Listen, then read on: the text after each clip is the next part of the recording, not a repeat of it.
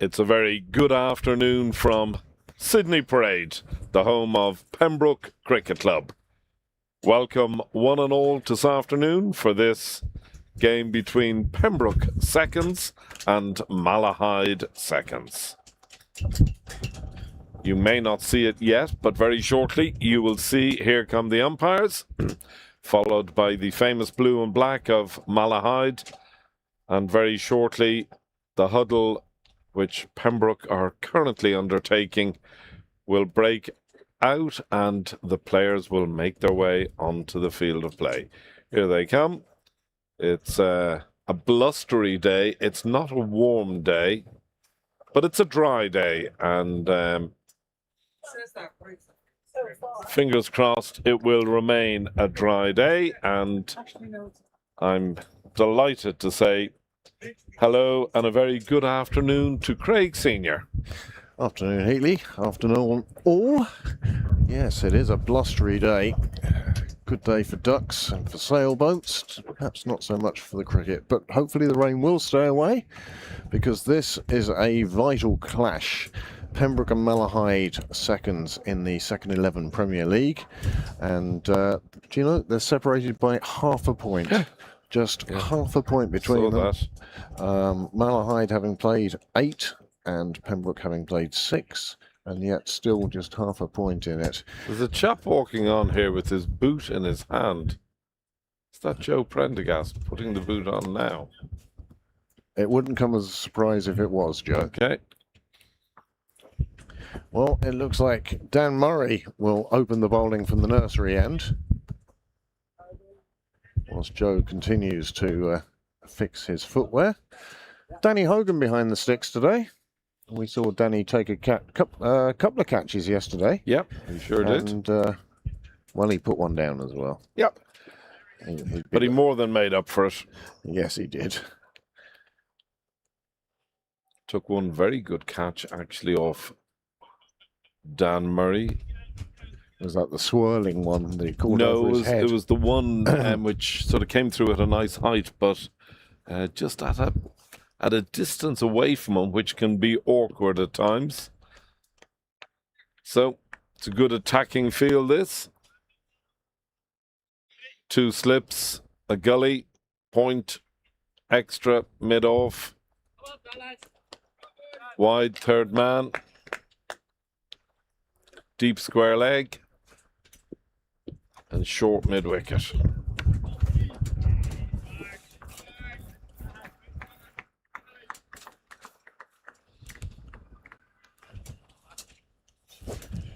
Now, can you give us the Malahide or Pembroke starting 11, Greg? We'll try and get to that now. Okay. I'm looking to put a whole load of stuff together. In fact, I wear the wrong glasses to do this. Anybody who knows me knows I have to go around with 2 pairs of glasses. We're in July now, of course. July the 26th.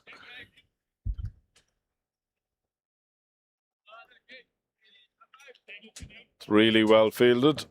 Good cricket all round. A fine shot.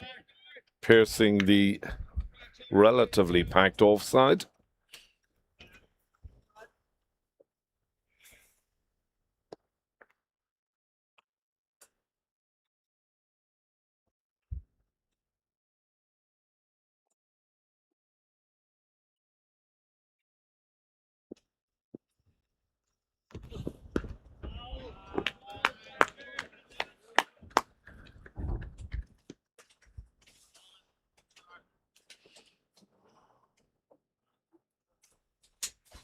Give this a go at the end of the over. I think I may have broken in, hacked well done. cricket clubs enough well done to be able to show some graphics.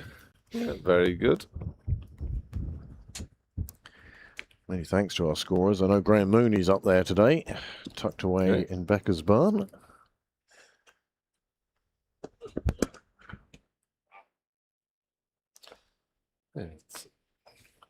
This could be a free hit.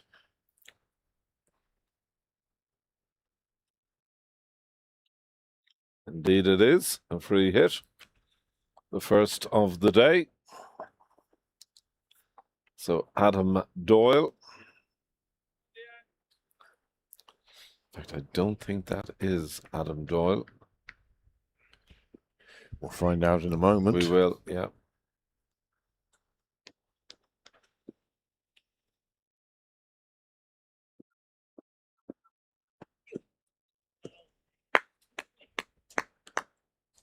Nice bit of pace from Murray early into his spell.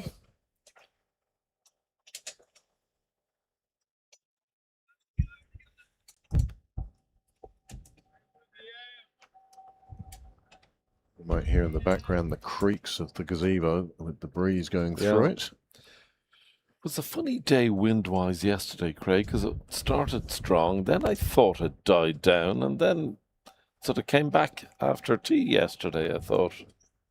Seemed to be only when they were playing, certainly. Yeah. And in fact, the breeze then died after dark, and we got some rain. Yeah. And you can see that the outfield, not quite as barren as it was yesterday. Yeah, very true. Now, so little rain came down, it was almost a tease for the grass more than anything else, but it seems to have recovered well. Oh, one downpour now will do our outfield the world of good.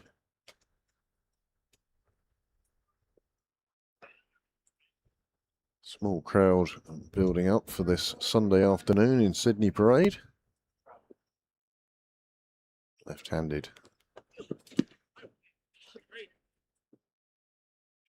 Plays it round the corner.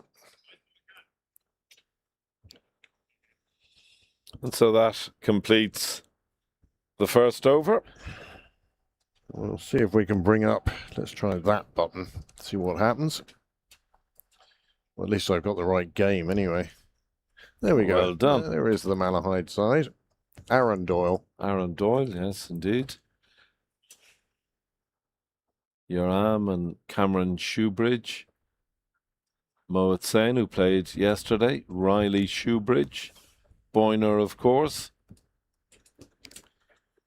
And the Pembroke side. McDara Cosgrave and Donica Tucker. Could Donica have taken a worse picture? I mean, that's passport standard. Yeah, it's not great. You almost expect a height chart behind him. Yeah. Phil Blackley in there. Dan Murray and Joe Prendergast. Harry St. Ledger has had a very good season. Danny Hogan, Ethan Clark. I'm hearing exciting things about this boy Keegan Ship, Craig. Yep, himself and Harry St. Ledger. Spin twins. Spin twins, yeah, They'll great. be an integral part of the Pembroke attack today. This, well fielded. This is also a good one. Donica Cosgrave, who is here opening the bowling from the St. John's end, last year was playing 16 cricket. And he's now bounced up to the second. Team cricket, wow. Yeah, and now he's bounced up to the seconds. He really has had a meteoric rise through the sides, but deservedly so. Yeah, left arm over the bowler, which is always tricky, favoured by captains. Yeah. Oh. While we're talking about him, covering up his bowling.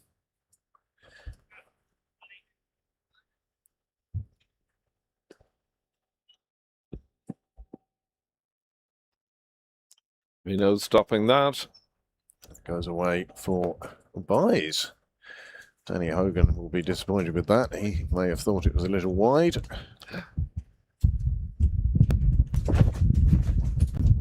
And that's why we have the weights on the gazebo. Yeah. I'll just move the table closer.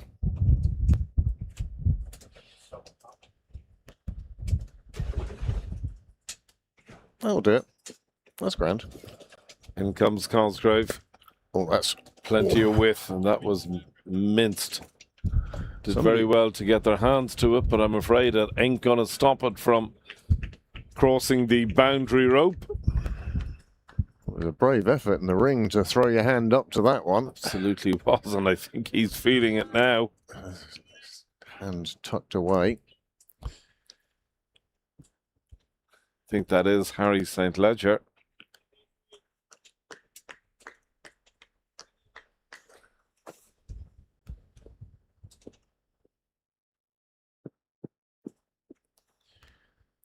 Doyle looks to be going to be positive against Donica Cosgrave. Yeah.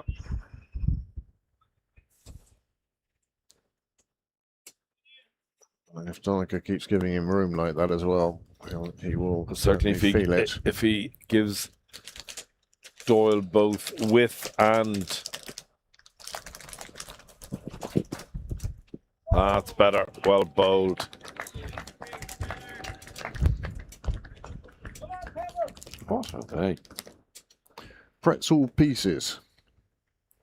I shan't name the brand for obvious reasons, but available in all good supermarkets. And they are just a tasty little. Now, it says it's honey mustard onion. This one in the air, though. Here's a chance. And Well taken. Very well taken. Made absolutely sure of that, and that is the end of Doyle. Aaron Doyle heads back to the dressing rooms, just 7 to his name, and the first wicket falls in the second over. And Donica, walk away. Donica Cosgrave picks up a wicket in his first over. And again, another example of why he's making such a meteoric rise through the sides. Absolutely.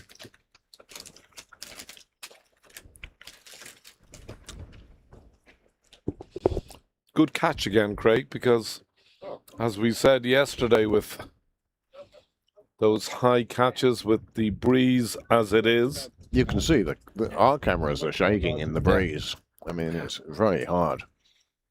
So to have one coming down on top of you like that, it's very easy to misjudge and let it go over your head or just falls to the ground in front of you. Plus, you've got other people around then who are saying, you're wondering if they're going for it. Loads of complications out there, but he did very well, kept himself steady, kept his hands up, and took a fine catch. That'll bring Sane to the crease. It's the one thing you notice nowadays with those high catches, Craig, whether, no matter what the level, when you take it, you tend to sink to your knees. Yeah.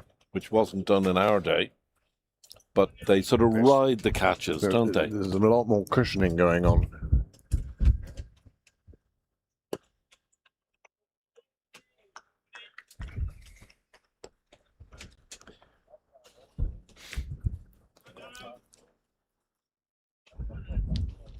Well, good first over for Donica Tucker. Haven't seen Donica on the field for a while. Donica Cosgrave, 1 for 6 from his first over. A little bit of a mixed bag. There were byes, there was a wide, but most importantly, there was a wicket and a fine catch.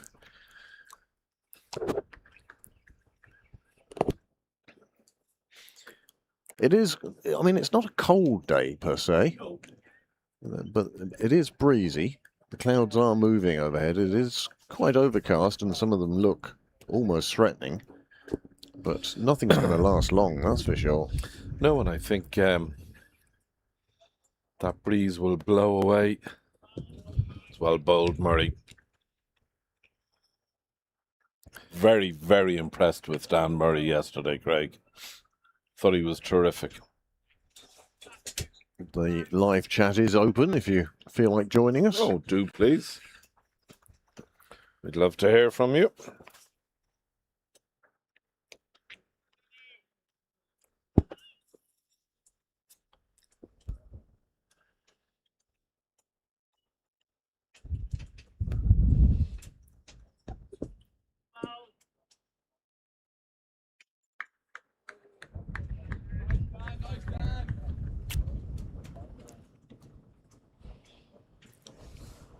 I like this field, Craig. 3 slips, sort of backward point. Good aggressive field.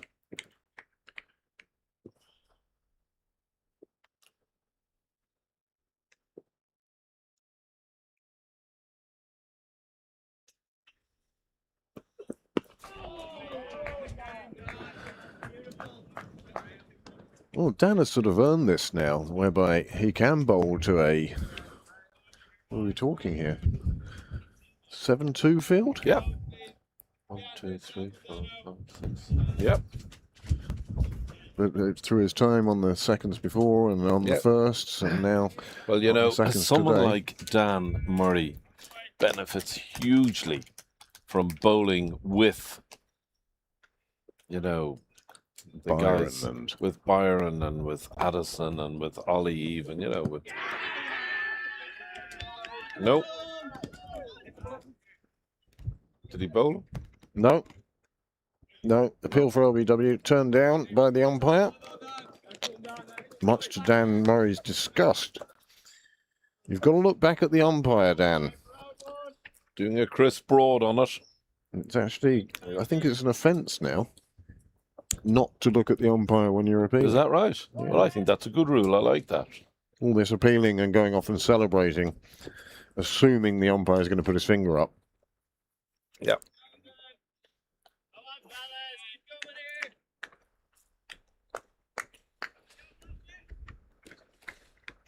Just spreading the link for today's game. Yeah, well done.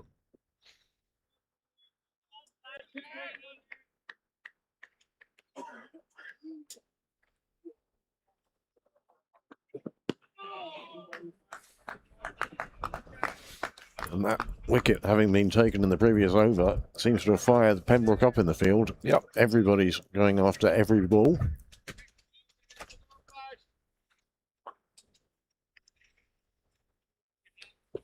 Well, you were a bag of knowledge for me this weekend, Craig. I came down yesterday and I was delighted when I heard you talk about Gavin Hoey being drafted into the ETPL, which was great news. I hadn't realised it, so... Oh, it's well bowled again. The other thing I must mention, and I mentioned it yesterday as well, was on Thursday we suffered the unfortunate breakage of one of the cameras. Beyond repair, I think, were the two words Noel used that I can use on air.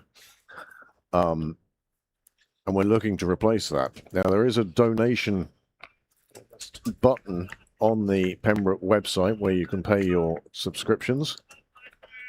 In fact, there's a lot of buttons for paying money in there, but one of them is a donate one, and we'd certainly appreciate any offsetting. Now, luckily, one past player, current drinker, has already offered €300 towards the cost of the new camera. How generous. And many thanks to that person. I must find out if I'm allowed to use his name next time he's down here with his daughter. Well, whoever it was, you are narrowing it down now. I have an indication in my head now. I haven't named him yet. Yeah. I'll get his permission before I say that. But so yeah, and yeah, the sooner we can refit that camera, the better. Just to reiterate, none of it goes on the staff Christmas party. Which I look forward to already. End of season party, I should have said. But well, if it's something like the wonderful pre-season party we had, if you remember. yes, indeed, That was such a good night. Really enjoyed it. Big shot again. Here's a chance. Here's a chance. Here's a chance. And it's very well taken. Very well taken. That's two splendid catches now. Two poor shots, though, I'd have thought. In Yes. a 50-over game. Yes, yeah, well, certainly.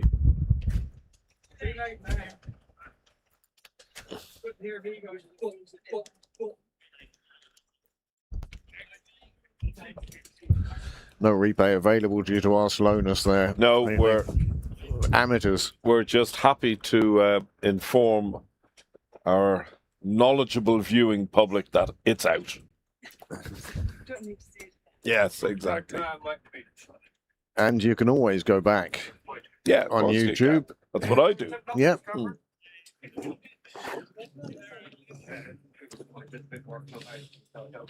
Yeah, two, you would describe them as loose shots, Craig. Yeah, they're just they've looked for the big shot when it's obviously not been there, and they've got onto it a bit early. Maybe it's sticking in the pitch a bit because both of them have got there too early and been underneath the ball. Funny you should say that, Craig. I reckon that a little bit of moisture, even though it was very moist, has had some effect on.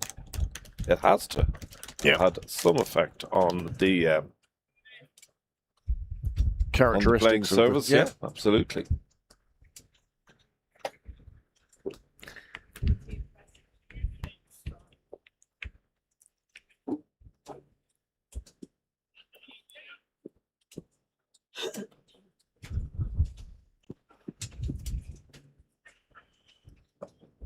Well, another mixed bag now for Cosgrave. Wicket followed by the wide. Cameron Shoebridge. Good player. Yeah. Very good player. The name I'm surprised isn't on the team sheet, and you'd expect it to be because it's been there for so many years. It is. Connor Gibbons. Oh, yeah. Gibbo.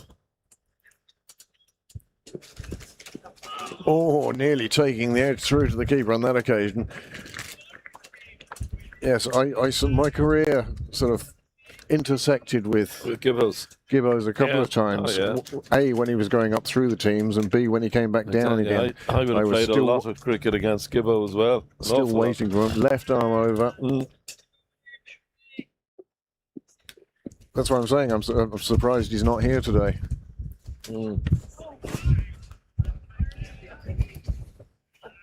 They are delicious. And I left Mrs. Tector this morning at the oven. So fingers crossed then. I'm not quite sure what may appear, but Dinner. yeah. Hoping something of a savoury nature. Well bowled. Very well bowled. Magda, you've put your status on WhatsApp as typing. Yeah. It's the most annoying thing ever. I spent 20 minutes waiting for the message to come through. Oh, you did not, did you? Yeah, that's brilliant, actually. Yeah, it's actually very clever, but maddening. That would drive me mad. Yeah, I'm right with you on that, Craig. Yeah. For work, maybe.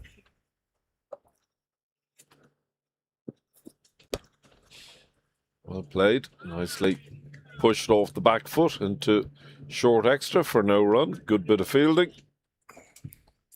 Another very successful over for Dunica. Yes, I mean, you'd be happy with 2 for 8 off your first 2. Certainly wouldn't be happy to give the ball away.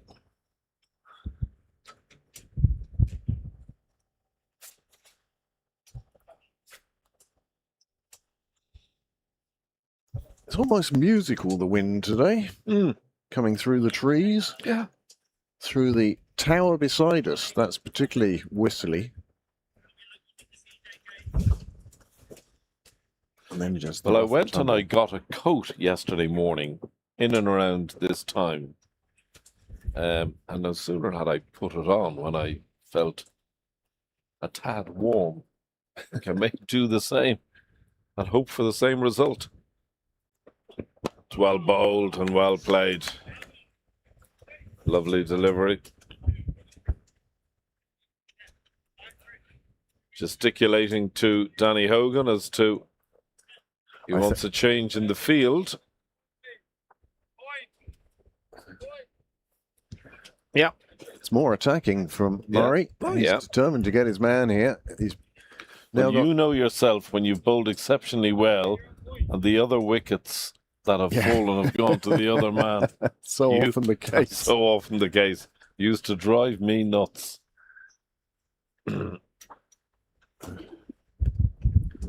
Oh. 2 gullies, 2 slips. Great field. It's played through the one gap in the field, comes down and races onto the junior rugby pitch. There he is. There's the great. Something good for J.S. Higgins has been in touch. Oh. It was about Sunil's double century a few weeks ago. Oh, yes. It's Leinster. Over in Rathmines, and he says that it was the 6th double century by a Pembroke player in senior cricket. Because we know that Alan Ramsey on Pembroke's 6th or maybe even the 7th that year scored 211 in Sydney Parade. And as long as I draw breath, somebody will remember that Alan Ramsey scored 211 not out in 40 overs, or probably in about 30 overs, to be honest. Blake McDonald, 263 not out. Oh, I remember that. That was in North County, I think. I wonder if you remember the next one. 229 not out by A.J. Fleming in Phoenix, 1909. Am I right in saying there was also a double century by... Forgive me, I can't remember his name. Played for the Irish under-19s. Robin Kelly. Robin Kelly. He's correct. next on the list He's at next. 219. Yep. Sanil's performance of 217. And he does have Alan Ramsey in there. I apologise, Joe. I should have read the whole text first before leading myself down blind alleys. And Stanley Bergen in the Schoolboys League final in 1943 against Phoenix. There was a good cricketer, Stan Bergen. There was a question posed yesterday up at the clubhouse. I can't remember what it was. And my thought was, you know, who is the premier Pembroke batsman of all time? Now, Oh, all I'm time going is... to have a guess at that now. or who had scored the most runs for Pembroke or something like that it was, or played the most games. But it was interesting. The names that people were coming up with, of course, were during their own careers. Yes, of course. Whereas Of course, I yeah. looked back to people like Stanley Bergen. Yeah. And you've also got the Ken Hopes, Ray Moulton, the Ray short Moulton, number yeah, of of course, appearances yeah. he made in senior cricket. Yeah. Can Hope definitely up there. Yep. Obviously, Pembroke have been blessed down the years to have had some very good pros. Very You know, much so. Very good pros. Yep. I remember when Leinster wouldn't let you have pros. Yeah. It took ages before they allowed that to happen. My old club wouldn't have a pro. Yeah. There was a decision made at committee level. It's like Yorkshiremen Yeah, exactly. The exact same. Yeah. being born inside the county to play for the Yeah, county. Absolutely. Yeah. Well, there's a sign of maturity there. Donica, realising his run-up was wrong, didn't try and force it. I'm telling you, I'll put Lorcan Tucker up there. Yes. Yeah, certainly in the 21st century, Lorcan is right up there. Another one that will probably slip by a lot of people in years to come, Theo Lawson. Oh, yeah. Tremendous player. Absolutely tremendous player. His retirement present should have been a brush. He did that much sweeping. Yeah, he was just a great player. A thorn in the side of every other club in Leinster. Well, I was going to use the Yeah. expression he'd get under the skin, Well, but then we both mean exactly the same thing. yeah, yeah. He was such a good player, was Theo.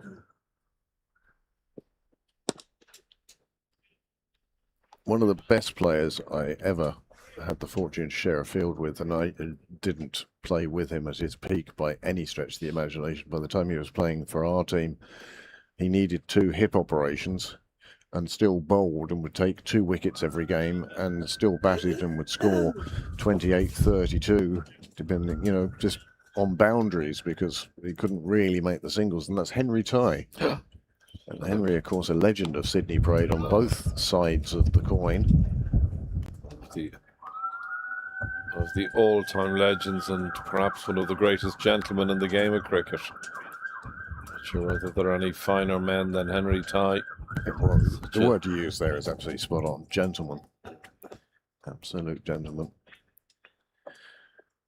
Probably tuned in at the moment, Henry. If you are, yourself and Pauline, good morning. Or I should say good afternoon to you both. Nice bit of work in the field for a side that don't practice. And yet all these lads would do their practice with the firsts. Oh, that's what I said to you. Tuesdays and Thursdays. Yeah, you know, just... But don't follow the same routine I used to find that I probably played in my lifetime. Jer will tell me, but I have played 20, 25 games for the firsts. And I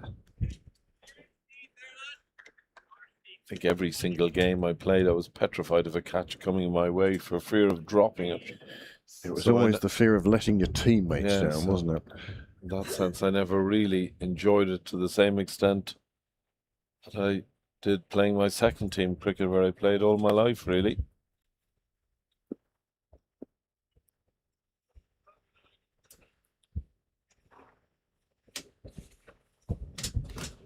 Bale's coming off there, Yeah, we had that problem yesterday, didn't we? and we will have it again today if that wind continues.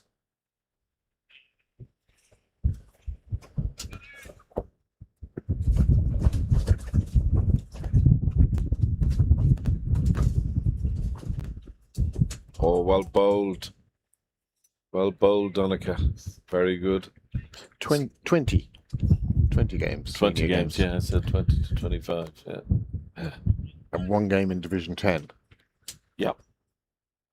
Styring list must have been fun that week.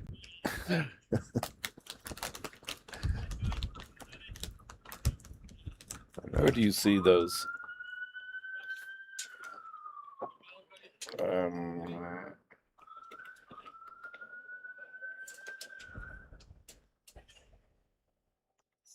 Here you go. This one's an interesting one. All the different categories that you tick off, they have some good stats in there, but that's home, so that's how your years and all that sort of thing. But have a breeze through that. Still, My last game, I snapped my Achilles. I'll never forget it. I'll never forget the pain of it. Playing against the Irish women's okay. 11, yeah. That was Division 10, yeah. Yeah. That was when they had Claremont Road as their home, and they were played in Division 10. Yeah. And Pembroke Fifths were in Division 10 at that stage. They're not now, but they were then. And I can't remember who was captain, but he was away for that game and asked me to skipper the side. We were 10 for 5. Wow. 10 for 5. I went in at number 7, and we managed to get the score up to 125. And then Emma Richardson spent 4 overs of just putting herself and Claire Shillington putting everybody onto the tennis courts. That was a quick game. And that was in Claremont Road. Yeah. Yeah. Yeah. The old grass tennis courts. Lovely courts they were. They were too, yeah. Lovely courts. Shame about that. Lovely courts. You a Wimbledon fan? Would you watch? The football club? No, but the tennis tournament, yes. Yeah, look, you always have a look at Wimbledon. You might not look at any other major during the year, and certainly don't look at the other tournaments. But yeah, you always have a look at Wimbledon.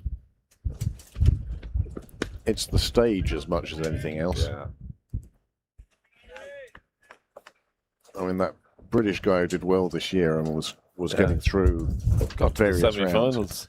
Sort of to play on centre court. Yeah, Yeah, absolutely. That's what dreams are made of. And to pick up, I think it was 998 1,000. pounds, sterling pounds. Yeah. Great achievement on his part.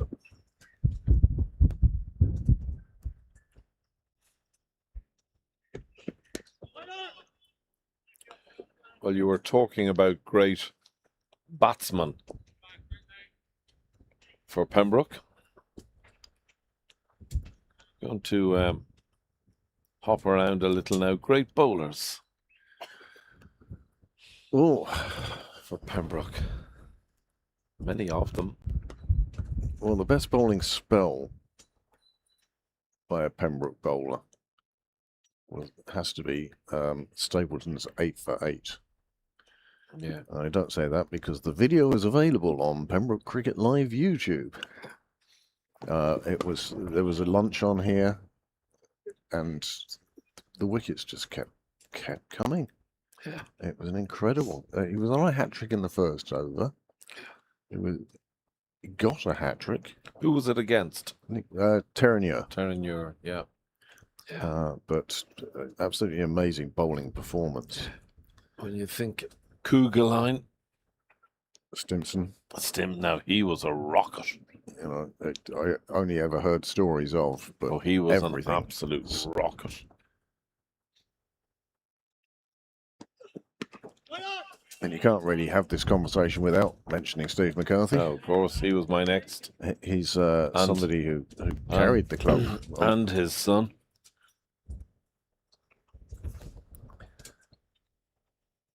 Yeah, and then you say, well, what measure do you say a great Pembroke bowler? Like you might have somebody like Pat Smith, Pat and Sandy, who toiled away over after over in years gone by, or somebody like Josh Little, who hasn't actually played for the club for a number of years now.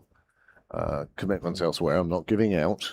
Yeah. Life is life, and Of course. he's a professional cricketer. He does what he needs to. Great to see him named in the Lightning squad for the T20. Yeah, I in was Lisbon. delighted. Yeah, delighted. So, do you count him as the greatest? Because Pembroke have had one of their graduates Playing playing the IPL. Yeah. playing the IPL, playing World Absolutely, yeah. Cups. Absolutely. Yeah. I mean, I keep harping back to it, but it has to be acknowledged that we are currently living through a golden age for Pembroke cricket. There's never been an age like it. I'm not sure whether in my lifetime there will ever be another age like it. I mean, some other club will come along and they'll Of be course, strong, of course. and then these things go in cycles. But we were But ride the wave while it's going. Wow. we were chatting last night, Craig, whilst having a drink after the game. Well, that's a nice shot. Nice shot for no run, but he's taken out the bowler. I think was there 7, if not 8 names that came up as current internationals, and I'm going to go through them with you. Andrew Balbirnie, Yep. Lorcan Tucker, Harry Tector, Tim Tector, Barry McCarthy, Josh Little,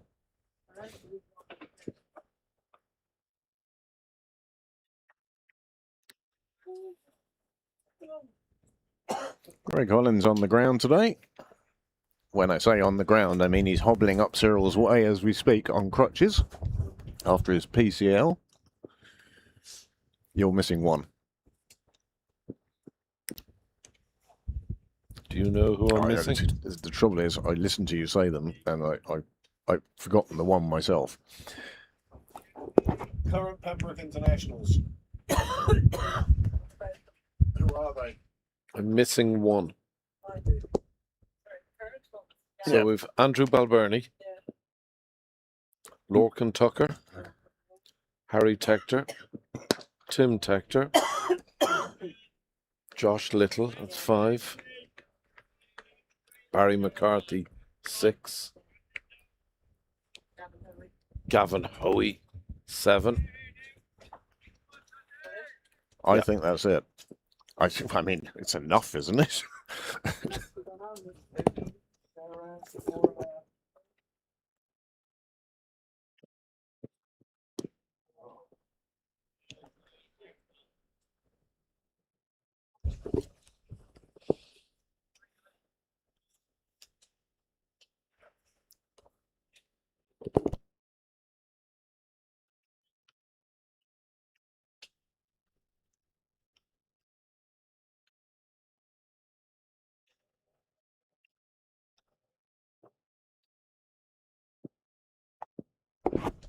Meanwhile, back on the ranch, I mean, the cricket has sort of settled down. 31 for 2 after 8 overs. These two are sort of bedding themselves in. But they've played good cricket, these Yeah, two boys. No rash shots. No, none whatsoever.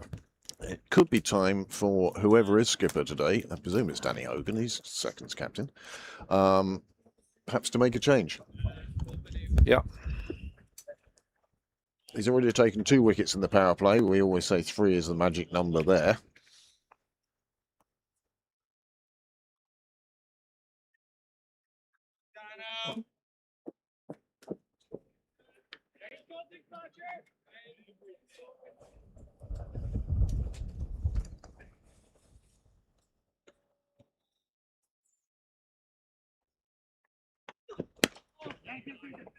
Dan Murray still running in with good pace. Oh, nice bit of fielding. Lovely bit of fielding.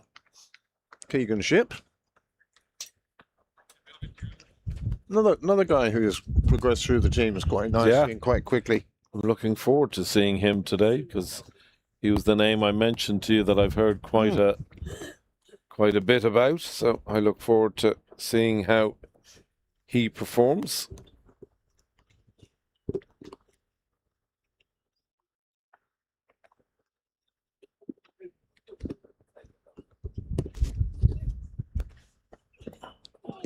Amanda took a trip to the bottle bank today, you know, the returns. Yeah. Niles Cokes. How many? Just by Cokes. Much did you get back? Mostly by Cokes. It's not how much I get back, it's the number of cans that Craig is referring to. Because all the cans are the Coke. All the cans are Coke. There might have been There were other bottles as well. 2. There might have been 2 others. But 76 cans. Wow. That's the second time we've emptied that this year. 13 buckets. So they would be Visit or... Yeah. But enough to buy some more Coke. I just bought some more Coke. Coke, yeah, brilliant. Yeah. Oh, well bowled again. Dan Murray, very well bowled. You can see they're not getting him away at the moment. 4.5 overs, just 13 conceded. But still wicketless. Yeah. But as we know, when you're this good and miserly as a bowler, you help your colleague at the other end. Yep.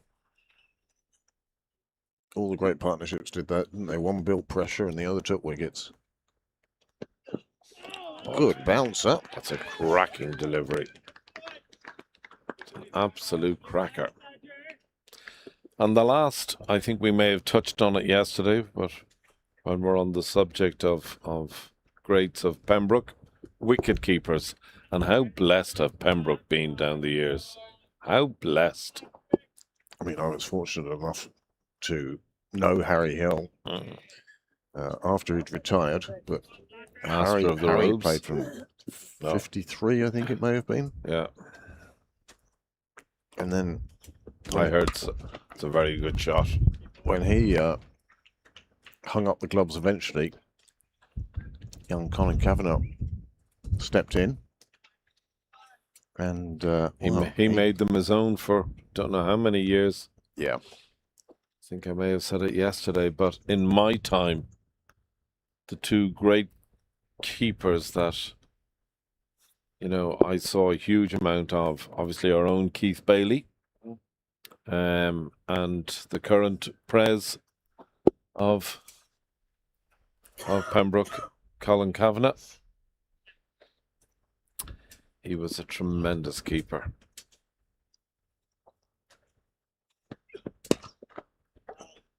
And then, of course, you've Lorcan Tucker. Well, Lorcan came up through the fifths as a little seam bowler. Bowler. Yeah. And I remember himself and Brian Bannigan putting on the winning stand for, I think it may have been the Junior Cup back in the day, up in Merriam. And then suddenly he was a wicketkeeper.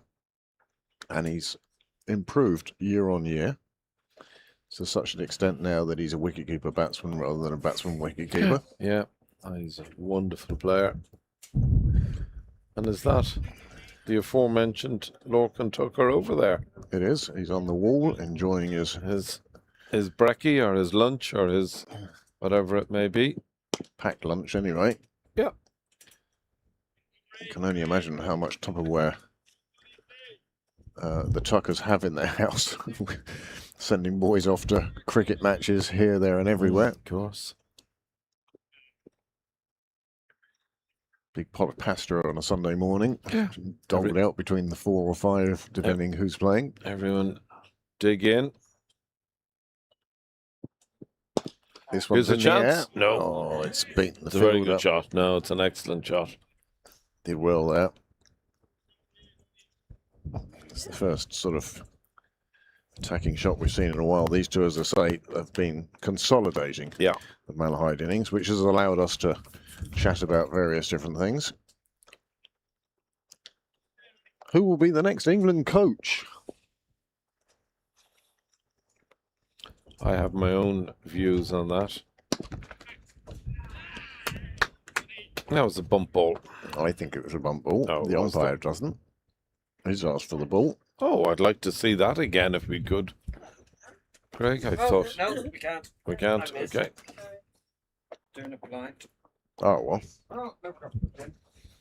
But my first thought was that it had come from a bump ball. It's just travelled like a bump ball, but it Yeah. also could have been Yeah, just of coming off the course. very bottom of the bat. Well, you've a very good umpire. Pat Carthy doesn't give out on a No. whim. He's a very experienced, very senior umpire.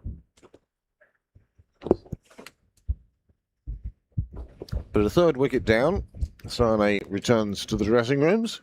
And a third down in the power play. The final over of the power play, may I add? Well, that's the magic number. Oh. Good gusting wind. Now blowing from the north. Well, the northwest. As the dart makes its way out to Greystones. If it's blowing from the northwest, i.e. from Mayo, does that mean that this is the curse departing Mayo Oh, today? yeah, well, I have a great interest in the Gaelic football. I love it. And I have I have 3:30, and I have such a soft spot for Mayo. I'd love to see Mayo win it, yeah. I wanted Mayo to win it when Liam McHale was still playing. Oh, yeah. But one of my favourite players was the great Willie Joe Padden. He was a marvellous footballer. Once we got past McHale, that was me finished. Left-hander in now. Shoebridge and Shoebridge. Yeah, brothers Shoebridge, Cameron and Riley.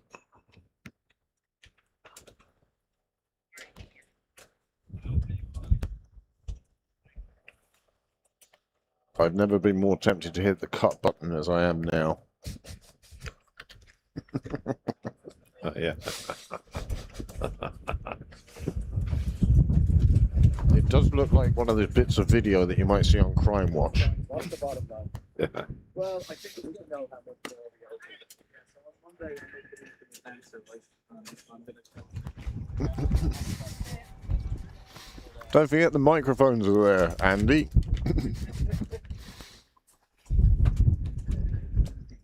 You never know what matters of state are being discussed when you see Andy Arnott and Barry Tucker together. Two great men.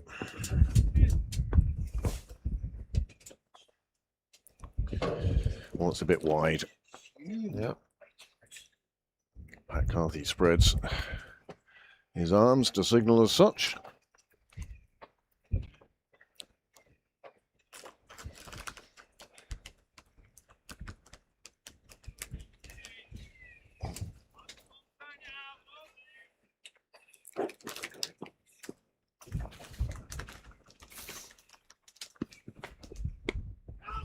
Nicely played. Just got on top of the ball.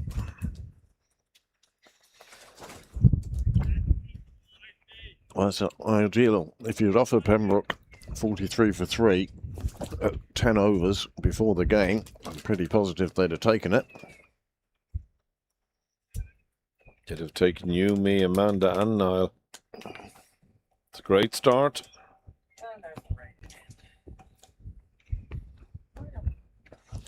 Just feel a few spots there, do I? Yep. It's almost I like also it's see- raining over there and being blown here. Yeah. That's what Yeah. we're getting there.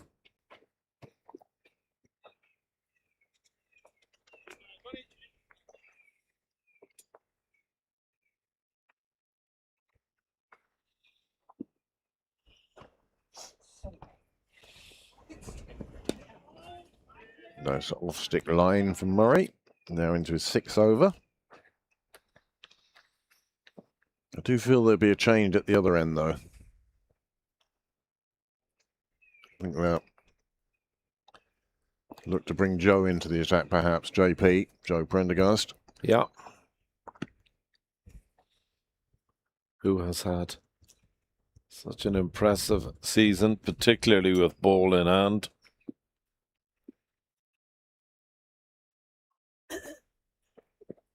Oh, he's got him. And Oh, no more than Dan Murray deserves. You know, it's that wasn't the best ball he's bowled today. No, it either. wasn't. And again, I actually think the wind fooled Cameron Tubridge there. He looked to play that out through mid-wicket. Yeah. And it was sort of probably Full toss. Yeah, a slow full toss. It was a slower delivery. Yeah. It's just... Well, he's disappointed at that. And you would be looking back and seeing the stump out of the ground. Yeah.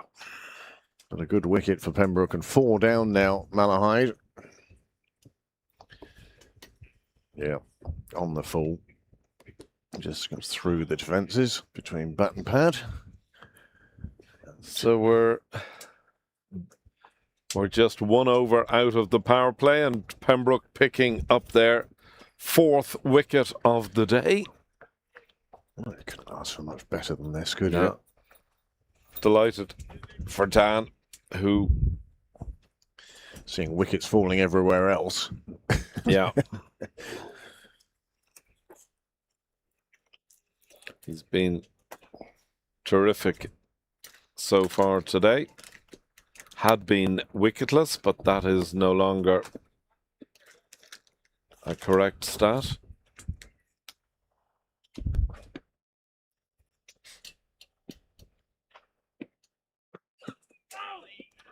Well bowled. Morning, Mr. Mohan. Yep. Morning. Welcome to Sydney Parade.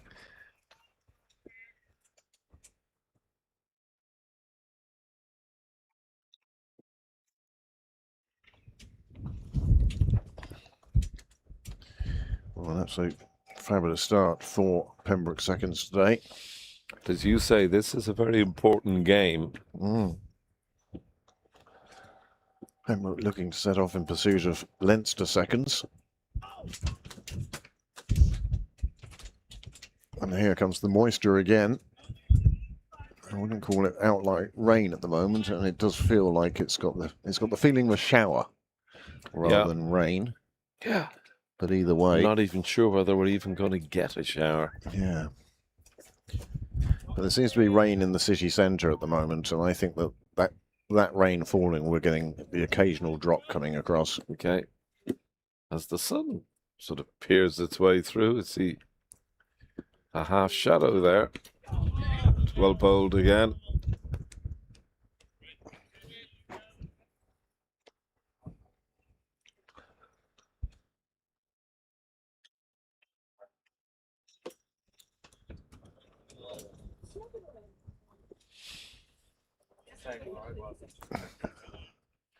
Definite changes in the field now.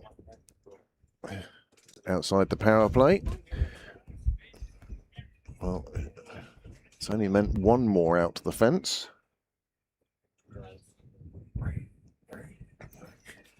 However, we're now down to just the 1 slip, who seems to be standing at about 2nd. Yeah. Even sort of 2nd and a half. You're still in shot though, Joe, don't worry. Just take the screamer to your right, not to your left. Yeah. Yeah. So that concludes the 11th over.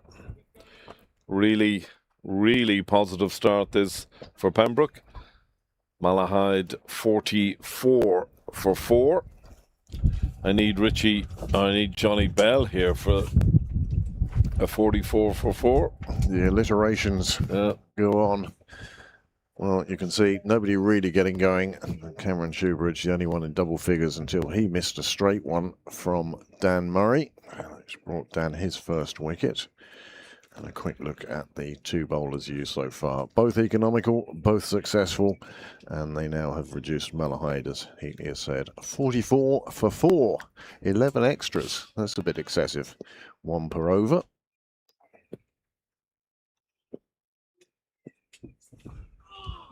Captain persisting. Good work, Danny Hogan. He was looking for the Johnny Bairstow wicket Yeah, there, he was, wasn't he? Absolutely.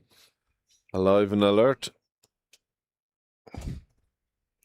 Yeah, bits of blue sky around. Yeah. And a few dark, menacing little clouds. But mainly just a white layer. It's even lovely to see the blue in the distance there at our right-hand side. Oh, he's been put down at slip. I think that carried. We'll see it again We'll here see now. Oh, it's a lovely height. Lovely height for a slip catch. Well, no better time after yesterday's game to have Danny Hogan commiserating with you instead of giving out. Who is that in slip? I think it's JP. Is it? Yeah, I think you're right. Yeah. I think he just got slightly confused whether to go cup or reverse cup.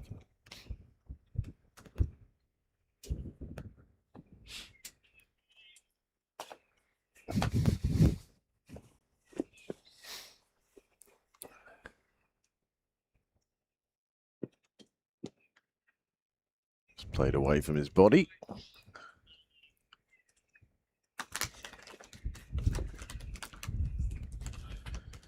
No sign of the bar open yet. Oh.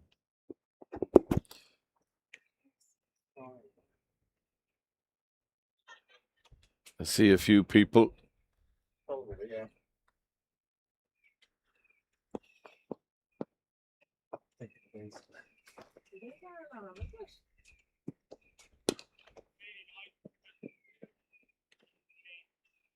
It sounds like ours.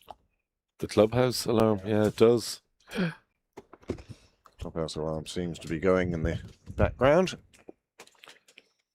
No, it's the fast response, really, that gets me. I mean, that's what a house alarms I have think become now. I have to put my hand up and say I am responsible for the alarm going off in Pembroke many times, from lugging equipment in and out. Yeah. The day, you know, a couple Day of days before. before, exactly, yeah. I was always setting the alarm off. And car park Phil, he was my man though. There we go. It's done. Niall can turn around and come back again. Afternoon, Cheeky. Chika Shukla on the ground.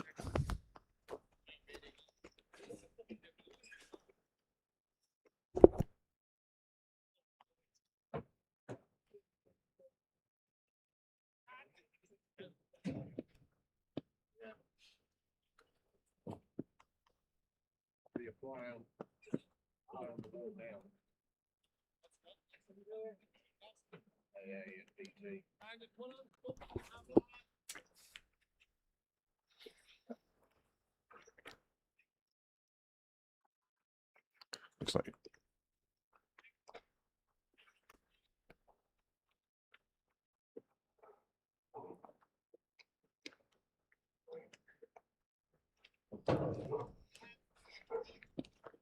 Dan Murray to commence his 7th over.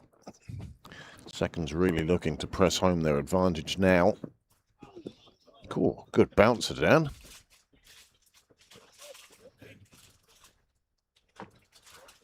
I don't think that's even going to be signalled as one for the over, to be honest with you, because it was he ducked so low underneath it, it nearly took the top of the stumps.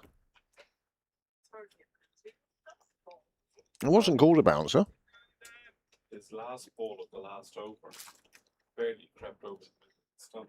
Yeah, he ducked underneath it. He doesn't like the short ball. Looking to get out of the way of it.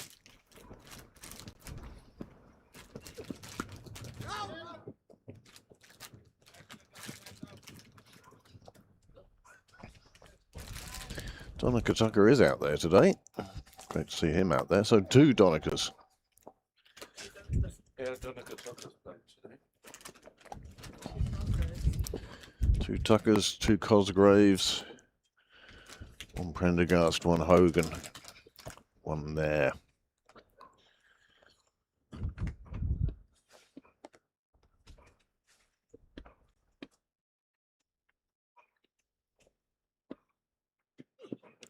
Or edged through the slips, neither slip really getting to it. I think it may have bounced in front of them.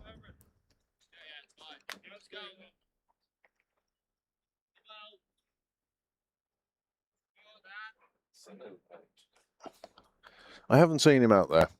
I don't think he is. You can definitely get the feeling that Danny Hogan is looking to keep the foot on the neck of the Malahide batting order. There's the Eurostar train, Europort. On its way down to Rosslare Harbour, no doubt. Another short ball. Mohan, again, wants nothing to do with these deliveries. Oh, that's ridiculous.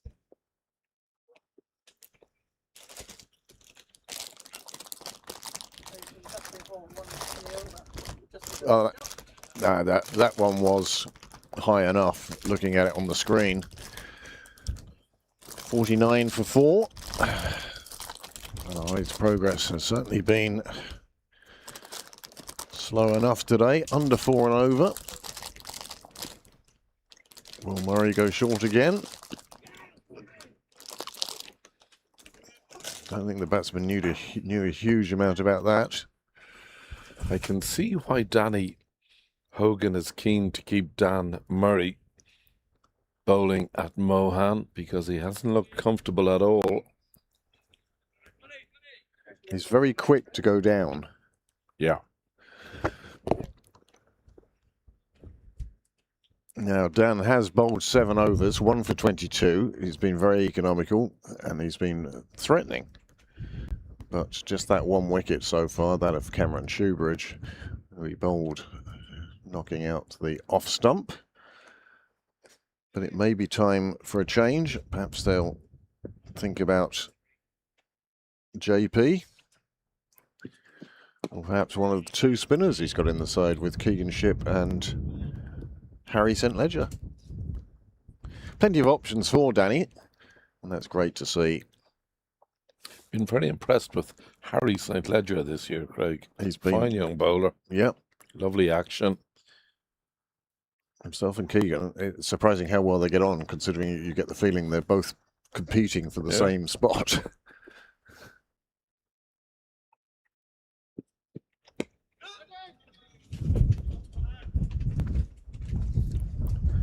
Still a little bit of moisture coming through. In fact, that's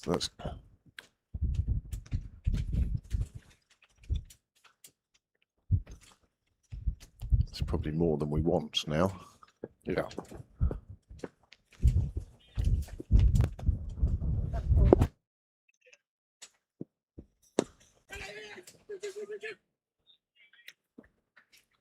There will be no stopping that.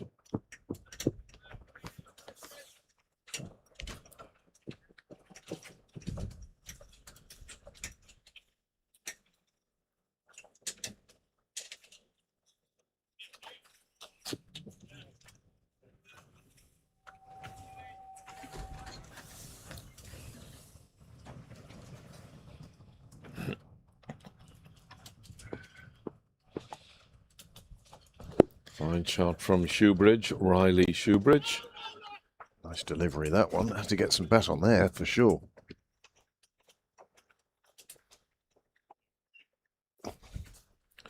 A1. So that 4 moves Malahide into the 50s.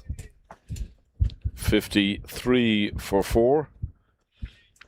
We're in the 14th over.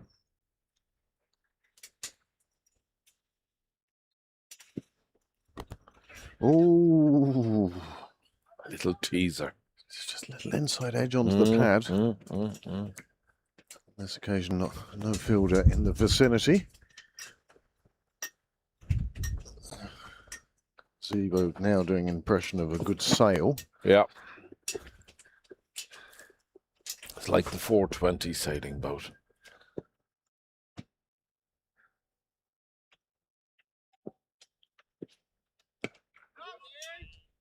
And again, you can see Mohan is sort of not comfortable against pace. It might not be the time to bring the spinners on, but rather bring JP on. Yeah, well, I think we may see a change here now.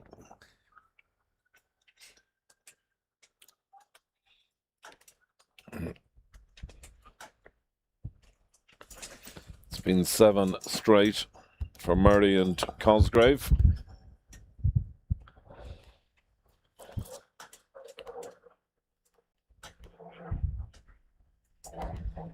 No, no change.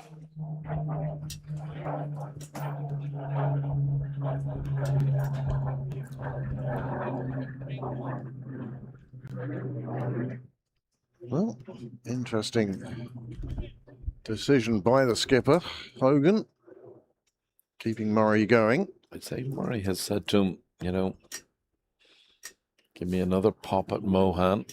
Well, he's causing him such problems at the moment. The only thing is, he's not facing. Yeah.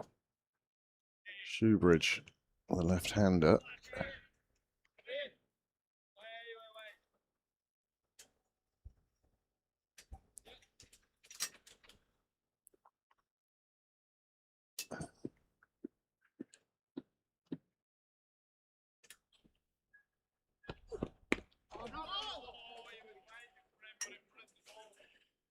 Grave danger of chopping that one onto his stomach, to be honest. Yep. Quite the heat wave anymore. Hard ball in the window. Oh yeah. And mad across and everything, so.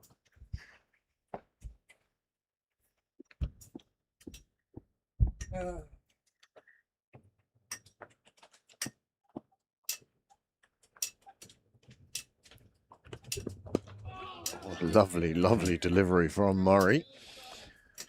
Right into the feet. Yeah, well played by Shoebridge. Did well to keep that out.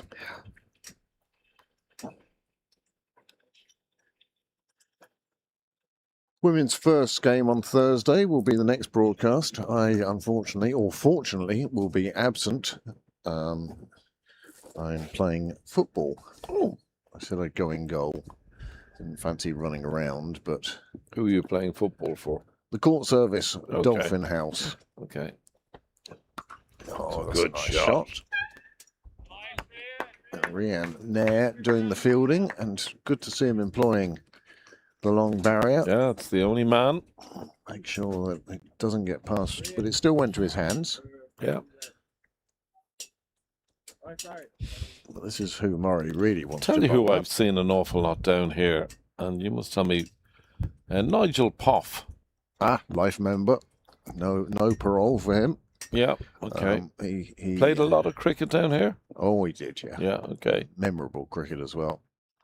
He was one of the 11 that, or the 10 others that played in Pete Prendergast's only game for Pembroke. Oh, this Here's one. a chance. Oh, No. it's cleared the fielder. Just over his head. It cleared him by quite a bit. And they will pick up 2. Just 2. Is this a change of attitude from Mohan? Has he now decided that it's willing to... Yeah, I don't know I'd go that far. I would trust it for a minute.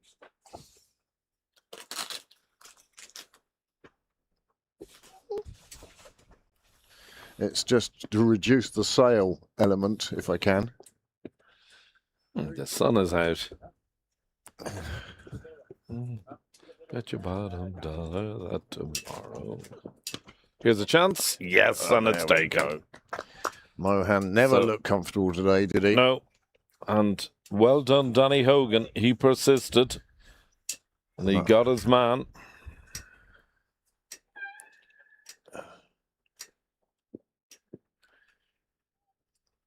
As the clouds we're talking about. Perhaps Yeah. bringing some darkness elsewhere, but the brightness here is Dan Murray's. Yeah. Just lifted. Strong offside field for Murray. And Mohan disappointed with himself more than anybody else, as I say. Yeah. He's got to make the long walk back to the pavilion, Mohan. Right on shot. That is Phil Blackley couldn't have put himself anywhere better for the TVs than right on the edge of the picture. Super catch that. A simple one, but they have to be taken. We've seen simpler ones go down this weekend. So well done, Phil Blackley, and well done, Pembroke, and well done, Danny Hogan. As you said, he's kept Dan Murray on. He knew he was causing problems for Mohan. No, it was And he kept a him really on. good piece of captaincy. And now you've bowled him for 8. Do you keep the 2? Or do you keep him going in the hope of I picking must up the say 6 I'd or keep maybe going. the 7th? Yeah, I'd keep going. Use, if you've got an ace, You've used the phrase, the foot on their neck. Well, I would just keep the foot down. would you like a cup of coffee or a cup of tea? Oh, I would kill for a cup of tea now. Tea. 1 sugar and a drop of milk. 4 sugars. Thank you, Niall. Oh, he's going up to the garage. Where he's going, but he's going out.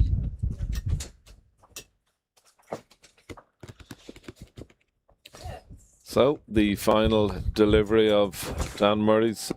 Oh, it's well bowled. Very well bowled. He's saying to Danny, I want one more. Well, when you pick up a wicket, Or maybe I'm just leaving the I think he's heading to the bathroom, probably. going to avail of the facilities. Yeah. You want me to take that down? Lower it. What do the clouds look like, really? Are we going to be putting it up again in 5 minutes? That's my question. Blue sky. No, I think we can.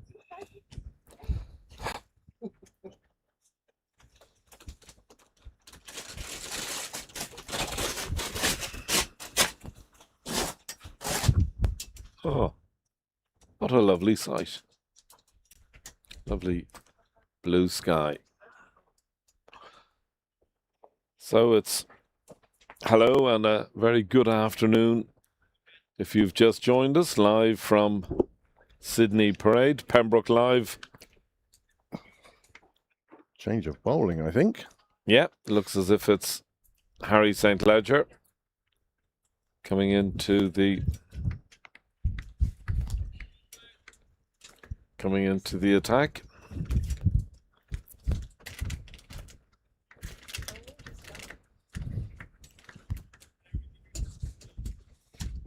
How old is who? Harry? Tony Cosgrave. I don't know. I would say, looking at him, 17, 18? Bring it up in case there was a restriction on his bowling. Yeah, well, I thought there might have been. Yeah, set it up. Same. Yeah.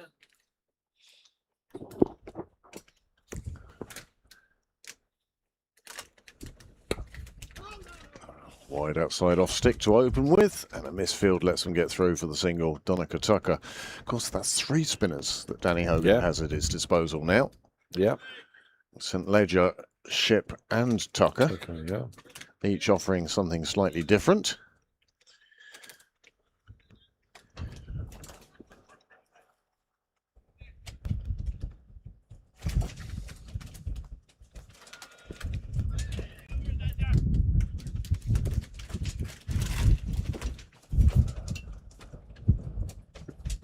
Oh, Oh, there's a big appeal, and he's given him. And he's given him, and it looked full and straight, I have to say, Craig. There didn't seem Just to be much from here. doubt there. Let's see if we manage to get that on the replay. Let's see if I can remember how to do this now. No, I think we're still on the Dan Murray one. I don't think you have it there. No, that's Dan Murray. 2 slips in for him. That's the catch. I don't know if my button pushing was sufficient to capture what we wanted. Oh, well. Well, button pushing or not, the end result is a 6th wicket for Pembroke. This could be 2 early finishes in a row, Heatley. Could be, Craig, yeah. I didn't know yesterday. what to do with myself yesterday at 5 o'clock afternoon. Yeah, it was a weird afternoon. I agree with you. Strange, strange times. Yeah.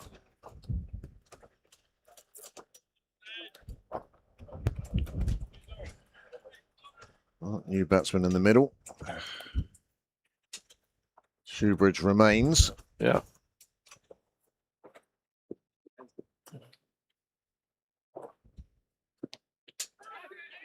Well, he's certainly going to keep tossing it up there if that's the result.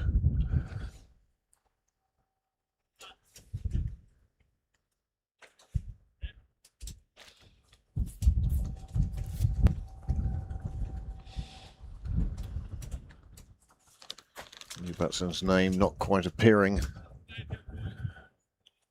on us. Oh, there we go. Talan. Talan, yes.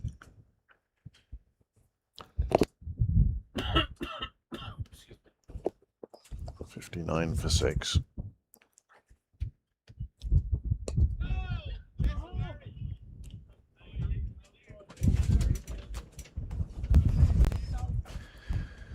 Yeah, I was left at 5 o'clock yesterday wondering what to do with the rest of the evening. I stayed here. I'd say I was here until about 7:30, I'd say.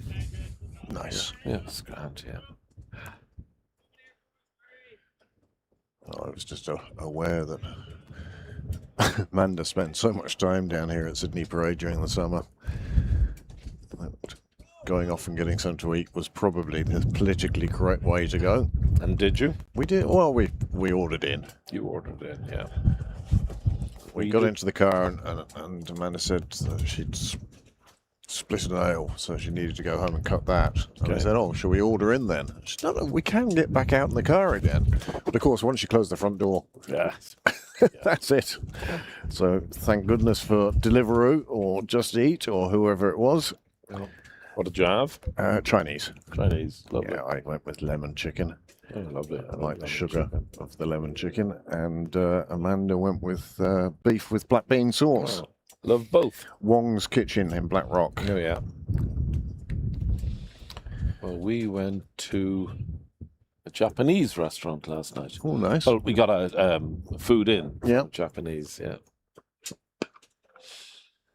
Well, And it was- Murray not keeping any of his overs remaining. He's in again from the nursery end. Yeah. His bowling for the day will be done shortly enough, I suspect.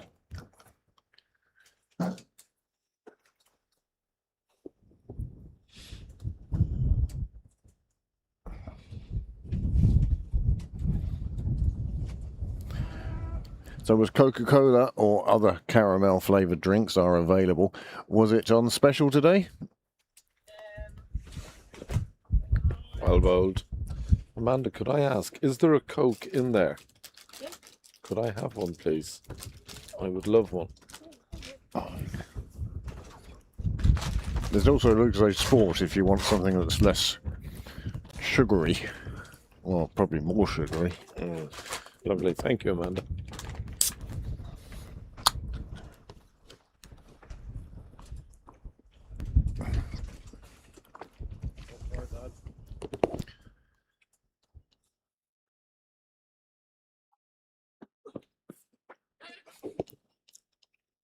Well, Talan showing a willingness to take on the shorter pitch ball.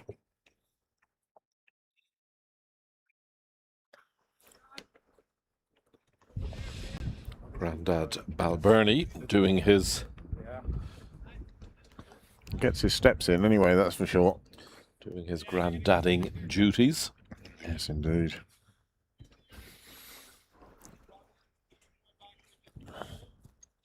Well, I can safely say that Andy and Kate's eldest boy, lovely Luke, is the most demented young cricketer I have ever seen in my life. Let's give Lockie McDonough a chance as well. Yeah, oh yeah, absolutely. The next crop. The next crop are coming through, which is great. But certainly, it's a good shot, very good shot. Do you get the feeling that Shoebridge has decided he's not waiting around for any more partners? He's going to take on what he can now. Yeah. Just 16 overs gone. This is the 17th, as it normally comes after 16, I suppose. And, well, Malahide lost 3 wickets in the first 10, and they've lost 3 since the start of the 11th.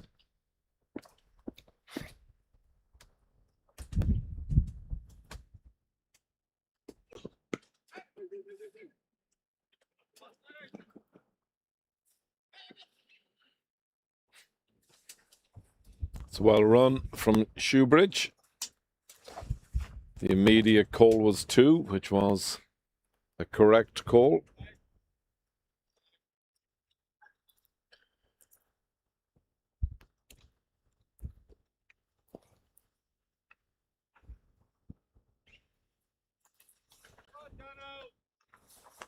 Clontarf 2s in Castle Avenue against Leinster 2s, who are the league leaders.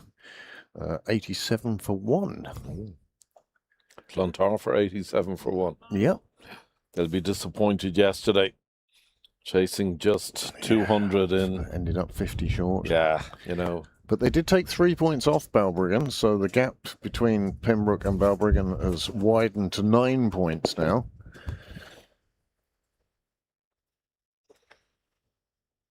Yeah.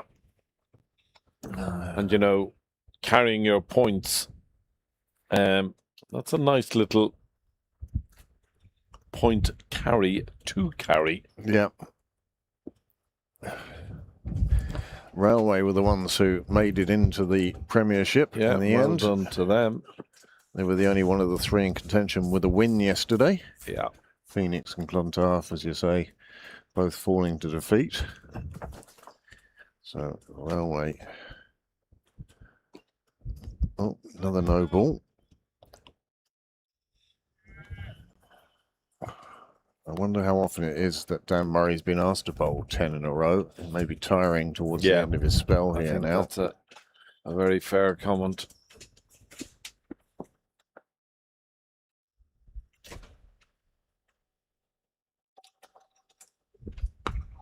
Oh, an off-speed There's pitch. Oh, just out of the reach of the fielder. That is so frustrating for the bowler. You do everything right. The No. batsman sorts himself out and helps you out, and then it just drops in the field into a space Into a gap, yeah. you thought you had covered.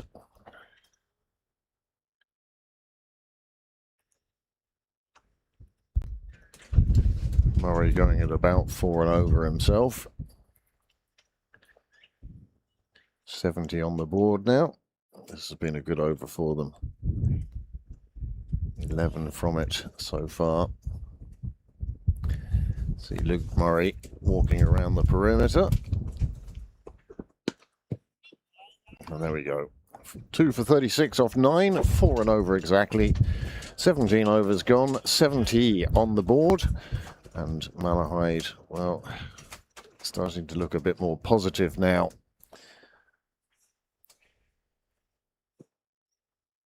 But with 6 wickets down, kind of limited in how far they can go. Yep, Luke Murray, walking scout. If you're going down the club, take the dog. Scout has had good summer cut. Looking sleeker than I've seen him in quite a while. Looks great. Hey, Luke. How long are you out for, Luke? Pardon? How long are you out for? I'm doing testing in about 2 weeks, Okay. so hopefully soon after that. So lots of dog walking is in your future. Yeah, that's all I'm doing now. It's a nice shot.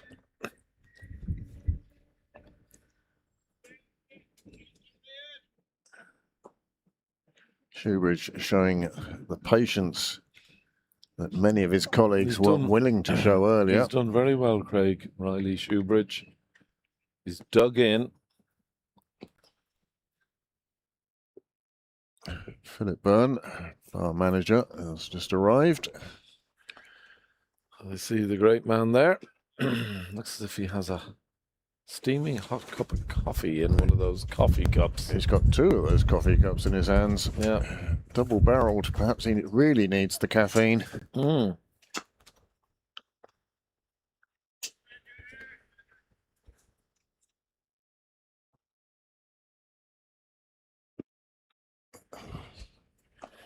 More drift than turn for the spinner at the moment. Yeah. Wind really helping him out, bringing it back in. See that? It's just...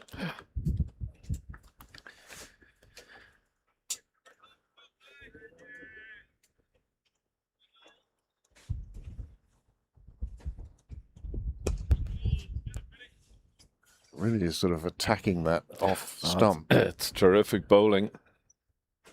Good over from St. Leger. Just the single off it. 2 off, 2 overs. No. And I have to say, there aren't many bowlers that I've seen in Leinster who get through their overs quicker than Harry St. Leger. Yeah, it's Blink and it's gone. himself and Paul Lawson have obviously learnt from the same run-up school because they're both a couple of paces and Bang. Yeah. Donica Tucker is another one. Yeah. I mean, spinners generally don't have long run-ups anyway, but these guys just go in off 2 paces, gets played back to them, they pick it up, and they're already at the end of their run-up. Another change of bowling.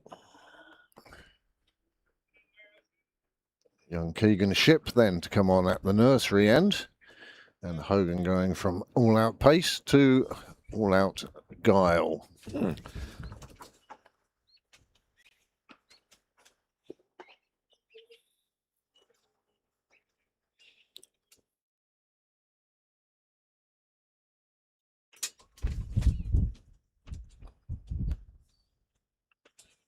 One split second, I thought that was Dick Forrest. That's John Martin, Delaney, Yep. obviously off to an event somewhere. Perhaps Croke Park. Could be, could be. Will the curse be lifted this year? Come on, Mayo. Kerry heavy favourites though. Oh, it was a great side, sure. Well, one of, if not, some would say the greatest footballer GAA have ever seen in David Clifford. Such a wonderful, wonderful athlete. Brilliant player. His brother is no slouch either. So, yeah, Kerry will be red hot favourites.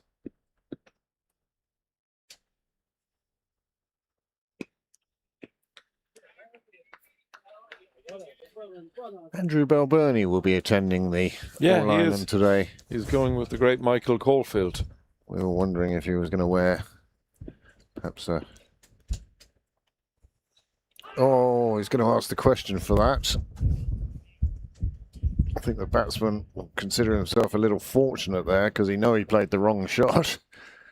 It careered into him.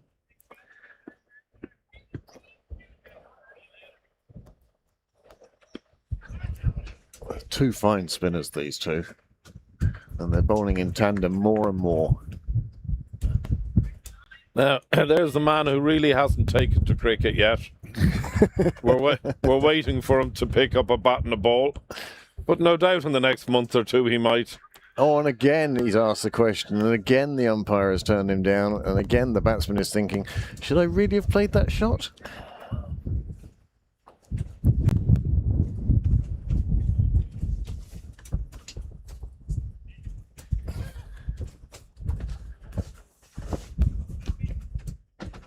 Keegan Ship definitely causing problems for Shoebridge here. Shoebridge is looking to pull him into the leg side. Yeah, There's loads of room out there. There is a fielder on the boundary, but it's well bowled.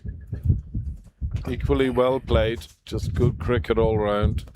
put through the gap and will find the rope. Runs away from Phil Blackley. And it looked as though he literally Just stroked it. just pushed it through the... Oh, Niall Walsh, you hero. You absolute hero. Thank you.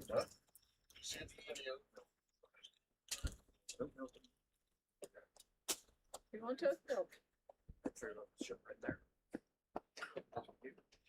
Thank you, Niall, very much. Yeah. You've got one in there. Oh, my tea is beautiful. Thank you. Oh, set up for the day now. What more can a man ask for? Piping hot cup of tea. Good cricket.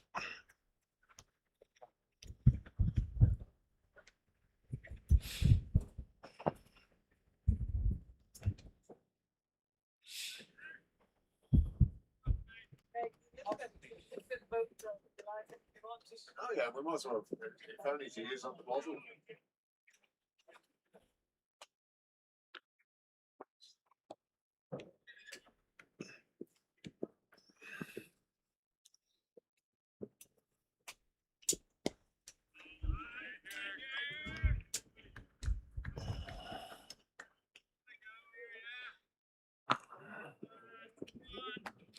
Thank you, Amanda.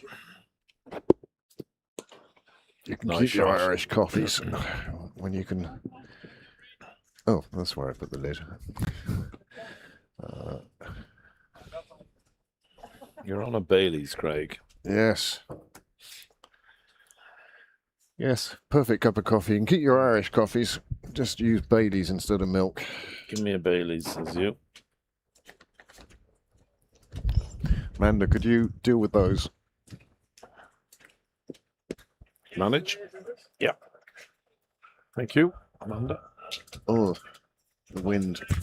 Oh my goodness, the sight screens are gone. The sight screens are gone. Oh, they are. Oh.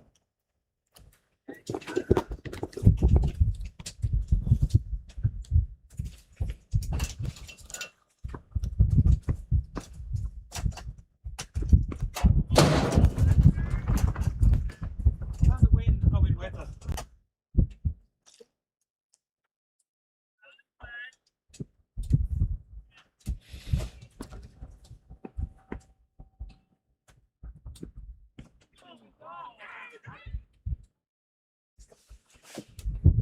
Well bowled yet again from St. Ledger.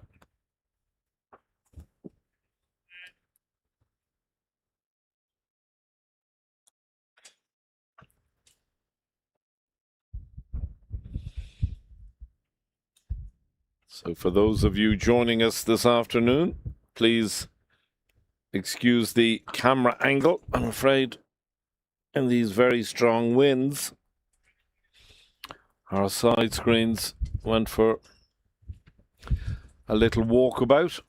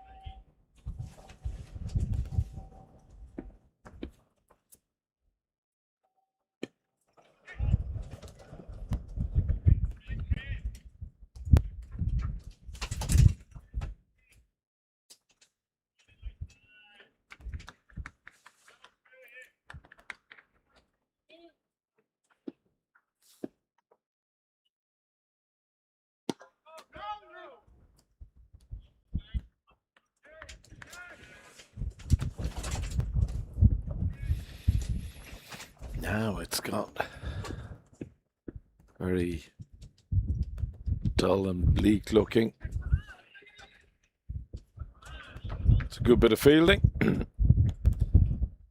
Parrying the ball. Just the single taken. That completes another over.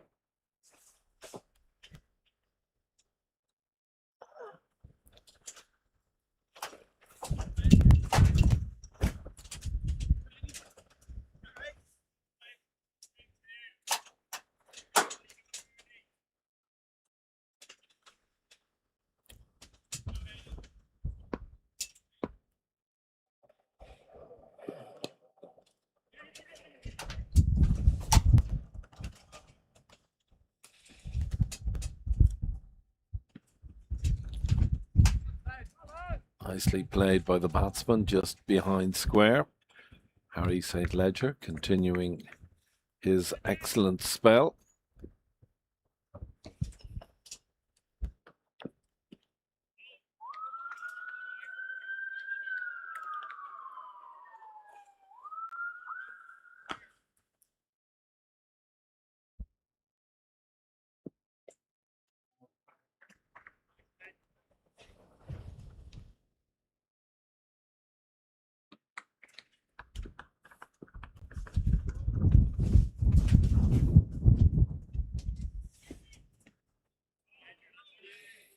Very well bowled.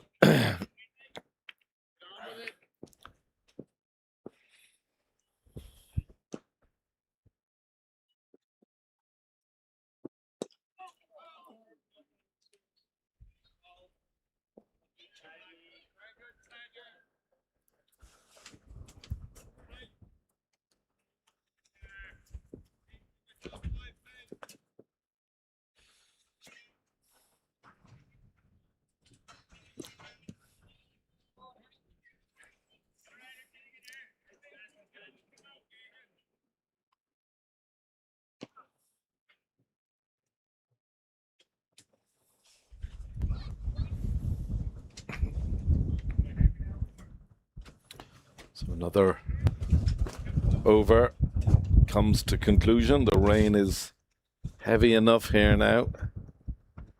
It's unpleasant, it's windy, it's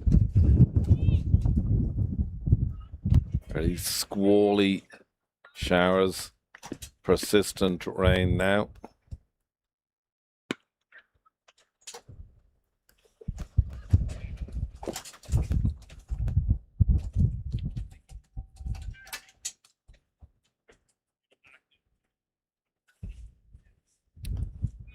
Could make for difficult enough conditions in Croke Park this afternoon. The All-Ireland Senior Football Final. Mayo taking on the might of Kerry. And here, the mighty Pembroke take on the equally mighty Malahide.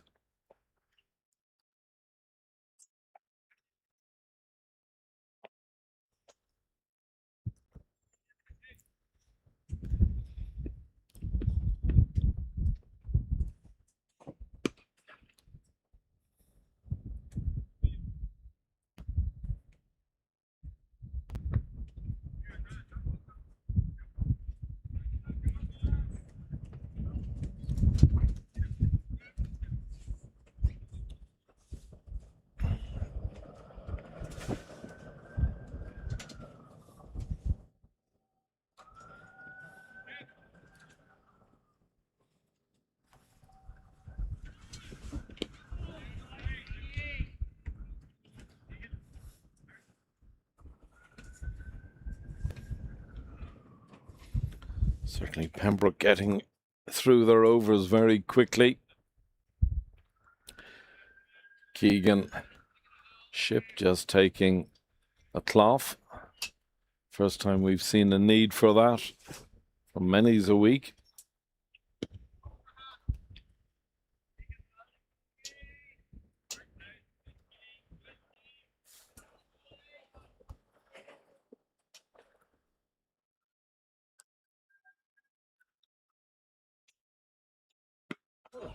It's well bowled, equally well played. concludes another over.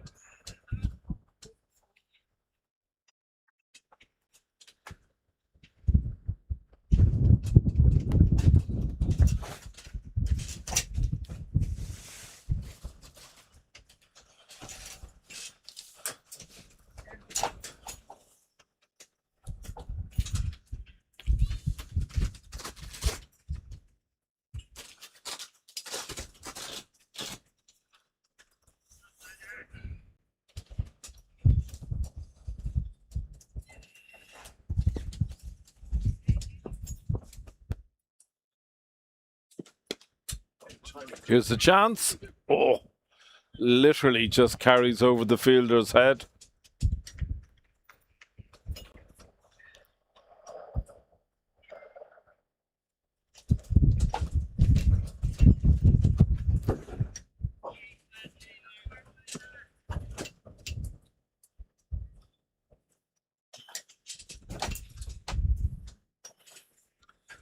It's not often of late that I've cried out for a cup of piping hot tea. I've been looking for any sort of liquid with ice in it for the last month or so.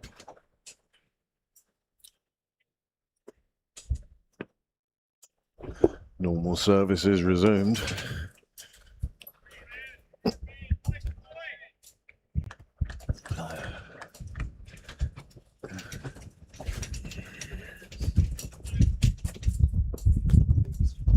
Yep.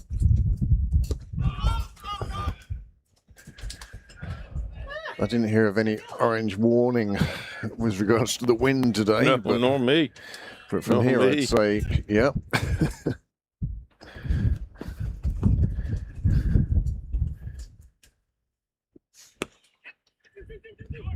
Call is for two. Well gathered and equally well fielded. Well done, Donna Great bit of Tucker. work, yep. Donica Tucker doing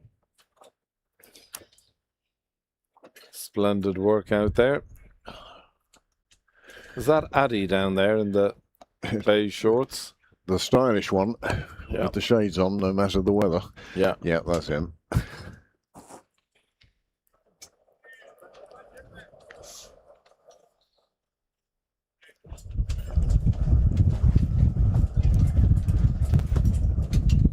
Oh my goodness. I can safely say that is unpleasant.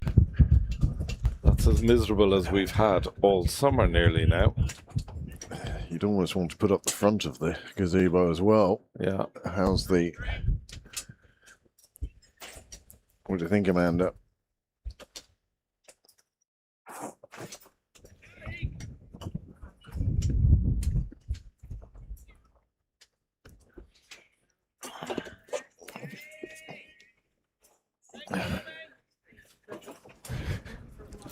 Shush. Oh. Heatley has just knocked over his can of Coke onto the floor. Could you grab him some blue cloth from inside? And it was a good 12 seconds later that he went, shite. I'll be right back with you, folks. We're just going to make some alterations to the gazebo. The weather has turned, and as you can see on your screen, Amanda is the one who's doing the work there at the moment.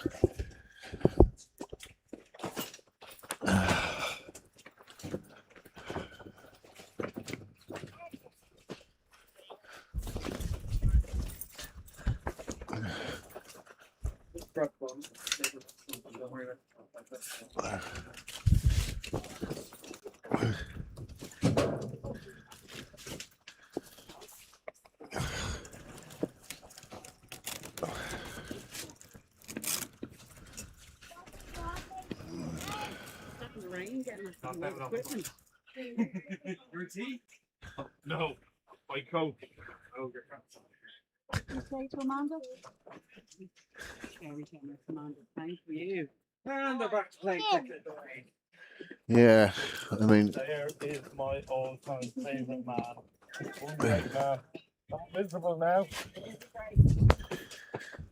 well, we've had better weather, it's been said, and we've had better weather today.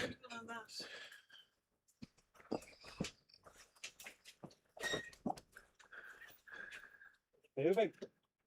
Right. No. My train shaking a bit. No, I meant the gazebo. No, no. I'm just trying to keep the sail only half full.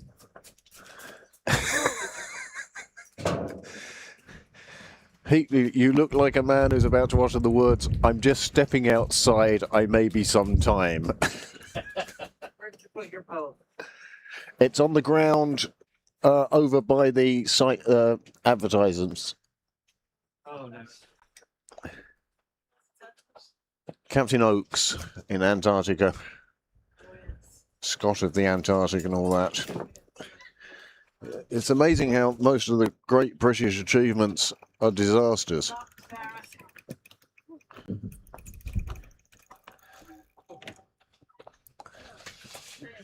Rorke's Drift.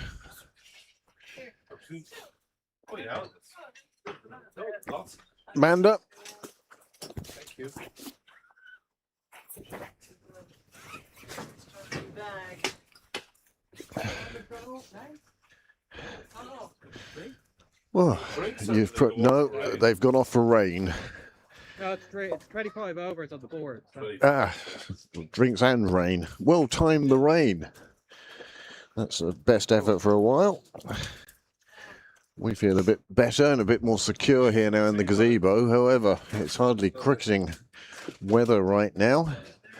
So with 25 overs gone, 6 wickets down, 90 runs on the board, and Riley Shoebridge leading the Malahide charge. He's on 30 and Talan, his partner, on 5. Run rate of 3.6, and all this information available from the bar at the bottom of your screen. But from me, Craig Senior, we're going to take a short break whilst the players finish their drinks, and we'll be back with you having hopefully tied everything down here and made sure that we're not going to blow away. Well, that was a hectic few minutes, wasn't it?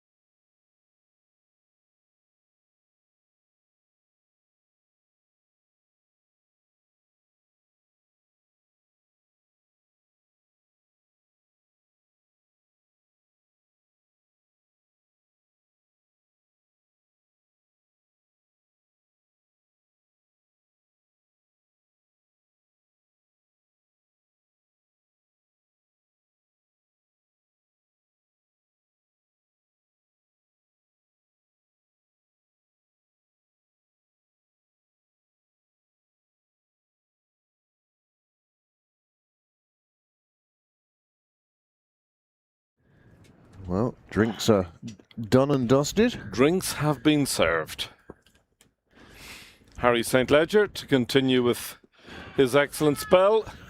Big appeal, first ball after drinks, but the umpire is not interested.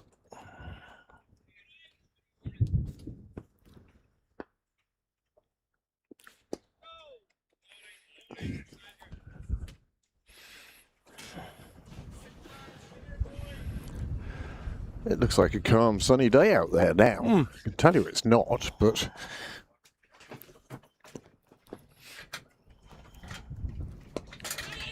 It's well played. It's well played, well run. Just good cricket all round. Craig, could I ask, could you turn my cans up just a tad, please? keep talking. Yeah, that's just perfect. Thank you very much.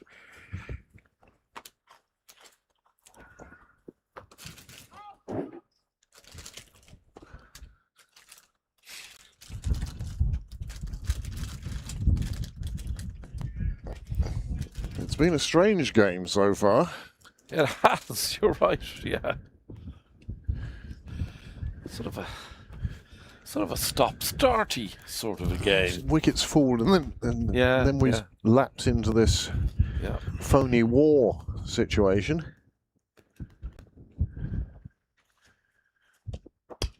Malahide don't have a huge amount of wickets in hand. Good afternoon, Charlie. Hello, Charlie.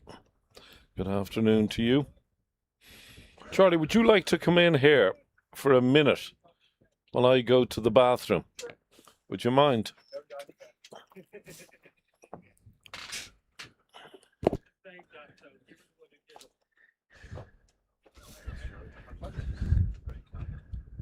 Riley Shoebridge keeping the Malahide innings going, and welcome to the commentary box for the first time in ages, Charlie. Good afternoon, Craig. Good afternoon, Afternoon. everybody. I mean, I can't replace Heatley, the heater Tector, whose hot takes are legendary around here. We all have our own individual style. We all do our own individual things. No, I mean, Heatley's hot takes are all super positive. As we see a positive shot there, that's pulled down to the leg side. Fielder in the deep for one run. Yeah, you'll seldom find a more positive, enthusiastic, supportive cricket watcher than Heatley Tector. How glad we are he's here.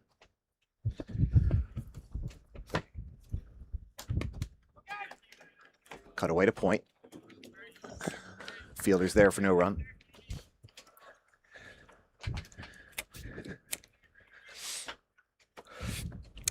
The summer's gone now, Craig. Well, we hope it will return. In fact, the forecast is for the weather to improve again. I know certainly a week ago the EU were warning there was another heat wave on its way, and I questioned the word another. Where was the first one? Well, I mean, But that we- was a comparative heat wave for Ireland. For Ireland, it was, yeah, but it was once again just pointing out the geographical position of this country really means we have the mildest weather. Never gets too hot, never gets too cold. Quick single throwing attempt. Everybody's safe. And as climate change impinges more and more on civilization, I think Ireland will become more and more a desirable destination just for the sheer climate that we have here. I'm increasingly hearing more summer tourism coming from the continent to Ireland to cool off. Yeah. Makes absolute sense.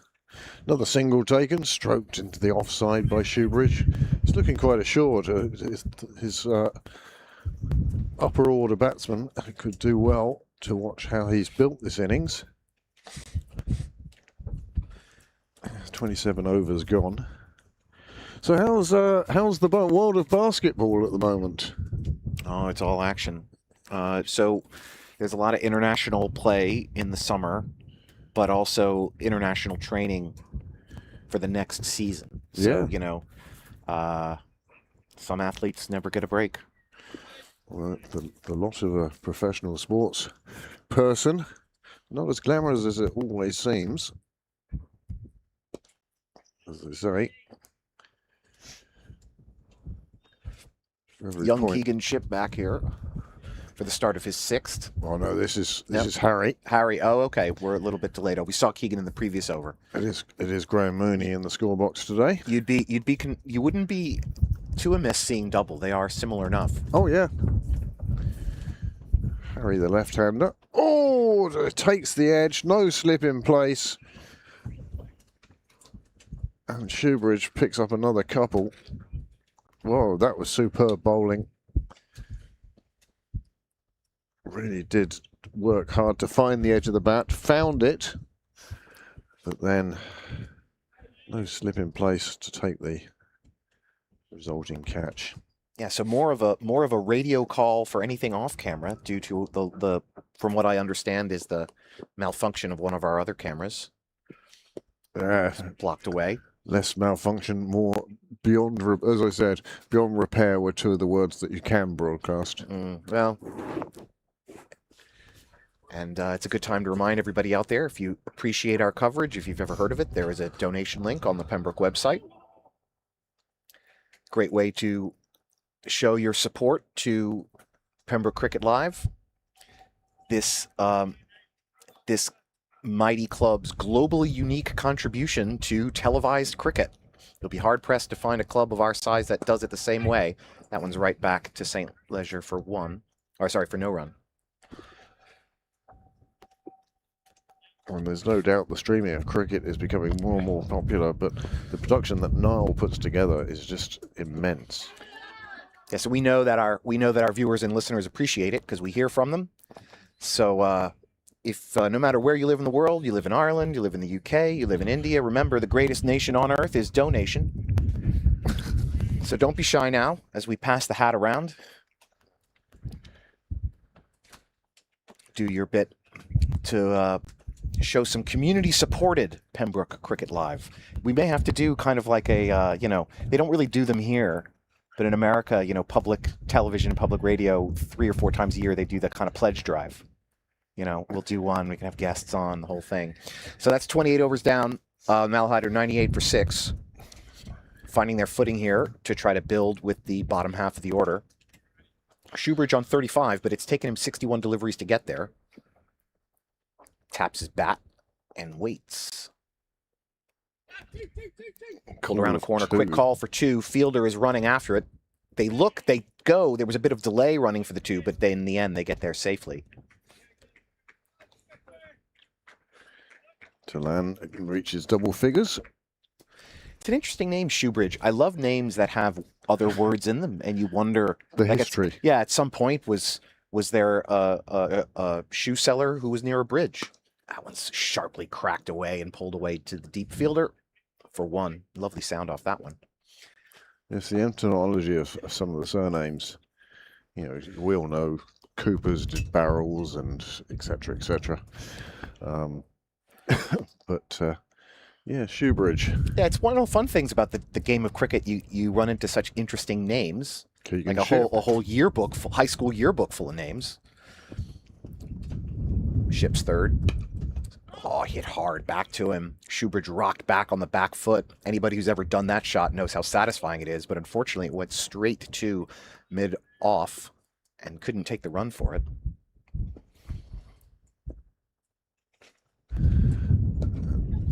Oh, shoveled around on the leg side. It will find the fence.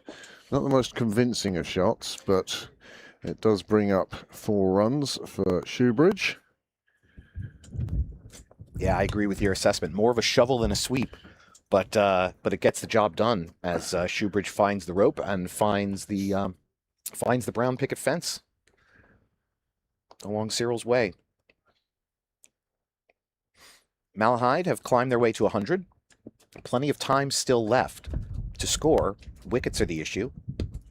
Sharply cut away, beats the near infielder, but there's a deep man there. Just be 1.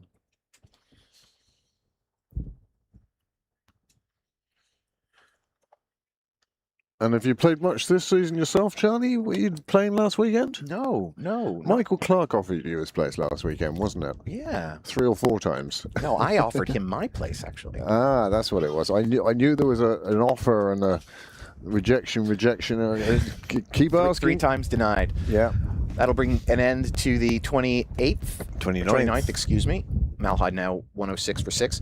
Yeah, I haven't had as much playing time. I haven't had as much training time, so You I'm haven't not had going as to... much time, have you? Yeah, I'm not going to question captain selection's decisions. There's lots of players and plenty of people around who want to get their cricket in, plenty of young players, and plenty of opportunity. Yeah, yeah. We share the bounty of the opportunities we have. But yeah, I've been out a few times and had a good time. Good, good.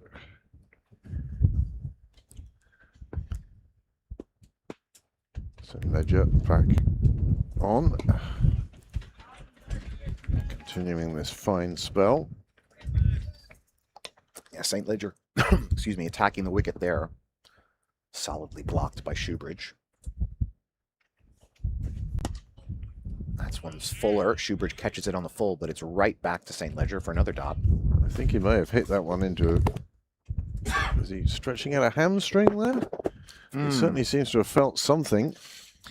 Yeah, I'm still nursing a toe injury. I got yorked pretty bad a couple weeks ago. I'm lucky I still have that big toe. It's purple. Well, the attempt to take on the bowling, it came down the track, ended up just with the inside edge. Takes the single for that edge, but that certainly wasn't anywhere near where he was aiming. Wine gums on the table if you'd like one, sir. Oh, thank you very much. The usual sugar-filled treats in the commentary box. Last couple of days it's felt more like TMS, Test Match Special, because cake has been coming into us. Right. Brack, the last 2 days. But wouldn't it be great if we had all the data and stats and all the stuff that they do? They do such a good job. Yeah, they have a full-time statistician. Yes. I Just forget sitting what's his name? I forget Bill his name. Frindle. Is he also a comedian as well? I've maybe heard him do things with John Oliver. And the I know who, I could see him in my eyes. Andy Saltzman. Yes. He has the absolute maddest hair. Yeah. 30 overs in the books, just one run off that Frindle's one. retired now, isn't he? But Bill's retired, yeah. Yeah, Malahide 107 for 6. Yeah, I love TMS, and I do love a radio call of any bat and ball sport. I found it very inspiring. Anybody who's listening who enjoys anything I say here could maybe hear like some of my inspiration for it. And my favorite commentator, now I'm going to blank on his name now, the Australian guy, the voice of summer. Richie Beno. No. He's still working. Well, Heels is still doing it. Gilchrist. No. He's a play-by-play guy. I don't know. I'll remember. Somebody will throw it in the comments. Somebody will text in. Yeah. I mean, how much do I like him if I can't remember his name? But it's always good fun, and any excuse to chat about lots of other things while we're waiting for the cricket to resume. Speaking of, I think there's been some water, maybe some new gloves brought out for Talon. Or a helmet now. Helmet's coming back because we see the return of Joe Prendergast, or not the return, but the start of the spell for Joe Prendergast. Pace bowler, so the helmets are coming back. We have a viewer in Rhodes today. In Greece. Mr. Ryan, the on-sec, is out there watching in. What he does is he takes his phone down poolside, orders the big flowery cocktail, and then just sips and watches. I hope he orders a cocktail so big it's called the Colossus of Rhodes. Well, that would be good, wouldn't it? What a wonder of the world. 2 legs to the glass. Yeah. And they could maybe put a taco beneath it to sail beneath it. One of those really authentic Mediterranean or Greek tacos. Prendergast gets some arranging of the field done. And it looks like he's going to face Shoebridge. Helmets are back, as I said before. Prendergast steams in. Well, that one gets past everybody. Little bit wide, and it will come down to St. Ledger fielding. Oh, down in AA corner. Yeah, Prendergast loosener, not that costly, but he will definitely want to tighten that up.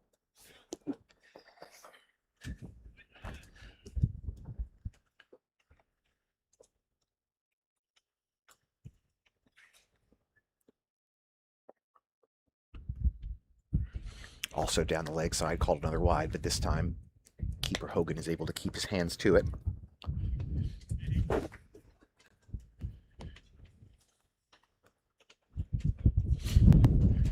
Well, in the other game that's of note connection with the game in front of us, as Prendergast thuds one into the pads, umpire unmoved. This is second and third who are playing here. They're separated by 1 point.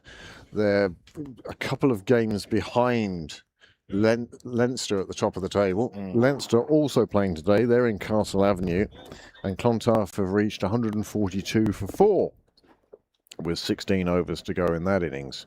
So that's the other game we'll be keeping an eye on anyway. Another appeal. Another appeal. From here, it looked like it. Umpire may have judged it may have been high and inside. Our friends in blue from the LCUSA unmoved. I do like that they have blue jackets, you know, because baseball slang for an umpire is blue, because they'll wear blue shirts. That one catches the bat, tucked around the corner to an empty space, quick single. How can you see what a baseball umpire is wearing at home plate? on TV, well, or you see them out along the base paths, and maybe they don't even wear blue anymore. Maybe they wear black, but the name has stuck. And usually it's when it's complaining. You know, no one thanks the umpire for the call. It's always, oh, come on, blue.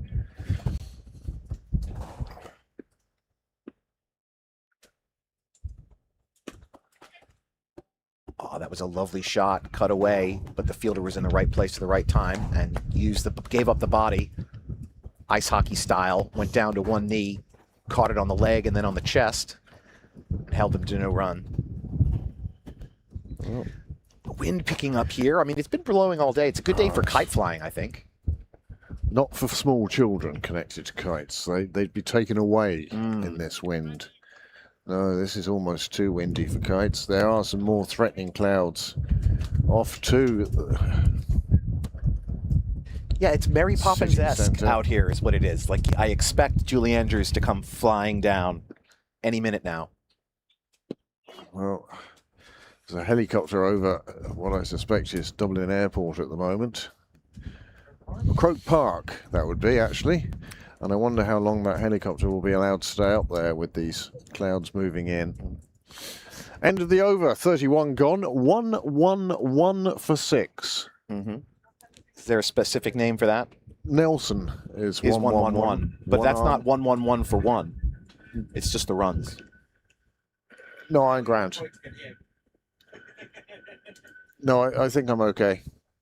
What's the logic of the Nelson for that? One arm, one leg, one eye. Lord Nelson had. Yeah. When he passed away. Right. A Navy man. Yeah, kiss me hardy. Navy's never really lived that line down. Big appeal. Bowler was a little late with the appeal, I think, was part of it. And then to see his expression when it was turned down. Yeah, Hogan leapt up, and then St. Leger picked up the vibe and turned around and asked the umpire. But in the midst of all that appellation, the ball trickled away off the legs, and a run was taken. So we are now off the Nelson, as leg byes are called.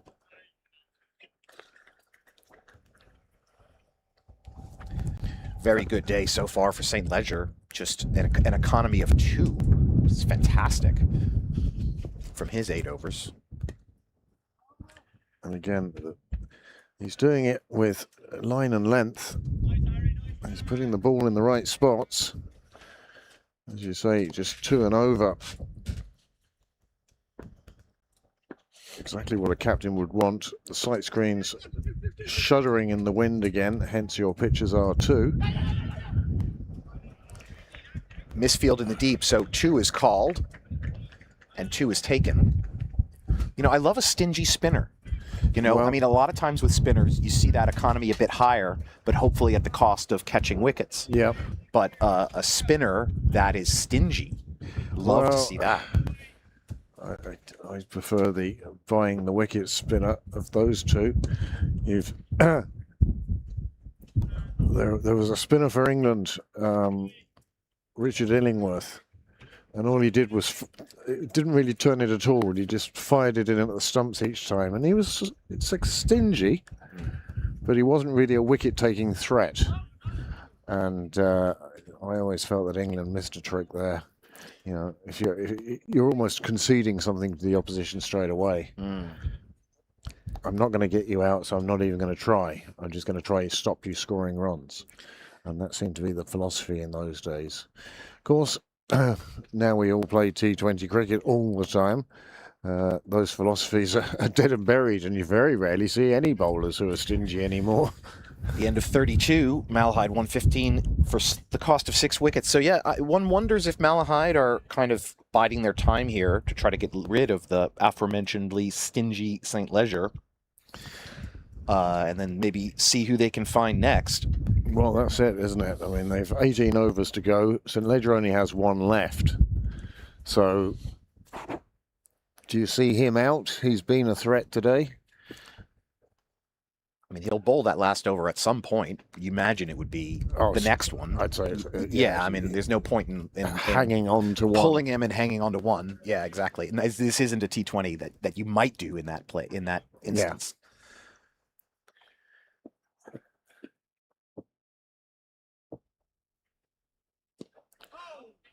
Shorter ball clipped up and in the hands of keeper Hogan. Prendergast off to a good start in his second over with 2 dots.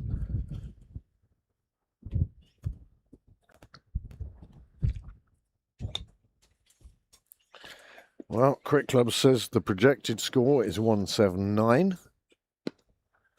I don't know how it works that out.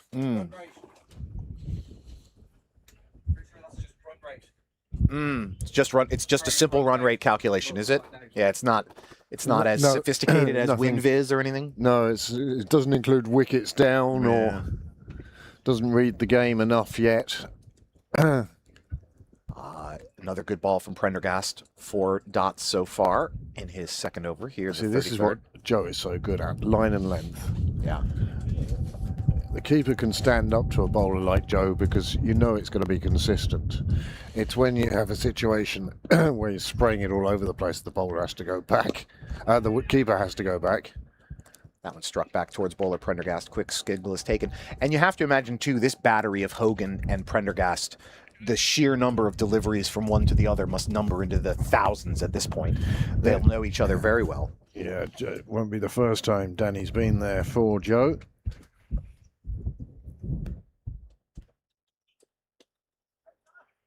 And that one swings across the hip of the batter. It's called a wide. No cocktails in Rhodes, just beer so far.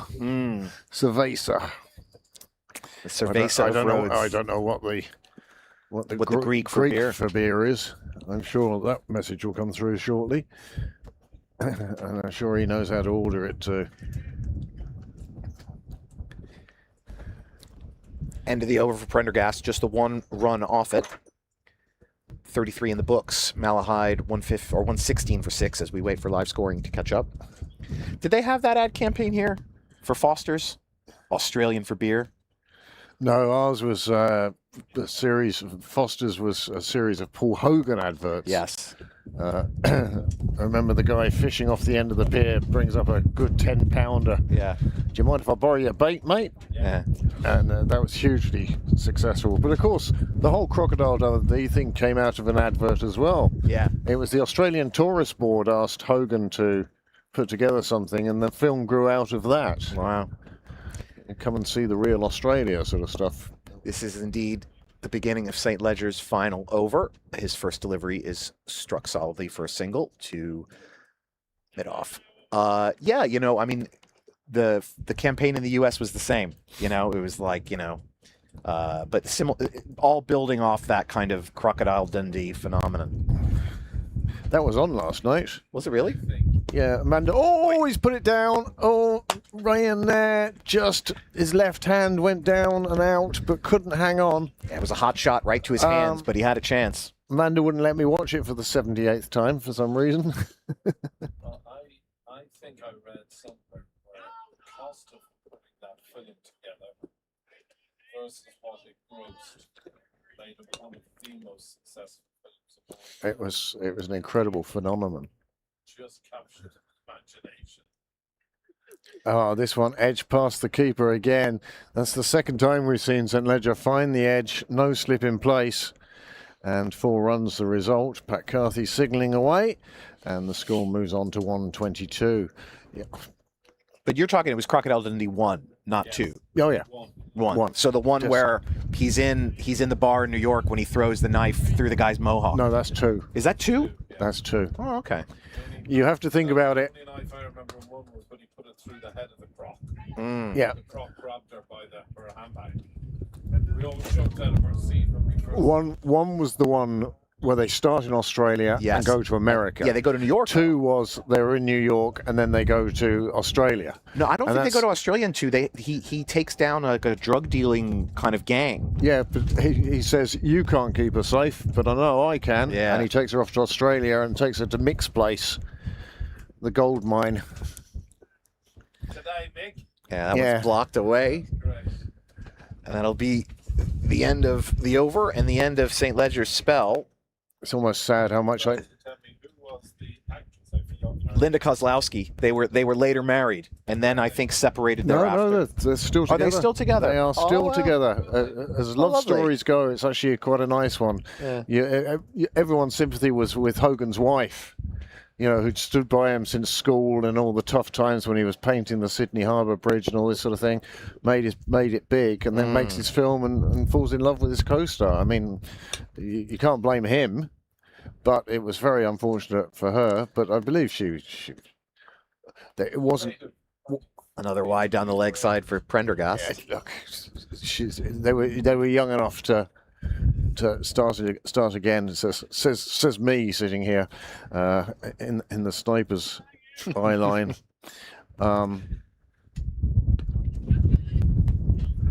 Quick single taken. But she was one of the icons of the 80s as a result. She Yeah, just looked so good. Yeah. She had that real kind of 80s shoulder pads and kind of slightly frizzy hair. Yeah. You know, Manhattan glamour. The other one I saw, of course, during the week was the original Top Gun with Aye. Kelly McGillis. Kelly McGillis. Oh my Charlie. goodness. Kelly McGillis. Yep. She was another icon of the 80s. I mean, Top Gun, a movie so big it could swallow multiple music videos whole. Oh, You know, you got That's- Playing with the Boys, the volleyball scene. yeah. Take My Breath Away. You know, the motorcycle romance scene. Just danger zone. And then, of course, you know, Great Balls of Fire as well. Big appeal. Batsman is given out. You could tell the batsman knew he was in trouble by how quickly he scuttled away from the stumps. He was determined to show that he wasn't in line by showing, I'm at square leg now. Drinks coming out. They're being brought out by a multitude of young lads, including Abel Burney. And is that an Arnott at the front? Anyway, Pembroke tucking into the drinks. Probably hot soup. These ones are tomato and this one is chicken. That's the sort of drinks you'd like right now. Little cup of soup. I don't know. My brain is still searching for the right Top Gun joke for an LBW call. Is it a request for a flyby and then negative Ghost Rider? The pattern is full. Yeah.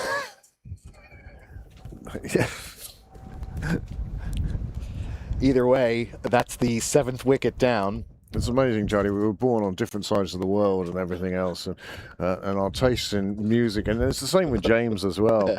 Not so much the music with James. James, long-haired, heavy rocker. Yeah. I'm more your Neil Diamond sort of fella.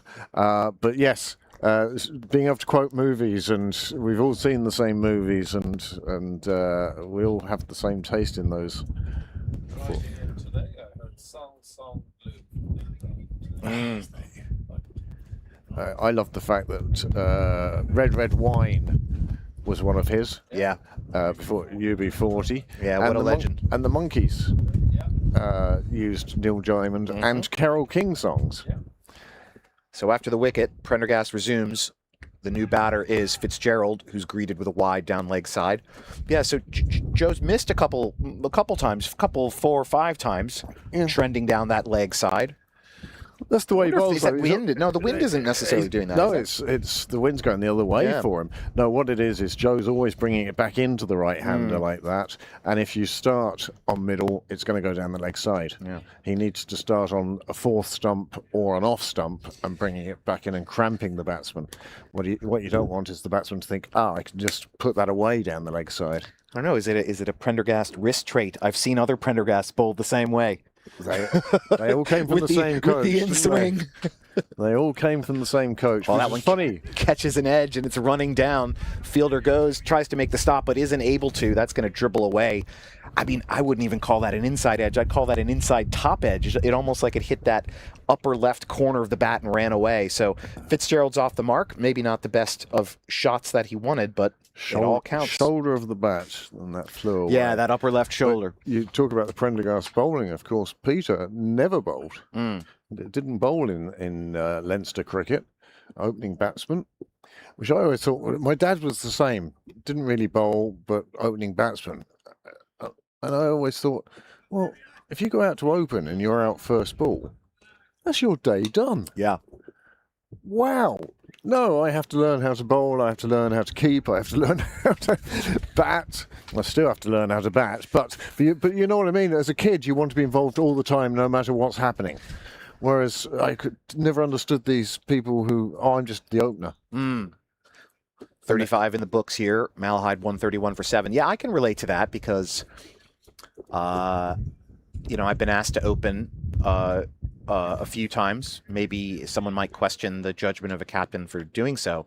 And, if you try to make yourself useful in the field then, I try to be chatty, friendly and chatty. Because there's ways through a little bit of chatter and a little bit of pepper to keep the energy level up in the field. Speaking of energy in the field, we see young Ethan Clark jogging towards us. This looks like it's going to be the return of Keegan Shipp. Well, again, another guy who's not gone for a whole load of runs. 19 from the first 6 overs. Another one who's not afraid to toss it up either. Yeah, 2 stingy spinners. I've had the pleasure of watching Shipp on the youth development team 2 years ago and playing quite close in, and seeing the revs he got on the ball. Struck away off the back foot, finds a gap in the inner ring, and it'll just be one. Yeah, he's still a young man, like I'd call him, 15 maybe. But, 2 years ago at age 13 or 12 or whatever, my goodness, what he was able to do. Getting the revs on the ball. And that would explain why he's here on the twos today. Well, very much so. We were saying earlier about Donica Cosgrave, another Also guy played with him as well. Another guy who's shot through the team. Now, Charlie, you will remember these kids in 10, 20 years' time, and you'll be saying, oh, yeah, he used to play on my team. Because I've done that now for 40 years. Yeah, and very excited to see Donica too. As kids grow, they get stronger, they get taller, their skills improve at a faster rate. Again, off the back foot, and there is Cosgrave near into the ring to stop that for no run. So Fitzgerald's earlier runs weren't, in fact, off the bat. They were called leg bys. So he's still looking for his first back and across, blocked away for no run. Well, at the end of this over, Charlie, I'm going to take a short break. I'll let Heatley join you for a few overs.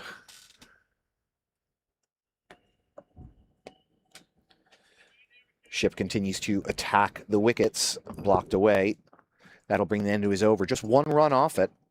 At the end of 36, Malahide 132 for 7.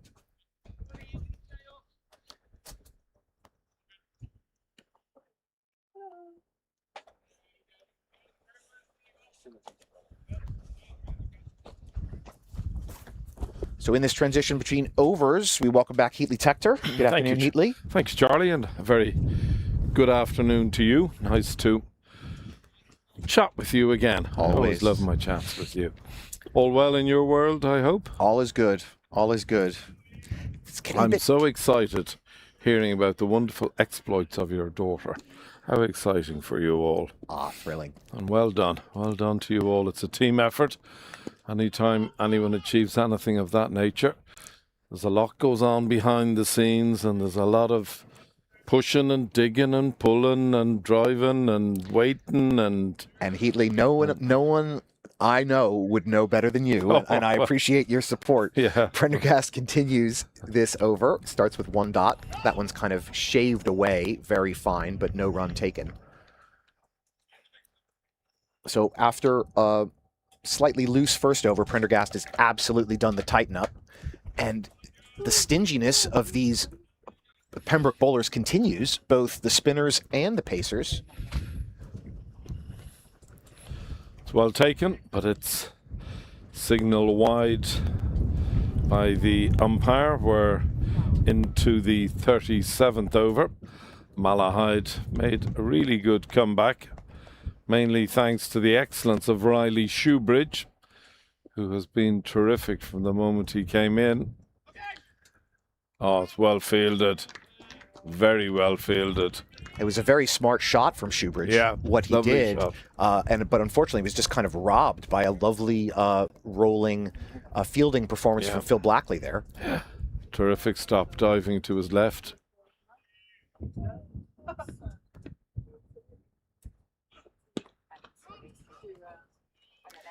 Yeah, Shoebridge just getting a little bit stuck in the mud here. A couple balls short of his potential landmark. And the stinginess of Pembroke continues. You see it in the numbers, and then you can kind of see it in the feeling of what's going on the field. Things are just a little slow. Maybe the frustration's starting to build. Yeah, I often think when you have a side at 60 for 6 and there's a partnership of 70 or 80, you know, it just takes the wind out of your sails a little bit. You know, so... Yeah, plenty of wind here today, but Malahide not quite able to catch as much of it as they'd like. But you imagine, though, if something's going to happen here, it'll come from Shoebridge's bat.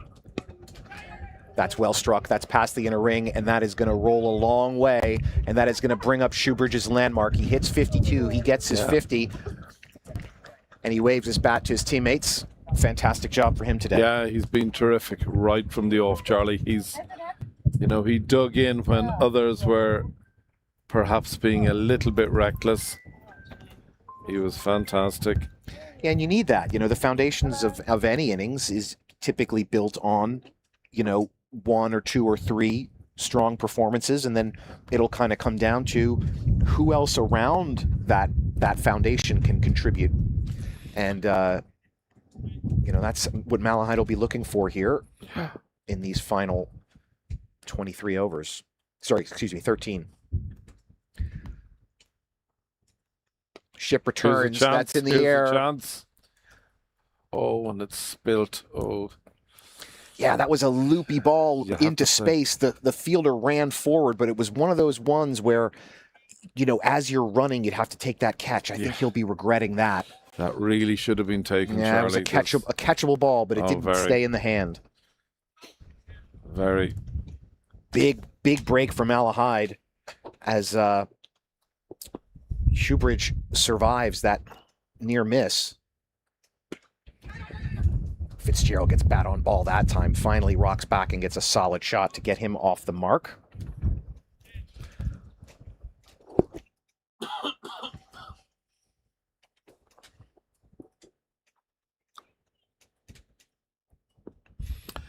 Yeah, Keegan Ship, very unfortunate not to have his first wicket today.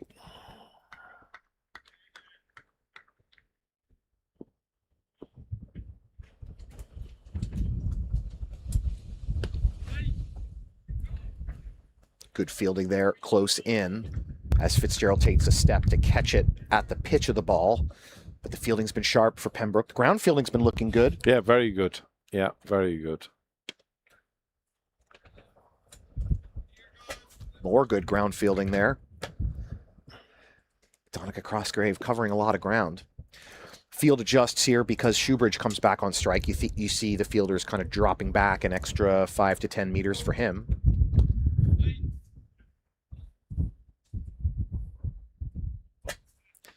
That one's knocked into space, but no run taken. And that's the end of the 38th over. Malahide 139 for 7. Yeah, really an over where a wicket should have been taken. Ship will be slightly disappointed, having bowled ever so well to remain wicketless. Yeah, a few more overs to go for Ship. But other Pembroke bowlers have picked up where he's left off. Prendergast has been stingy and been a bit unlucky with some extras. Attempted cutaway there right into the hands of keeper Hogan.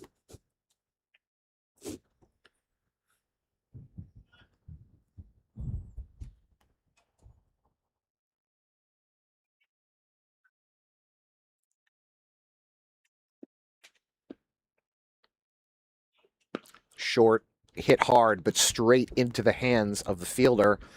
And that will be the end of Shoebridge. He didn't quite get all of it. The sound of it wasn't as crisp as you would have wanted for a short delivery. And it wasn't even a frozen rope to the close in fielder. It was a little bit on an arc. The fielder set his feet and never in doubt there. So unfortunately, after making his milestone, Shoebridge must depart the foundation of the Malahide attack today. And we'll see who can come in. He did a splendid job for his side. Yes. He dug in when wickets were crumbling. And what number was he in at, Heatley? I think I'm right in saying he was 4. 4. And yeah. his brother was 3, I think. Yeah. That's a real dig-in job. So yeah, he was terrific. So the departure of Shoebridge will let you know who the new batter coming in here is. This is going to be a challenging effort for Malahide as they're working down towards their... sorry, I'm going to forget the term right. It's not an unofficial batter or a named batter, right? We're down into the bowlers here who, no doubt will have their expressiveness and run scoring that they'll want to pursue. But, there'll be a reason why they weren't batting higher up, and we'll see if Pembroke wants to throttle this and shut it down now. Really, Pembroke will be keen to potentially wrap this innings up as quickly as they can. Big appeal from Danny Hogan first up, but the umpire just not in the slightest interested. New batsman is Harold Carr. Yeah, the big wicket of Shoebridge is earned by Prendergast. Yeah. Well bowled by Prendergast again. Harold Carr kind of waved at it, but wasn't able to make contact. Yeah. So shaping up to be a very good over here for Prendergast to get Shoebridge. Dot, wicket, dot, dot.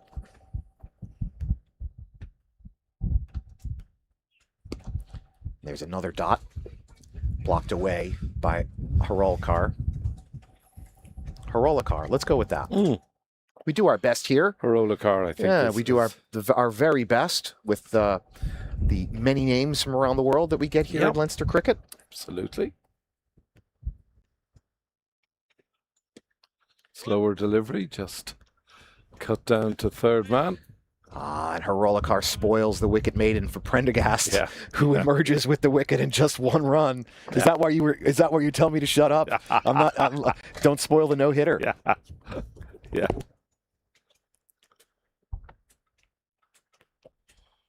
So 39 overs gone. Malahide 140 for the loss of 8 wickets. Certainly Pembroke will be keen to wrap these final 2 wickets up as quickly as possible.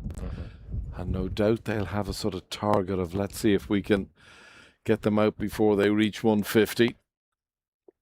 There's something nice about chasing 150. You feel you're right in the game from the off if you can get any sort of start. A strong start. Yeah, then exactly. You can just steamroll. Yeah. So this will bring in the new bowler, Rian Nair. Rian Nair, youth bowler, 16, 17 years old. Another one of these players that has moved quickly up the ranks, spent a lot of time down on the 6s, I'd say 2 or 3 years ago. Spent a lot of time with the 4s last season and is now, looking to make his mark here on the 2s. Long run up. Here comes Nair's first. Misses the bat, but straight into the hands of keeper Hogan. Good delivery, first up. Very good.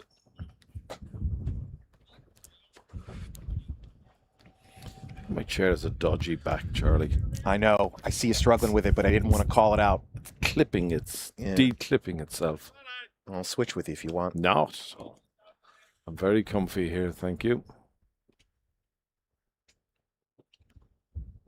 Again, an attempt to cut that away, swing and a miss. Were you a bowler, Heatley? Yes, I was. Were Charlie. you a pace bowler or a spin bowler? I was very much a military medium pace bowler. And did you have a very long run up? No, I didn't. Yeah. No. Yeah. You see, I don't know if that's just a way the game has changed now, or younger people have longer run ups because they see it at the elite level.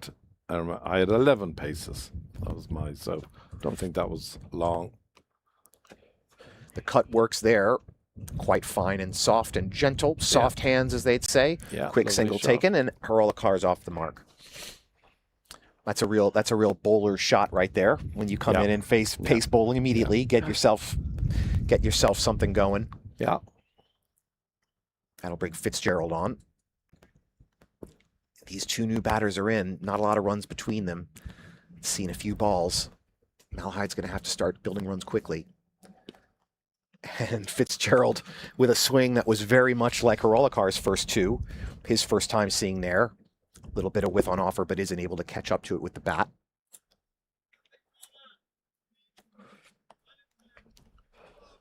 Stingy bowling continues for Pembroke. Lots of dots, lots of straight lines of ones, not a lot of crooked numbers.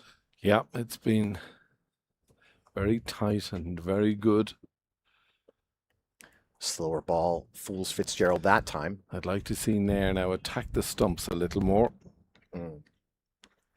Yeah, particularly when you're coming into bowl in this situation, when Yeah. you're against the tail. Yeah. You really Just want to attack. attack the You're not stumps. facing the openers here. You're not, and there's no Yeah. slip in place. You're not Yeah. trying to get an edge. Yeah. It's a different scenario, and Yeah. you adjust your bowling. Yeah. Maybe a captain will have a word in his ear.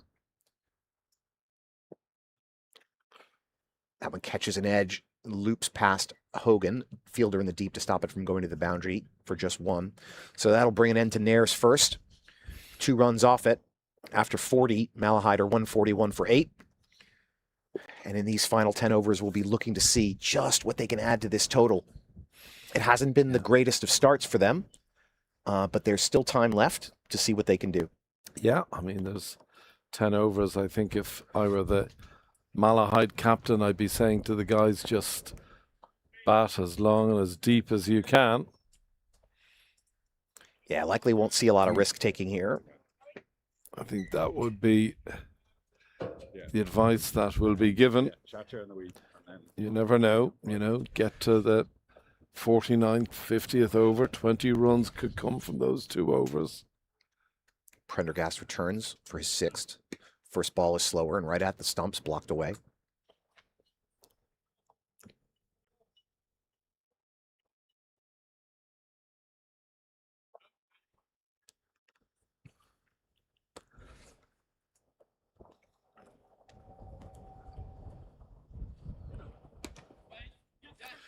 There's no stopping that, Charlie. Not at all. That's stroked away. Lovely shot. Diving fielder close in is not able to get there. And that runs away and hits the brown picket fence with a thud along Cyril's way. First boundary we've seen in a while. Fitzgerald maybe getting his eye in, starting to think about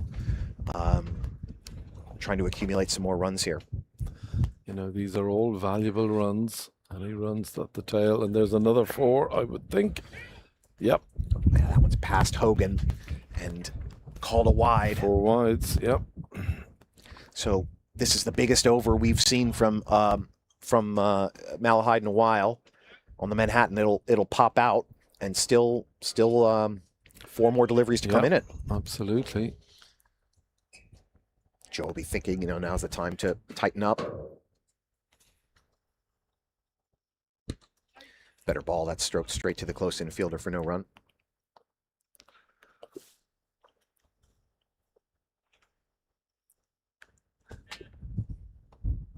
Miss the sun, Heatley. Yeah, I do. It's been so lovely, Charlie, hasn't That's it? been a great month. Oh, marvellous.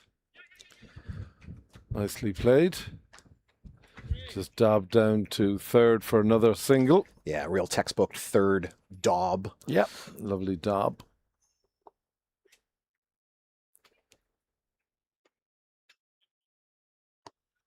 Yeah, this will be encouraging for Malahide. Let's see if they can build on this. Fuller ball blocked all the way. Harolakar threw his hands way far in front of his body. Didn't quite step towards it. He just kind of pushed the hands, but the job gets done. But it was just a kind of an awkward body shape there for him. Maybe he's thinking, listen, let's not be greedy here. We've had a good over. It's been an excellent over for Malahide, and more runs to Harolakar and more runs to the total. Yeah, another daub down to third ends with a single. That's 11 off the over. Very good over for Malahide. Yeah, the kind of thing they'll want to build on. Yeah. At the end of 41, Malahide have crossed the 150 mark. They're 153 for 8. Hey. Okay. Yeah, so Malahide, as Charlie has just rightly said, have passed through the 150 barrier, 153 for 8. Take it in tens. Their next target should be 160, and that'll bring back Nair for his second over. He had a very good first over, just 2 runs off it.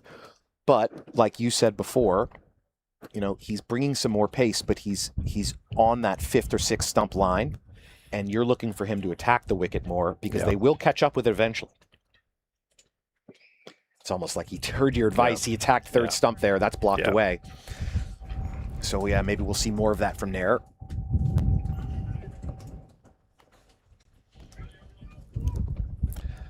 that's certainly the line that I would be encouraging him to attack.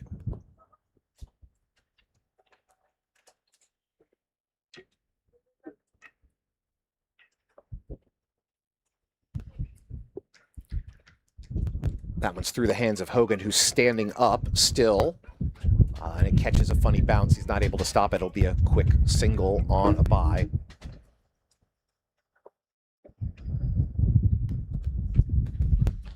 Yeah, I think it's still worth standing up.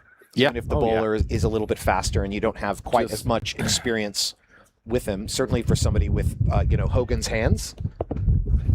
It also keeps the batsman thinking.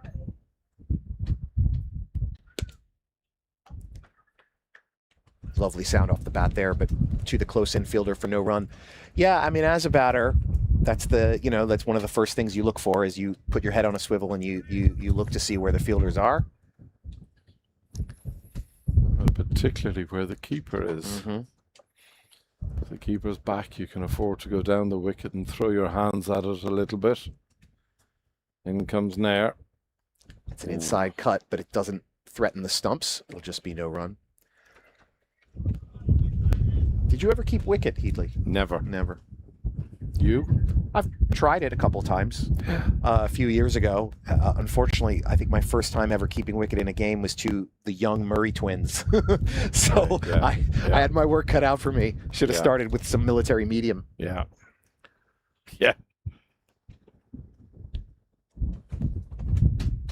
Swing and a miss straight to the hands of Hogan for no run.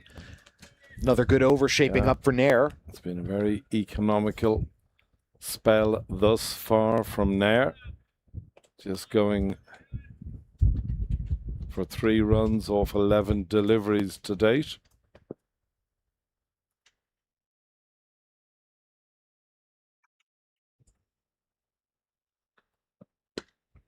Another good delivery, kind of attacking 4th stump that's blocked away by Fitzgerald for no run. That'll bring the 42nd to a close. 154 for 8 is the score for Malahide. And we talked about after that last over, would have popped on the Manhattan.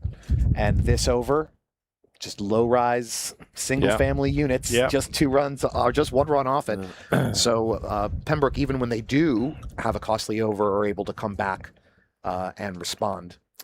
Yeah, there ain't no upstairs in that over. No.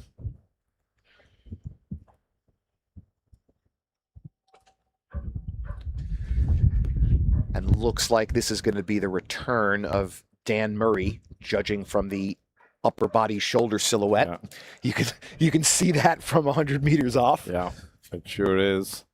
a sign of Now I think young athletes Yeah. spending the time, putting in the time in the gym, getting bigger and stronger, working on their game.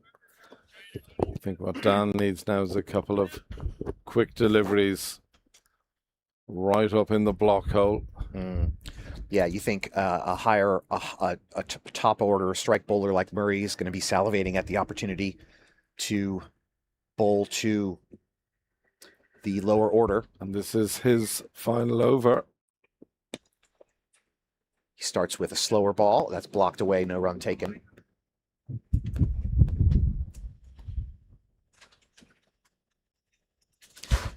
Yeah, interesting. So Murray was held. They just held the one over for him.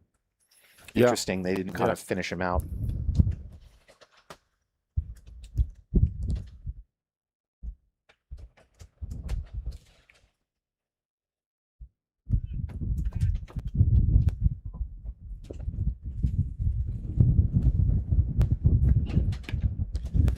Another good delivery. Quick single taken off, kind of off the block. Almost an accidental run down to short third, it seemed like. You can see the batsman just backing away to square leg. That will encourage Murray even more.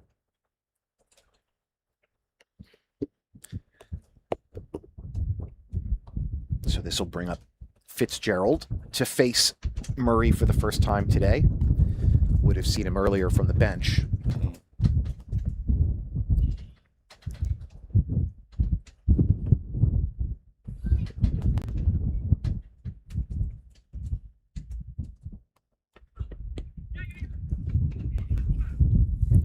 Goes steaming away down the leg side. Don't know if it was off bat or pad. Probably off bat, given the way it came out. Not sure whether the batsman was keen for a second there, Charlie. I don't know. He I would say the speed with which it went would discourage me from pushing for two. Yeah. If it had come off softer, maybe, because the fielder is quite deep, is on the boundary at that point. Yeah. But it got to the fielder Blackley quickly, so it came back quickly. Just one run taken.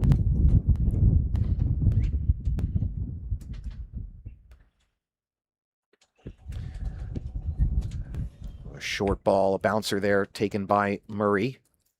He gets his warning. That's your one. just one delivery to come in his spell. It's been an excellent spell. Yeah, good day for Murray. Oh, tremendous. 38 runs, 2 wickets, nearing the end of his 10th over. I'm sure if we look up and down the bowling card, if we had all our full graphics package and faculties and everything with us, I'm sure we'd see a lot of very small numbers. Pushed away down to short third for no run.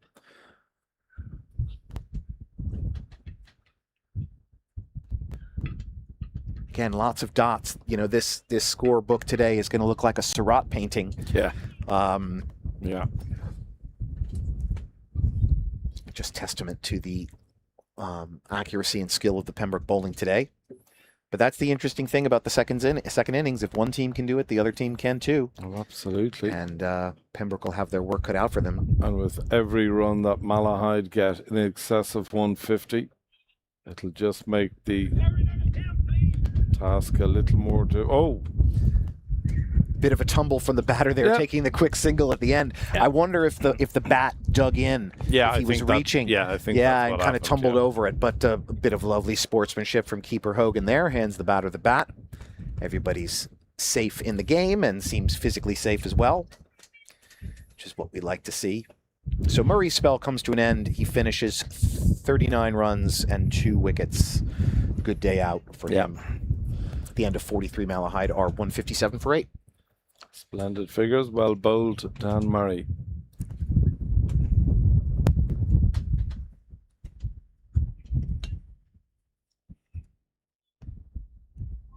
You know, Dan Murray and his brother Luke are two players who, you know, not despite, but even though they are youth players and they are on the younger side, the older side of teenager, but not fully adults, they were past the sixes by the time I joined many years ago. Yeah.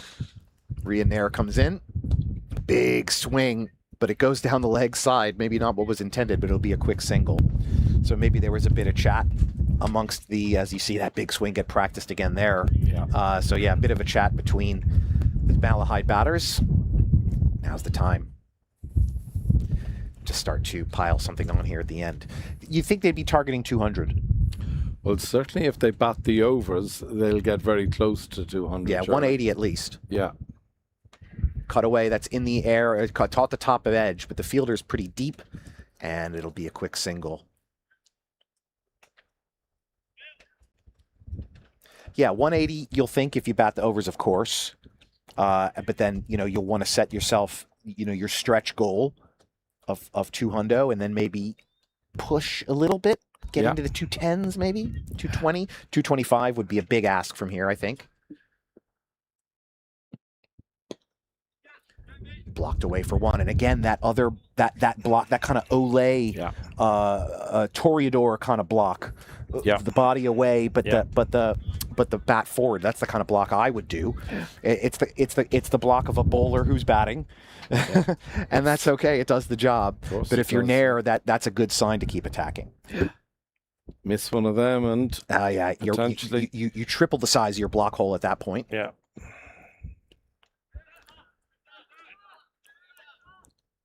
Big appeal from multiple Pembroke fielders. They thought they heard a noise of an edge, but the umpire's unmoved. No, I think it was the bat brushing his pad.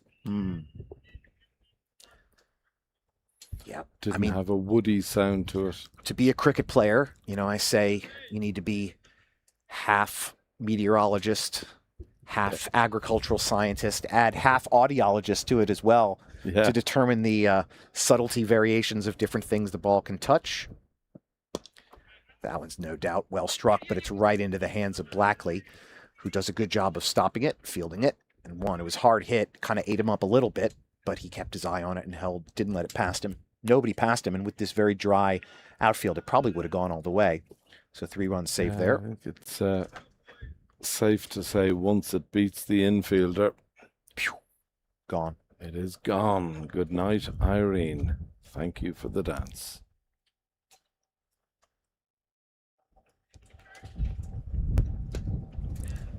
That's well driven to the offside fielder in the deep. They look for 2, decide against it. And that'll bring the 44th to a close. 4 runs off it. Malahide 160 for 8. There's the 10s we spoke of. Now, these two have put on nearly 20 runs. I think it was 142 when they came together. Yeah. So they've put on 19 very, very valuable runs. Yeah, and a good, solid performance from lower order batters. You're not expecting to have to shoulder as much of the weight of the run scoring, but they're doing the job, which is see the overs out, put away bad balls, block good balls, however it takes, whatever it takes. Yeah.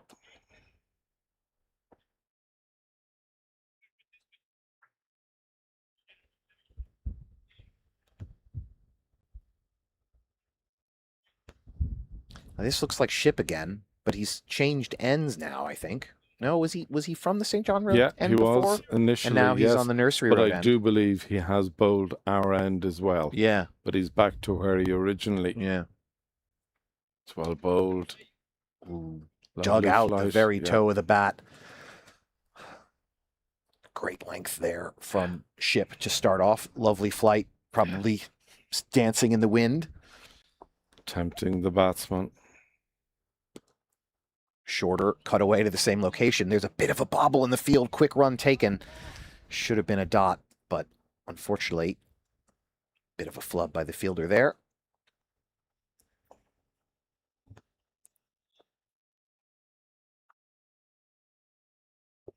Yeah, Ship really demonstrating his reliability here today. Yeah.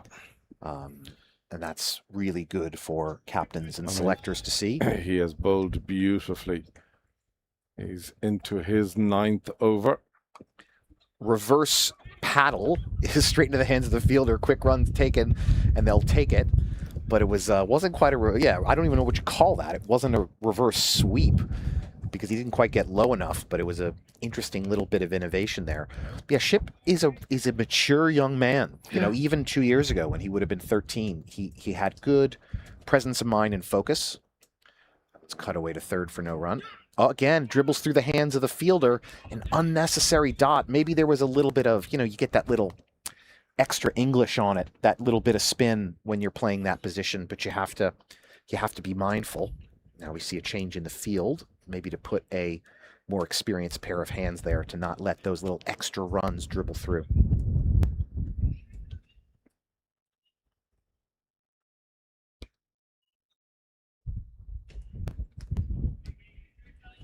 You know, this is the twos. Fielding standards will be high.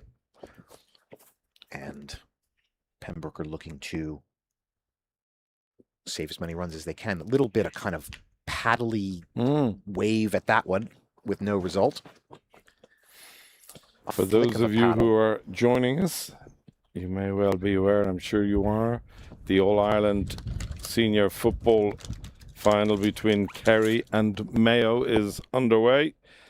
And already Kerry are in a very dominant position. 1-5, 8 points to Mayo's 3 points. So nearly triple scores at this stage. You know, it's interesting coming from the outside and trying to learn about and understand the Gaelic game. The Gaelic game. Oh, there was a wicket there at the end. What did we miss? Oh, How'd we miss that? I have no idea what happened. not quite sure. Well, maybe if I was just checking my phone if for an the- astute listener can send us a message, don't even know how we missed that. Quite It's sure my fault. No, I don't know what was- happened. What was the last well, delivery? you were going for a donut. Oh, I was going for the All-Ireland score. So between us, we were, well, we've let you down, dear viewers. yeah. But yeah, something happened there. I think maybe he was bowled. I don't know. Didn't hear the click of the bales, No, did you? I don't know what Which you happened. would normally hear. But that's the end of Harold Carr. Yep, And he that'll did very bring- well. The new batter is Boyne. Yeah, Boyne's a tall man. he is. He's a Big appeal, long appeal. that's Nothing the length. from the umpire. That's the length that Nair needs to keep bowling. Nair needs to just push him back, push him back, push him back.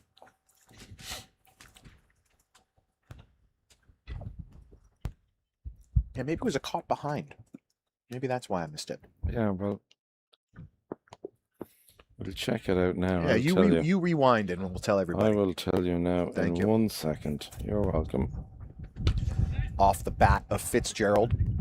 Driven pretty deep on the up, but's able to keep it down. Quick double is taken. Throw comes in. Runners are safe.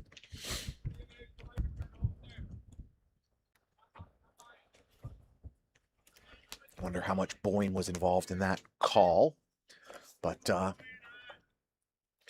see a little bit of aggression here from Malahide, looking to pour on as many runs as they can here in these final 5 overs. Off the bat again, cut away, fielder in the deep. They won't look for the 2 now because throw comes in. One of those classic goes away fast, comes back fast. That'll Yep. bring Boyne on to face his first delivery. What do you got? Caught behind? No, bowled by Bold. Ship. Bold. Okay. Oh. Maybe it was one of those ones that was just so subtle. We all Yeah. missed it. I mean, I did look out and see that there was Well, when there were I people looked, bringing yeah. on drinks. I thought, That's what I what thought. are we doing? That is exactly what I It's not a thought, yeah. FIFA hydration break. Yeah. Yeah.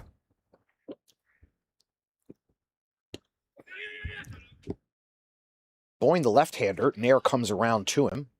Quick run taken. Boyne wearing the magic Michael Jordan 23 on his back. Was MJ 23? MJ was indeed. Yeah. LeBron James has worn it as well. Well, I read a fascinating article on Friday night about LeBron James and Michael Jordan. Mhm. And they asked the President of the United States who, in his opinion, was the greatest. Mm. And he plumbed for Michael Jordan. He said Jordan is a good pal of his, and Jordan likes the president, and he said LeBron James doesn't like me. I don't rate him as a player. That one's down leg side. It's going to be called a wide. Fielder in the deep prevents it from being 5. Yeah, I mean, people base their best of judgments on lots of different factors. Of course they do. People have their favorite players. I grew up watching Jordan, and yeah, just a thing to behold with some of those Chicago teams. Well, he was perhaps the GOAT. Certainly in the conversation. Nair around the wicket. Appeal for LBW there, but not given. And leg by signaled. Maybe coming down leg a bit. In your opinion, the greatest of all time? I would have to rate, I think I'd have to rate Michael Jordan, but I would also acknowledge my bias in my age, based on what I grew up watching and those sorts of things. Statistically, I couldn't defend my argument. It's just a kind of personal preference.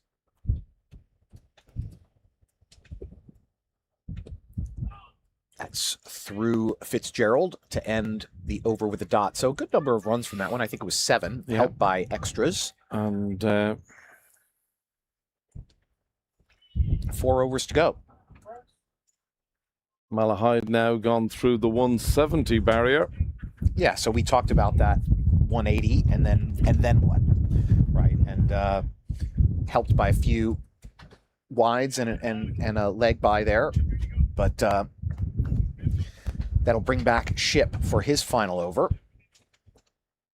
I wonder who will bowl with Nair here in these final couple overs. I don't know who bowled earlier still has overs remaining.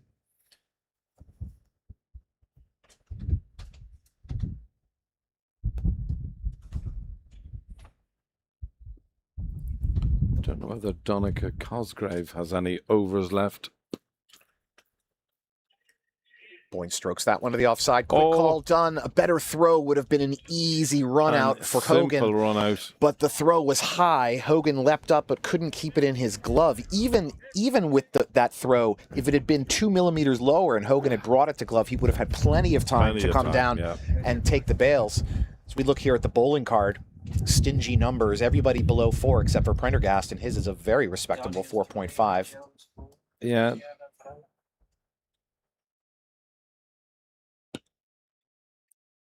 Driven by Fitzgerald to mid-off for no run.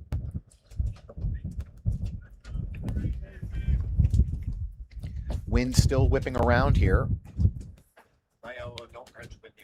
No, I did say it, Craig, unfortunately, as much as I would have loved them. This is what I was going to say while we missed the wicket. So, from the outside showing up, the Gaelic games are fascinating to watch. You look at one, cutaway very weakly there to point. The games, you look at the games, they're incredibly fun to watch, but the competitions are difficult to decipher. You look at club level, county level, then kind of provincial level. That one's in the air, but over the hand of the jumping close infielder for 1 run. And then the All-Ireland used to be in September, and now it's been moved to July. Yeah. And so I never know, is this the high-stakes game? Yeah, because sometimes these same two teams will play, and it's not that important, and now they're playing, and it is important. Yeah. It's hard, I find, as an outsider, to casually follow the rhythm and the stakes of the season. Now, I know I didn't grow up with it. I'm not involved in a club every day. And the people who, if you know, you know. Yeah. But I think they could do a better job of helping a more casual fan understand the stakes of what's going on. 47 overs gone, 173 for 9 for Malahide.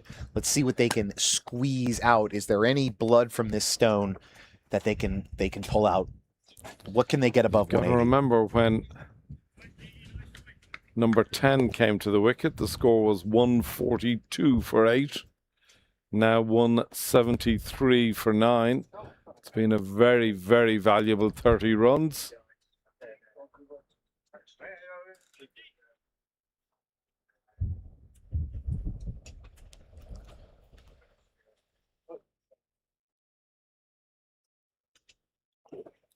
So Nair continues now from the St. John's Road end. This is his 5th over. First delivery goes for a bye. Hogan's still standing up to Nair. Around the wicket to the left-hander, big appeal. Umpire unmoved. I felt I saw a twitch in the umpire's arms. You know, sometimes the umpire before the LB call will take that minute to run through the checklist in their head. I thought I saw a little twitch in the shoulders that maybe an arm would be extended, but it wasn't. And Craig, I have to let you know, there's only a point in it now. Kerry only ahead by a point, so game on, big time. A point in Gaelic football is nothing, yeah. It's a very good shot. You Beautiful won't stop that. I'm cover afraid. drive, pierces the close-in ring, and it's going to roll away. Wave your arms, that's 4. Didn't necessarily get all of it, but got enough of it to pierce that inner ring. And as we've said all day, Charlie, once it pierces that ring, it's game, set, and match. And a much-needed boundary. Yeah, again, you know, the...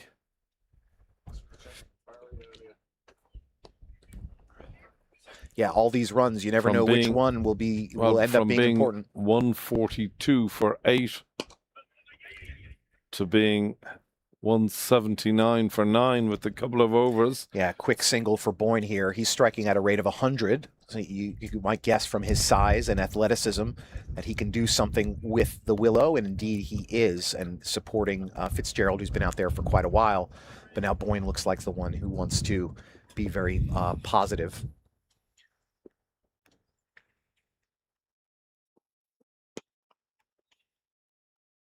Driven and bobbled, quick single taken. Yeah. And that will be the 180 mark that we talked about for Malahide.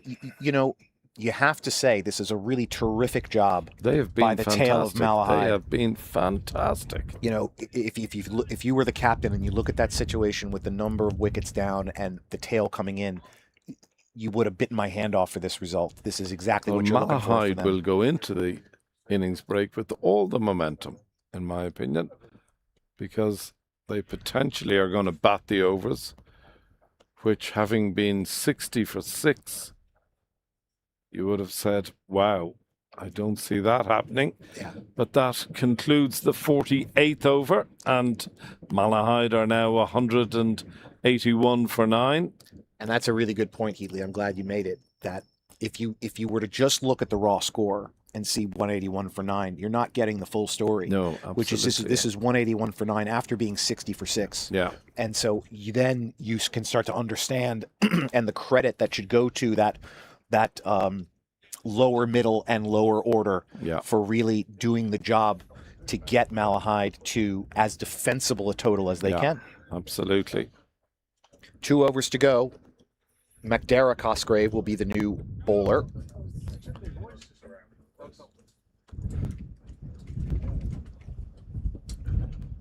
Boyne, the lefty to face. First ball comes out the hand a little bit wrong, but for no run. No, this isn't McDara. No? No. There's the left arm seamer. M. Cosgrave is the label. Yeah. Oh. Chaps, who's this bowling? Oh, it's McDara. Sorry, I was thinking of Donica. No, sorry, it's I beg your McDara pardon. Cosgrave. Yeah. That's why I was getting confused.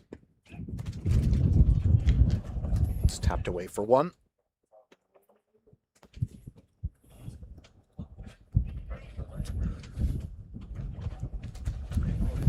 And if you're Malahide and you're targeting that 200 number, they'll take some hefty swings. We'll see what they can come up with. And you would imagine that maybe those swings would come from Boyne. So if you're Pembroke, you're looking to keep Fitzgerald on strike here.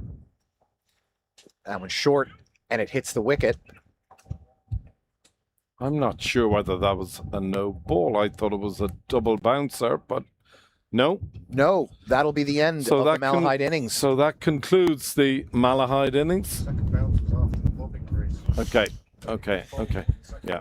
So not necessarily the way you drew up the delivery, but it's the result you want as Fitzgerald departs on a unusually short delivery with the second bounce coming after the popping crease and then going on to hit the wicket. And that'll be the end of the Malahide innings. But to your point, Heatley, we look at that total of 182 for 10, and that incredible performance by Riley Shoebridge to add so many runs Yeah. at the back end. Well, I think if we look at Riley Shoebridge, at Talan, and at Fitzgerald, 3 really very important knocks. Doyle being dismissed for 7, and the top 4 not really adding to the scorecard greatly, apart from Cameron Shoebridge getting into double figures. He scored 13. And a rear guard action from Talan and Fitzgerald, both of whom did very well. And Malahide scored 182 runs all out in the penultimate over. Looking at the bowling card there, Charlie. All right, so we've been talking about the stinginess of Pembroke all day, and you can see it over there in the economy rates. Only 2 bowlers touching 4, wickets falling for Cosgrave and Murray and Prendergast, who got the very dangerous Shoebridge in the middle.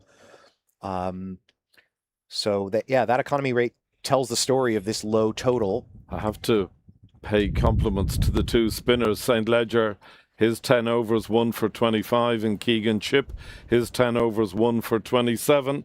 So between the 2 of them, 20 overs just for 52 runs. Yeah, that's superb that's effort. incredible for those 2 very consistent spinners, and it makes calculating the economy very easily. So that'll bring us to the tea break, and we will take a break as well. Thank you for being with us for these first innings, and we'll see you in the second.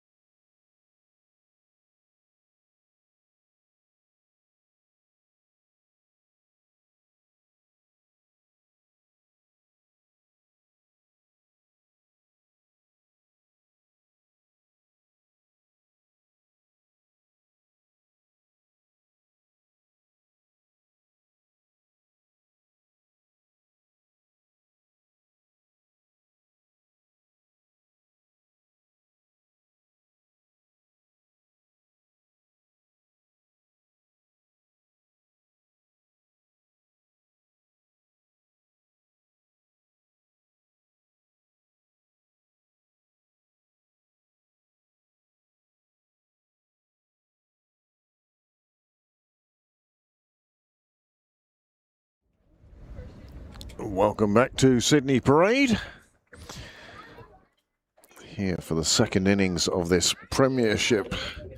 Second 11 Premiership. Teams in second and third place at the moment, separated by half a point. They're both in front of us here today. Alexander Fraser. Alexander! Well, we're going to Supporters down in Pembroke seem to be getting younger and younger. Can I go on a piggyback on you? Can I go on a piggyback on you? Me want to go on a piggyback on you. I want a piggyback on you. No, I have it. I have it. Well, we've both done the same thing.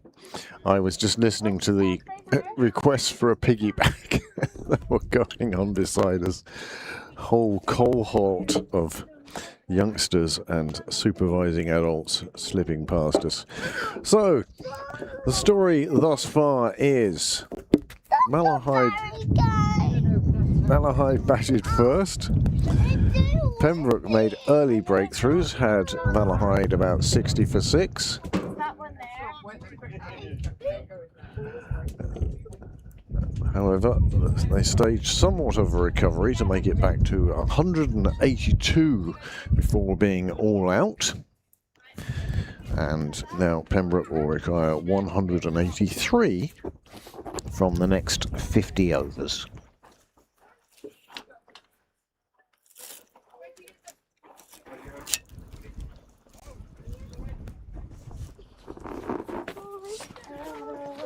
Just moving it up a little.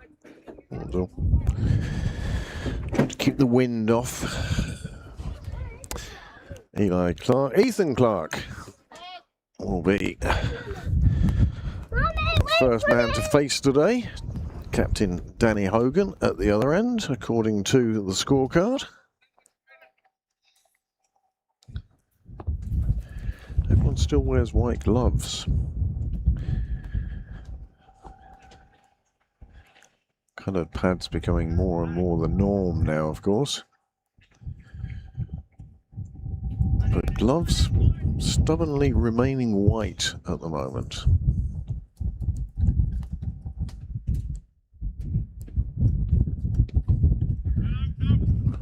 A little bit short, a little bit down the leg side.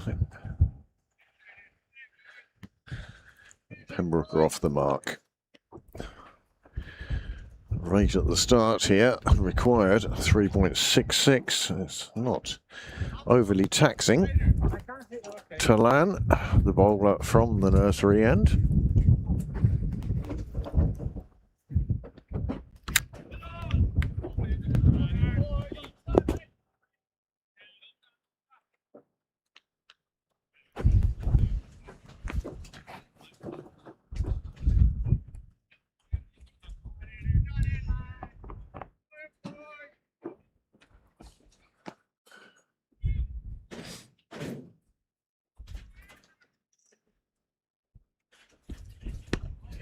Nicely into line by Clark. Turns down the chance of a single. Hi, ladies. Good. Cold? Oh, Bill, sorry, I've just locked up. Do you want me to open it?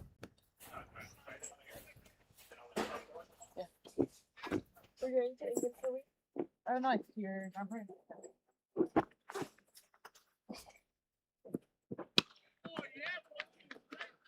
Clark looking to pull the drive out of the bag.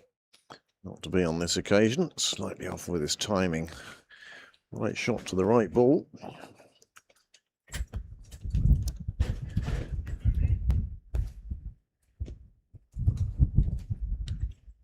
Somebody asked earlier on if we'd ever had a broadcast cancelled by wind.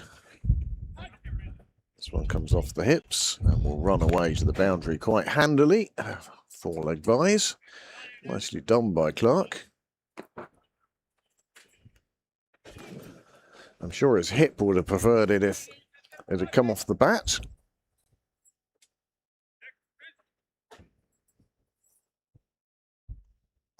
Just try to shake that one off.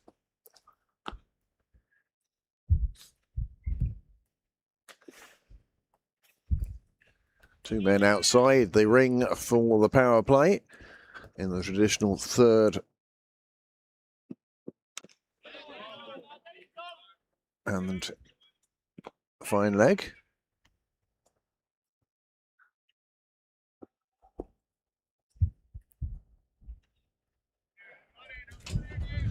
It's not been a bad opening over for Talan.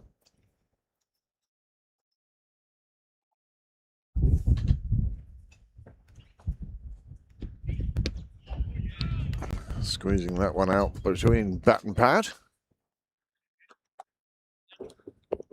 Welcome back, Heatley. Thank you, Craig. Mayo lead by 4. Oh, my goodness. My goodness. I thought I'd lost you, actually, to the delights of the All Ireland. Yeah. Yeah, well, I do love it. I love both. It's a spectacle. It's an occasion. It is. It's almost a national day. Yeah, it's great. It's great. Certainly there won't be a cow milked in Kerry tonight No. if they lose. Yeah, and if Mayo win, I think your Ballinaz, your Castlebars, your Westport will just... Your copper-faced jacks. Your copper-faced jacks, yeah. There'll be lots of Mayo shirts up in Dublin tonight. Absolutely, and more power to them. Be nice to see the curse broken. Yeah, it would. Would be great. All those streaks do have to come to an end eventually. Yep. Curse of the Bambino. Yeah, there's a while to go yet, and Kerry being Kerry and being the great footballers that they are, and they're a side who are so used to winning.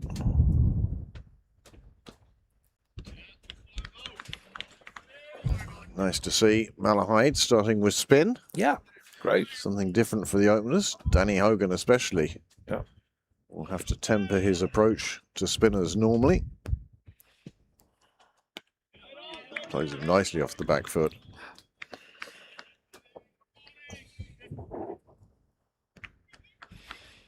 And I thought Malahide did really well, Craig, to get up to 180, having been 60 for 6. They were struggling. And they were 140 for 8. And they just eked out every run they could. Nibbled away and kept on nibbling.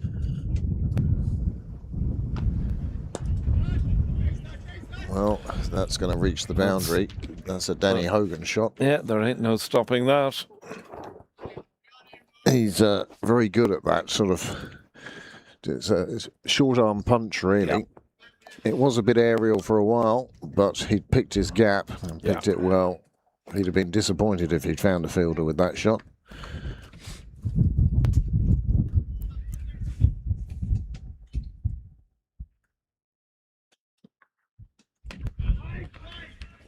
During the innings break there, Craig, I sat on the wall with Danny's mum. Mary is over there. And it was actually glorious.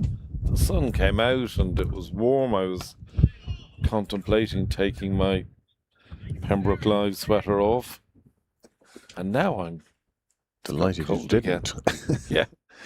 Yeah, there are some clouds around, but hopefully some broken cloud coming in from the west. There's the shot from Hogan. Beautifully bowled.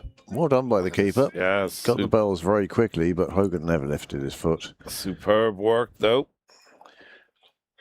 Well, honours even. Again, as I said, it's a question of Danny Hogan's patience against a spinner. He's always looking to take them on and be positive. Mind you, he does the same with the seamers as well, doesn't he? Well, saying if I'm calling him his right name, very good. Thought he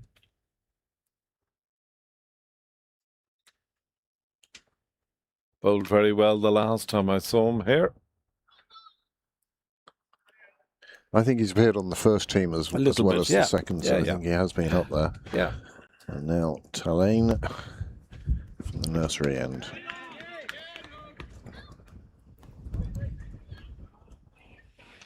Now, this is a great opportunity for a young guy like Ethan Clark now to, absolutely dig in and value his wicket. Yep. And, you know, There's no there's absolutely scoreboard pressure. none whatsoever. He can do what he wants when he wants.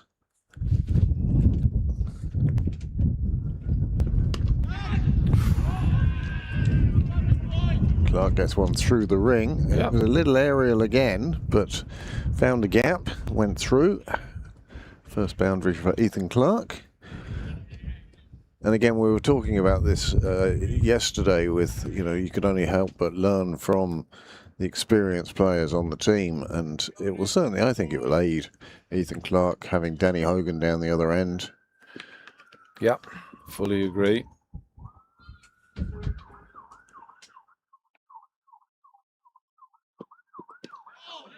Nicely played, just opened the face of the bat, running it down to third. Another single to Clark, another single to the total. Pembroke now moving into double figures, 10 without loss. And that's the sort of first target for Yeah, young of course it pairers. is. Of course it is. Yeah. See both bowlers and just keep the score ticking over.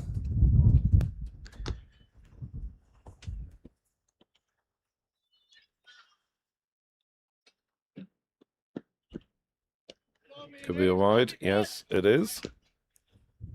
Well, only 3 scoring shots so far in these 15 deliveries.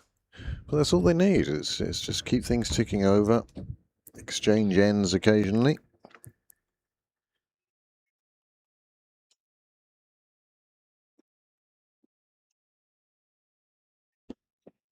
And the longer the two of them are there, the more Malahide will feel that they need to try something. And it's when you Yep. go away from the normal stuff, it's when opportunities come. Nigel Poff on the wall. Yeah, I was just talking about Poffer earlier.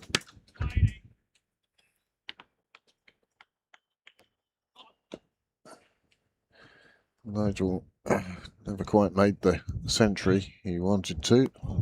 Out on 99. That is cruel. Couple of players over my time here at Sydney Parade seen that happen. Sean Smith was another.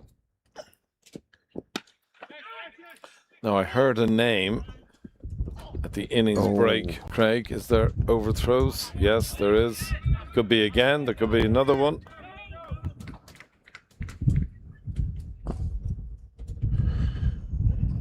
Well, again, end of the over. Keeper coming back for the helmet. Saying to continue from the St John's end. I don't know if it's Sane or Sane. I don't know how I'm pronouncing that and if I'm doing so correctly. Either way, I apologise to the gentleman.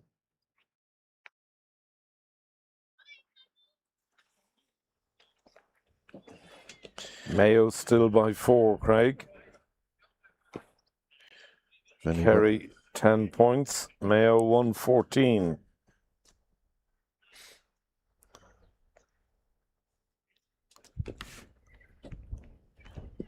Sorry, they now have a 5-point lead. When you consider at one stage they were 6 points behind. They scored 1 point in the first 14 minutes. Wow, okay. And Yep. Kerry, by that stage, had scored a goal and points. Yeah. And were, I think, I remember seeing them 8 points ahead at that stage. So Yeah. that is some turnaround. But the commentators called it at the time. Just before I left the bar, they sort of said, well, it looks like Mayo are gaining in confidence and, you know, believing. Yeah. And that certainly seems to have been the case since. Can you imagine the weight of history on those Mayo players? That must be absolutely immense. Immense. Chance to be that team. That team, absolutely. Well bowled. Pushed it through a little bit more. Yep.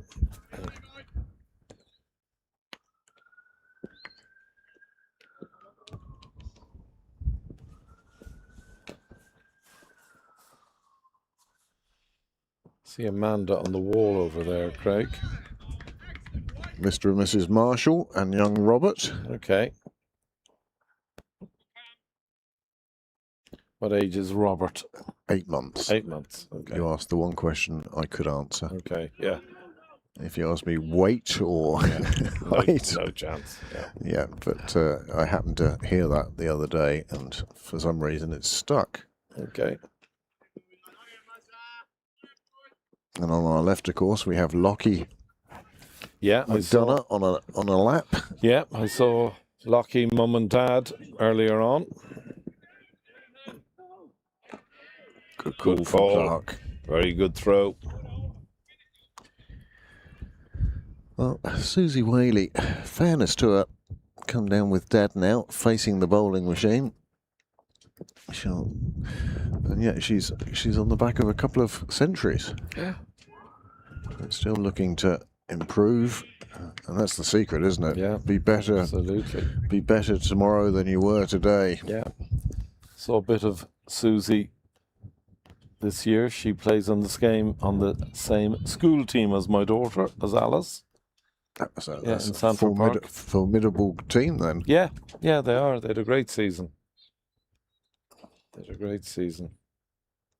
Well, live scoring just catching up with live pictures. Go for it. I've already had mine. Are you sure? The last donut is yours. Are you sure? Absolutely. We'll open the wine gums next, though. Nice shot down the ground for no run.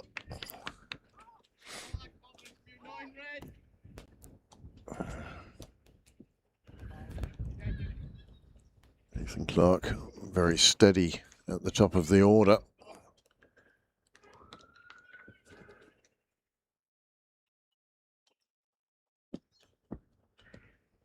Has really nailed down this opening spot on the twos now.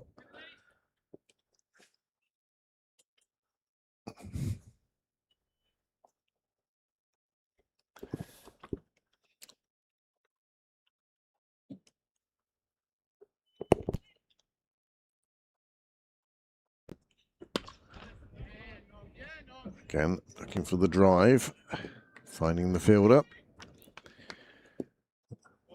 And this is where I feel Ethan Clark needs to learn the patience part, because you find the fielder 2 or 3 times, you then start trying to power it past and you lose your timing, and that's when you get caught. Just keep playing the same shot. There we go. This time finds the gap, gets it through, and it will find the rope, and there's the benefit of the patience.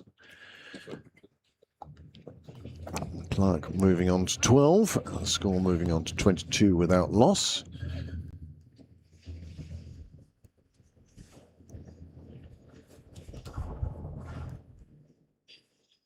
As I say, there's an important game for these two teams. Very. Pembroke wanting to continue their pursuit of Leinster at the top of the table. Leinster also playing today.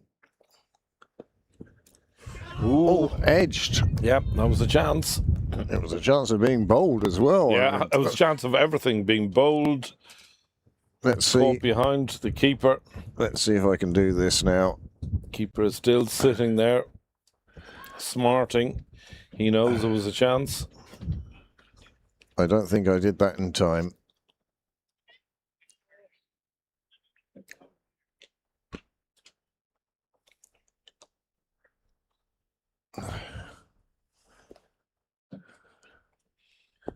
Ethan still in school, Craig? Is he I believe so. doing his leaving this year? I don't know if it... It's a smashing shot. Well, reaches the boundary, first bounce. Yep. Nice shot, though. Yeah, gorgeous. I'm not sure of his educational status at this stage. Okay, but he must be 17, 18. Yeah, I think he can drive now, so Yeah. 17 maybe. Yeah. Maybe he's doing his leaving cert next summer. Yeah, maybe. Yeah. That will interfere with his cricket, no doubt. Seems a very keen cricketer. Loves the game. Loves the game. Okay. The amount of corridor cricket that's been played in the Clark household. Oh.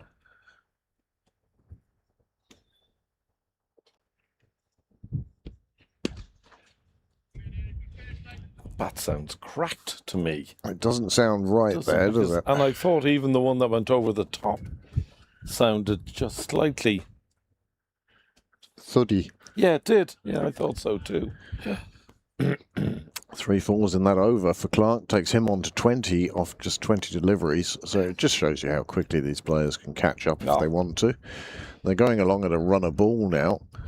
And, well, one wonders if the Malahide captain's going to keep Tulane on with that last over having gone for 13 runs. Yeah. Spinner having a bit more success, I feel, keeping the scoring rate down.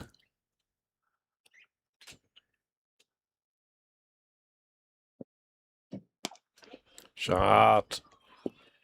That's as good a shot as we've seen today. That really is a terrific shot. Just piercing the field. Off the back foot, got right on top of the bounce.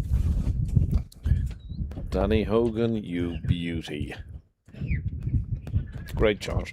Boundaries coming for Pembroke, seconds at quite a rate. That's 4 in the last 2 overs. And the required runs now under 150. Again, another just chunk taken off it. Absolutely.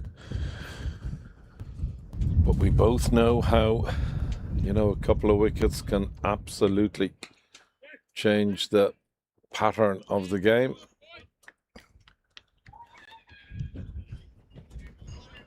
It's amazing how quickly momentum can shift. In the space of 2-3 balls, it can shift dramatically.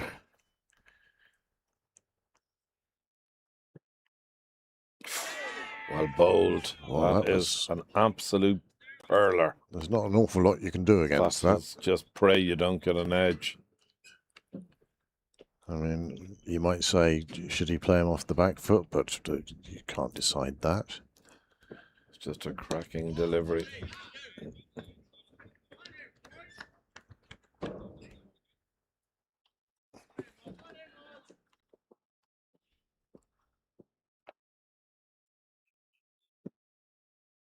Shot.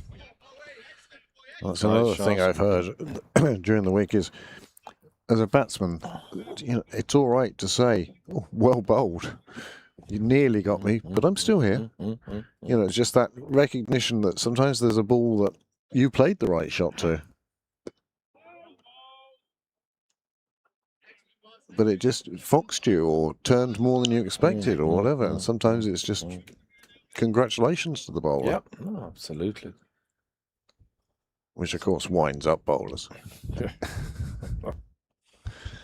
So that concludes the 6th over. Pembroke 39 without loss. Ethan Clark moving on to 20. Danny Hogan 11.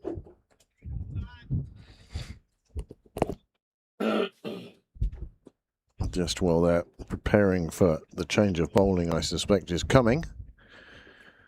There's a look at the worm. Now, ignore that flat bit at the top of the Pembroke line because it's just counted in the next over and said no runs have been scored in it. But you can see Pembroke have burst ahead on account of those boundaries that came up in the last 2 overs.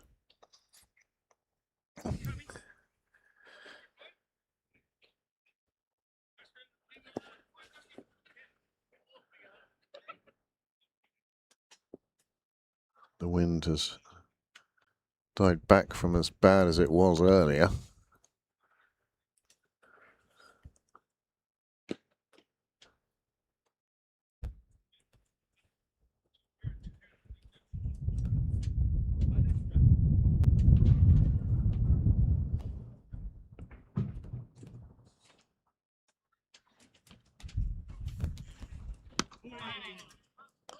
Well, Tulane has been replaced at the nursery end. Amiri has come on there. And now we see the prospect of spin from both ends. And look, I say that about the wind and suddenly it gusts again.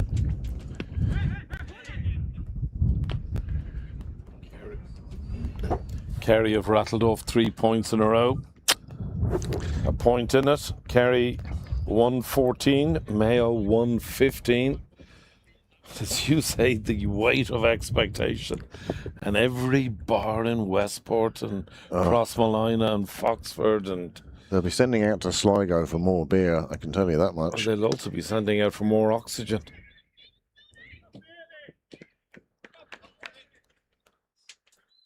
Single taken.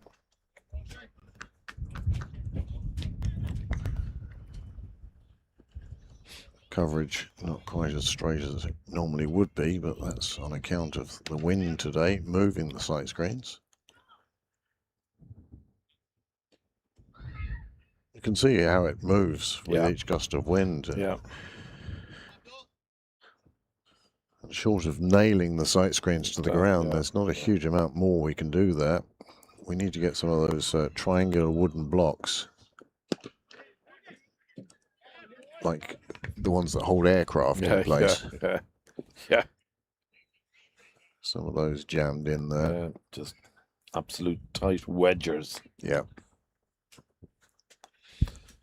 Ethan Clark disappointed he didn't get that last one away.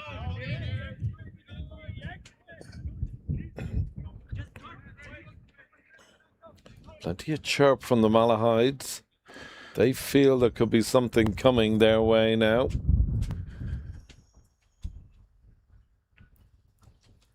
Mary's over just going for 3 singles. That would have been a big change to the previous over from that end. So, yes, it would certainly make them feel better about things. Still a runner ball.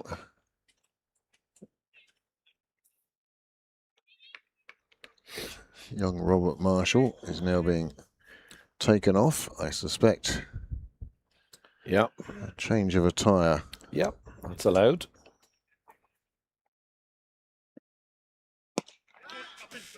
Well, that's going to clear the fielder, that's for sure. You could tell by the way he was looking at it, and it skips away towards the rope and makes it to the rope. 4 runs. Yeah. And Ethan Clark could only stand and watch as his partner took that one downtown.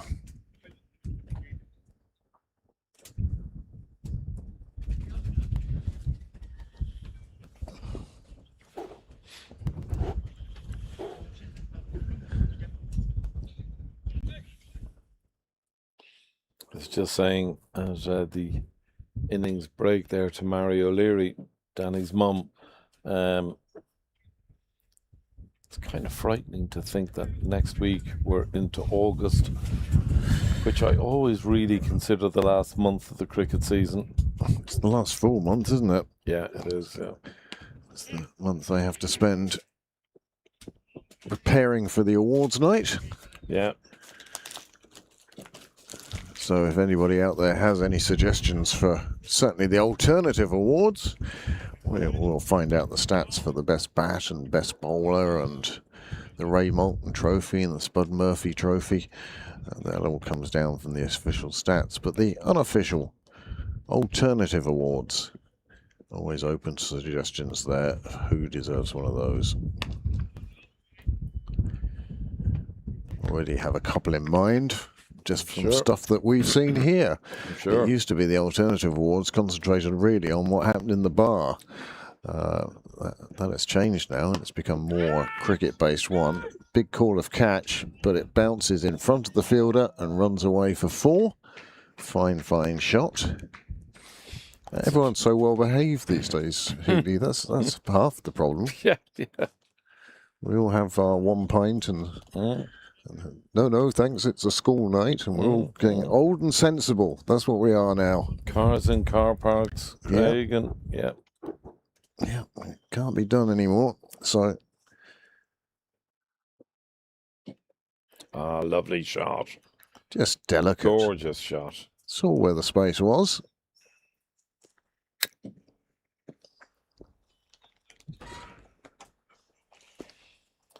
Yeah. So, Oh, 10 off the over, and they've just been milking these really. And yes, there's been the occasional big shot, but nothing too extravagant, and not going after good balls.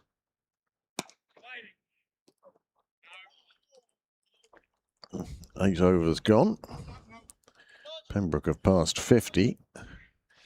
and what's more, they've done so without losing any wickets. Well, that's the important bit now from the league table point of view and the bonus points is keep the wickets lost to an absolute minimum here. Doesn't matter how long it takes you. And this is where Niall especially is of the view that it should be how quickly you chase the total down. And I'm with Niall. Not how many wickets you lost getting there. I can understand the old way of doing it, but these days with computer power behind you, I think it's a far better way.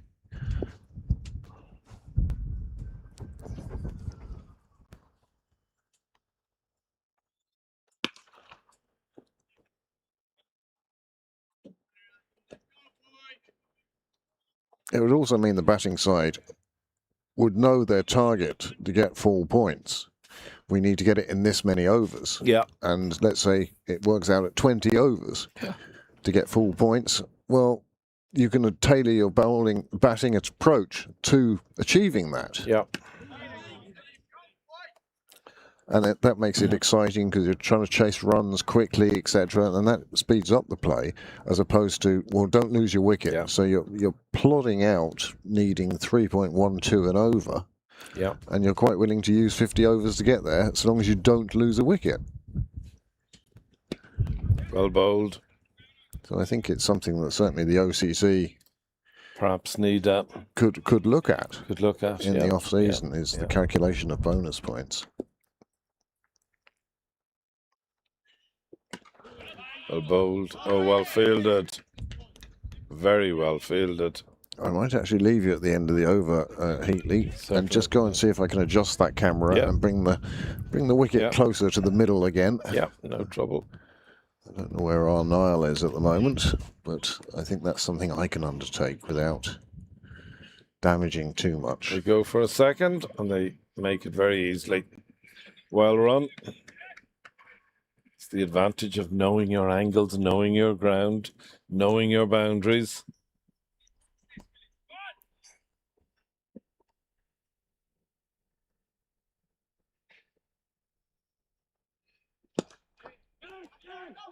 Oh, he's taking on the throw this time and gets home safely with a little puff of dust from pitch 6. Well, that is the end of the over. I'll go and see if I can do that. So 9 overs gone, and Pembroke are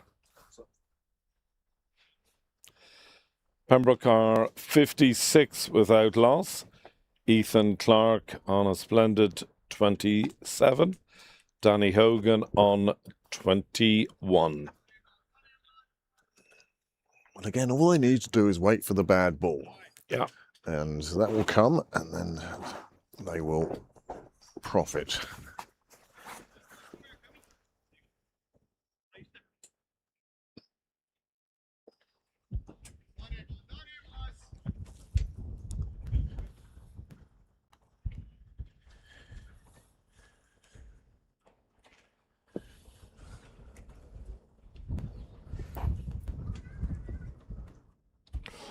Well bowled.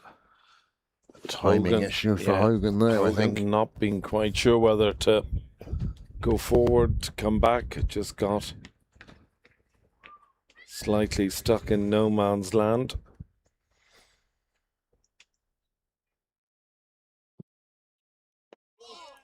It's well bowled again. One more.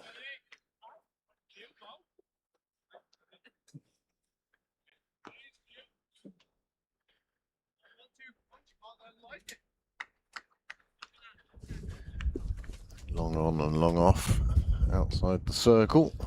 Last over of the power play. Big gap at mid-wicket there if there's any straying, or indeed over extra.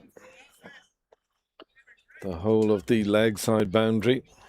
It's also absolutely set up for lap or a scoop. Absolutely. A reverse.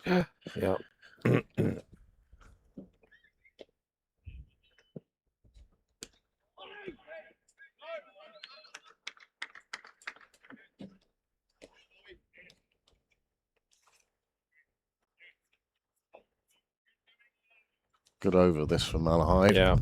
Very good. Just a little bit of control coming back. Yeah.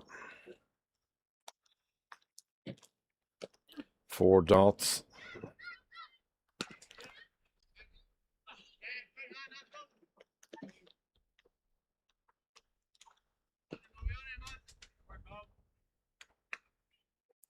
But again, these two won't mind. Partnership of 57 now. It's putting in the sort of foundation that Malahide missed out on. Well played, Ethan Clark. So that concludes the power play. Pembroke going at virtually 6s and over, 57 to be precise, without loss. Fascinated by this. The line up the Yeah. pitch. There is a story behind it, but as I'm not sure what it is, Okay. I'll leave that to somebody else to tell, Okay. or somebody will tell me, and Yeah. next time we're on air. But yeah, it looks like, well, damage to the ground of some sort. Does, doesn't it? Yeah. It's not a bicycle track. No, it's certainly not that. So, but I'm sure there is a story behind it, and luckily enough, it's off the square. So, Yeah. whatever it was taken straight off to the far end. Yeah.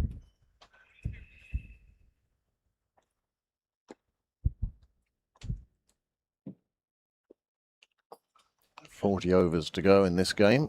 One wonders if they'll need 40, but we shall see.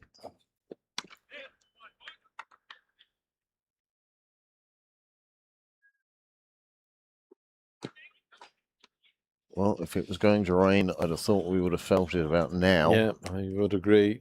The temperature just dropped a couple of degrees, and that sort of wind being pushed by the rain.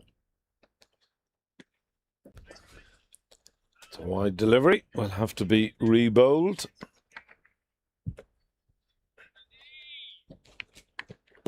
Hard to see what direction the wind is actually in at the moment. Certainly a ground level. Clark playing a very sensible shot, just pushing it into space.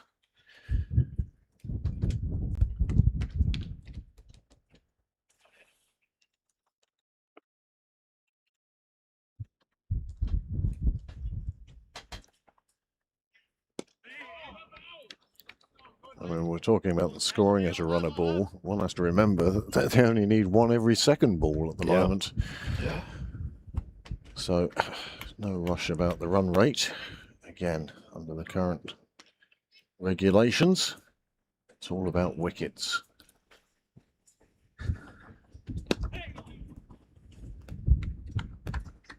Clark again, picking out his favourite fielder. You can hear the wind on the Dougal's just picking up a little bit again.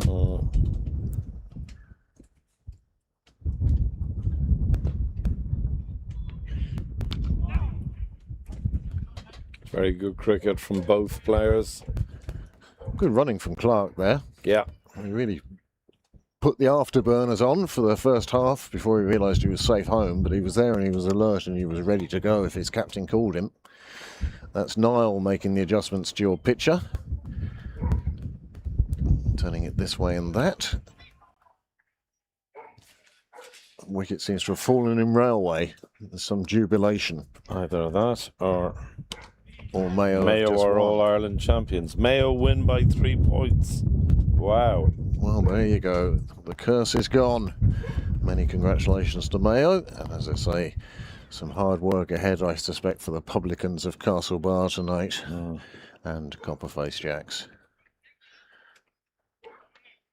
There'll be a queue of green and red outside Copperface Jacks. No, deservedly so. No county deserves their day in the sun more. Well done to County Mayo. Always Cross good to see. Malahide will be hopping. Always good to see new names cropping up on the trophy. Been a while since Mayo's has been on there. I'm just reading something here. I'll read it out to you just today. Cricket Europe News: serious injury sees T20 trophy final abandoned. Oh. The T20 trophy final between Carrickfergus and Armagh was postponed 10 balls into the second innings after a serious injury to Ryan Eggleston.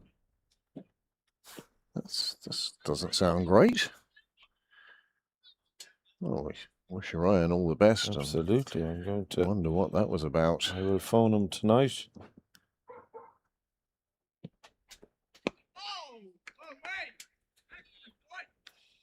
There we are, a little more. The veteran Ireland international and current Ireland bowling coach dislocated his elbow. Ooh. That is sore when attempting a catch, and the game was immediately suspended, awaiting the arrival of an ambulance. Wow. Ow. An hour and 50 minutes after his cry of anguish was heard. In At Belfast. the lawn, wow. I'd say He they was heard that transported cry. to hospital with everyone wishing him a speedy recovery. As Absolutely. we do here in Pembroke Live. Ryan is one of my favourite men in Irish cricket. I've known him a very long time. He housed all my children for years when they went up north. Jack, Harry and Tim all stayed with Ryan.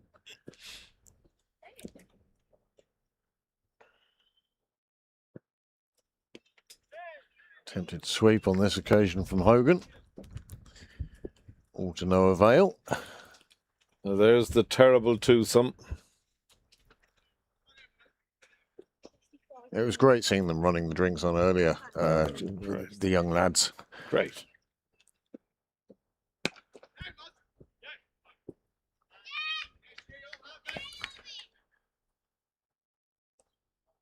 Again, no rush for these runs. Target of 183. Well, Pembroke already brought that down under 120, and they've done so without loss. I just get the feeling it would change the attitude in the second innings if Pembroke knew that if they reached their target in 30 overs, Yes, of course. they'd do it that way. Of course. Oh, here she is, back in the land of the living. Broken. Yes, indeed. Yes, the curse is over. broken, isn't it? Great. Broken. Yeah, 3 points. terrific. Yeah, comfortable in the end. Yeah. I'm sure it didn't feel that way on the field of play, mind you. Don't know. But anyway. And how is young Robert Marshall? How is young Robert Marshall? Great. It's great. Just got my baby fix. Yeah, I saw that. See you, Brian. Off to Copperface Jacks now, no? Copperface Jacks tonight? A Mayo man.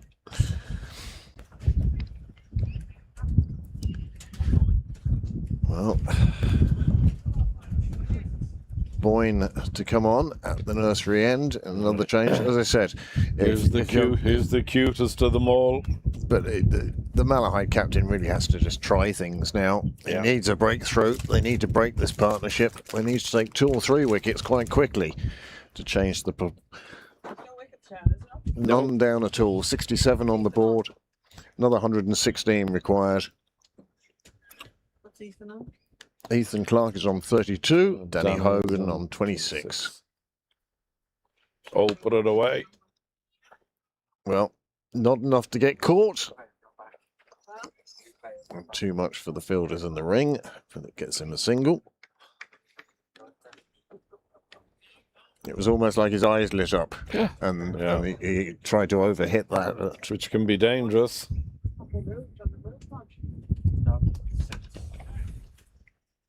Single just taken casually.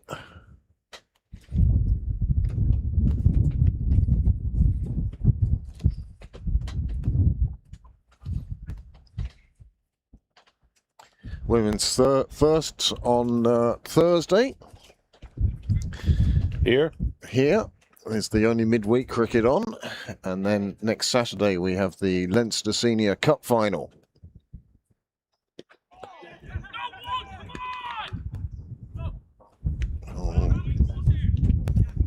Bowler disappointed with his fielders there. I love Bonner. He's so competitive. He's brilliant. He's not happy with his sort of deep point.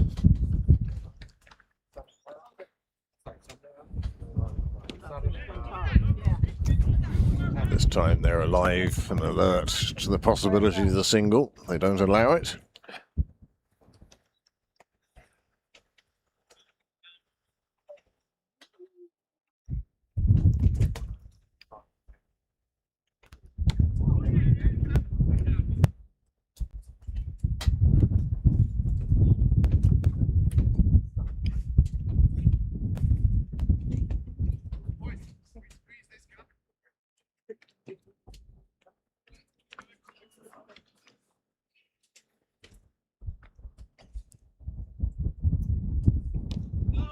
Well bowled. Change of pace doing the Well batsman there. Yeah. Batsman saw the change. But a good over, just 4 coming from it.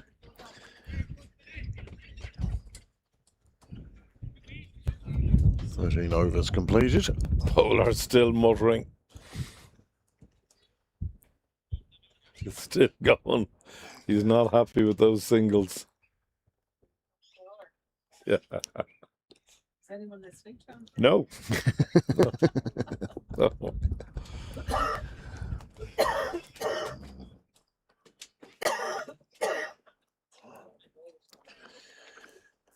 Here comes Freddie and Brian. Yeah. We spoke about the terrible twosome earlier. Well, these two. The one that made me laugh was little Freddie coming into the bar, telling Philip he wanted a 7-Up and a packet of crisps. Just left it on his dad's tab and walked out with them. Yeah. But the way he was at the bar, he had to stand on the rail just to see over. Yeah, of course. And Philip comes round and he goes, "No glass, no glass." Philip says, "You have to bring that can back to me now." Well bowled. Nearly Very did well for him bowled, there, yeah, didn't he? Very well bowled.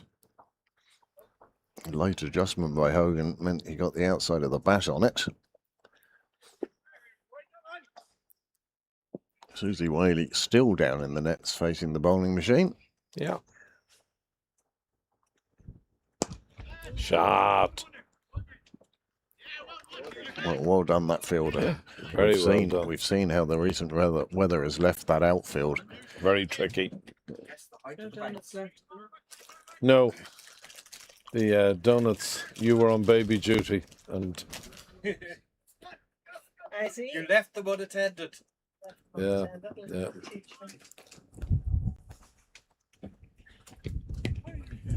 Nicely played to keep out the good ball.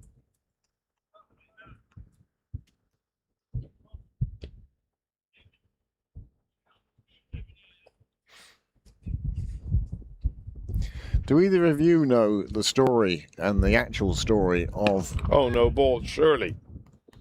Surely that's a no ball. It is, Yeah. and it's put away beautifully by Clark. And it's going to be expensive delivery. He's going to get a second bite of the cherry. Pat giving the free hit signal.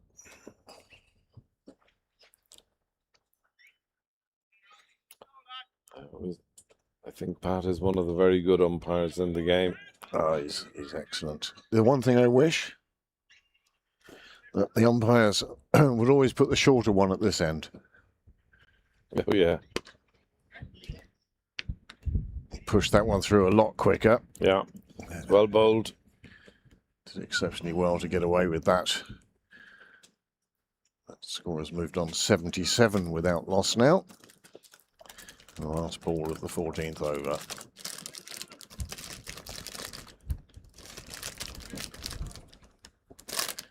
Such a shame about those no balls for the bowler. 4 overs have gone for 20 now. That one going for 6. And Pembroke, well, they've reached 77 without loss. And just 106 more required.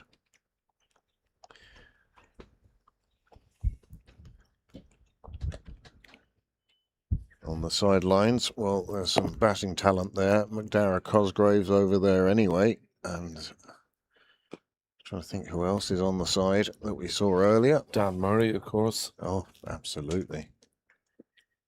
So I was inquiring as to whether Sunil was playing, but no, he's not. I saw him over there. Hamstring. Yeah, hamstring problem. Yeah. Hamstring. Yeah. A couple of weeks, he thinks. Yeah.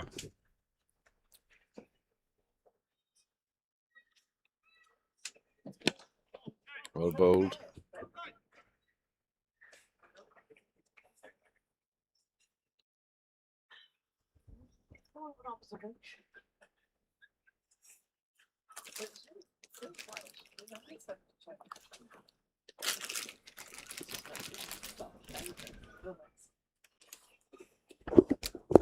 You two discussing how much quieter it is. Yeah. That man doesn't got any shouting. Didn't say that one. Just the single taken. Again.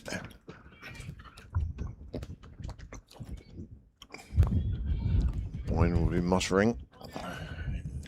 Wants to face the same batsman each of his 6 deliveries.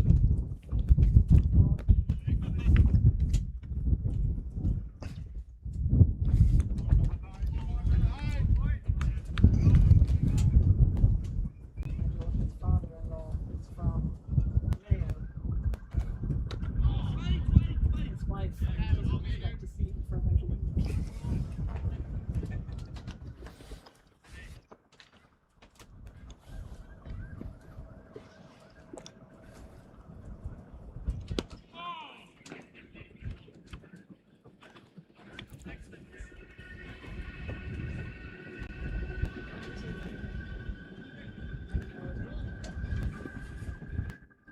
When did Mayo, what? So that's when did Mayo last win? Yeah. Isn't it 76 years? 6 years. 1951. They last won it. Oh, he's dropped it. No! He's dropped it. Oh, everybody there. Hmm?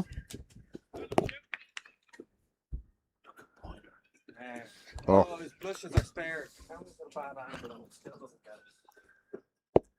Not done. Oh, no, no. It's like somebody put it there. I'm afraid they're not going to get many easier chances. That was a bit of a sitter, and the bowler not happy. He'll be, well, if he's like me, he'll be stomping off to his fielding position. Mutter, mutter, mutter. And here it is again. There we You are. see Clark, he just cuts at it into the air. Back with the real action. There's And there's the bowler's reaction. Poor umpire probably had the jumper stripped out of his hand. Well, that's unfortunate for Malahide. That could have been the breakthrough they've been looking for.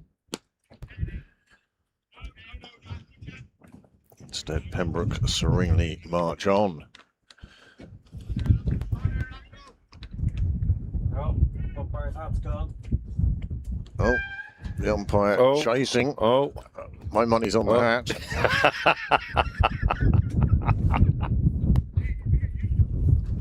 Makes his way back to his position. He'll jam that back on now. yes, Mayo end 75 years of hurt by downing Kerry. That answers your question, Craig. Many years?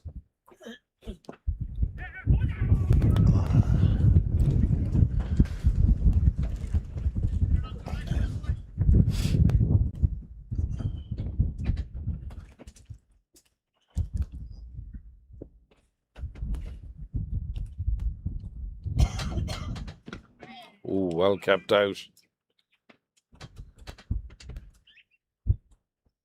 It will bring out a sort of table in the papers tomorrow, no doubt, of what the longest curses have been. The Black Sox from 1919. Curse of the Bambino from 1908. Curse of Sir Geoff Hurst since 1966. All these runs without championships. And those 4 runs means that Pembroke now require less than 100 to win. 98 required. Haven't Malahide gone so much quieter in the field now since that spilled catch? Yeah. Something like that just has the ability to knock the wind out of your sails.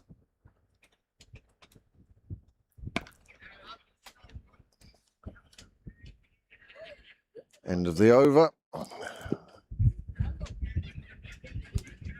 16 completed.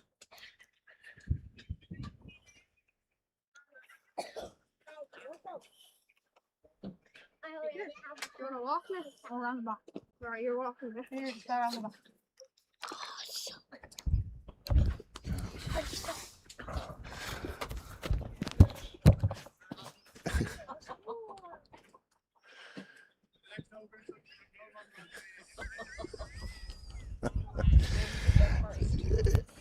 Now, you do realise that in 50 years' time, that is the committee. Stop. Yes. Typical.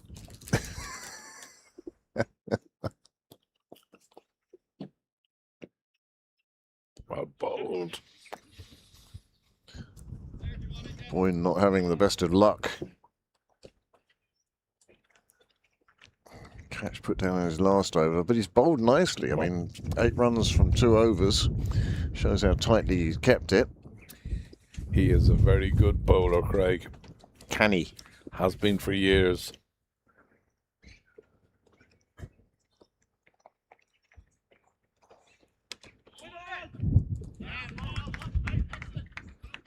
Bit happier with his fielder there now. Yep. Back in the good books. Yep. All is forgiven. Well bowled. Well waged on by Clark. Yeah. Played it just gently down all along the ground. Beautifully played. That's unusual. Both bowlers have faced 50 deliveries.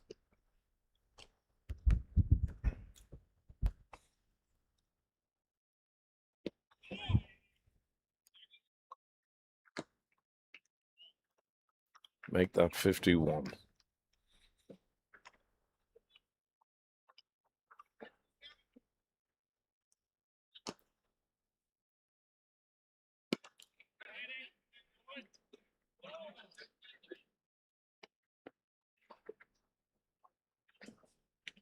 It's a shame. Ethan Clark has faced 2 more balls than I wanted.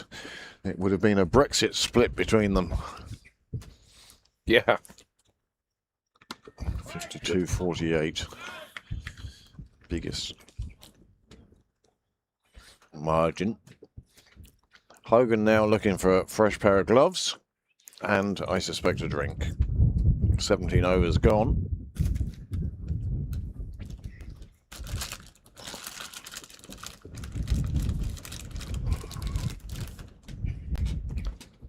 I always found if you like the orange or the green ones, you've always got far more wine gums because everyone else fought over the reds and the blacks and Yeah, I'm a green man.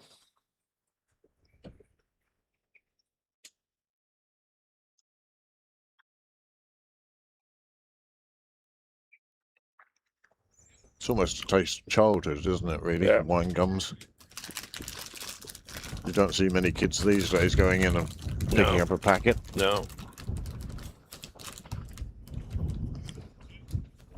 Why are they wine gums? Yeah. Good question.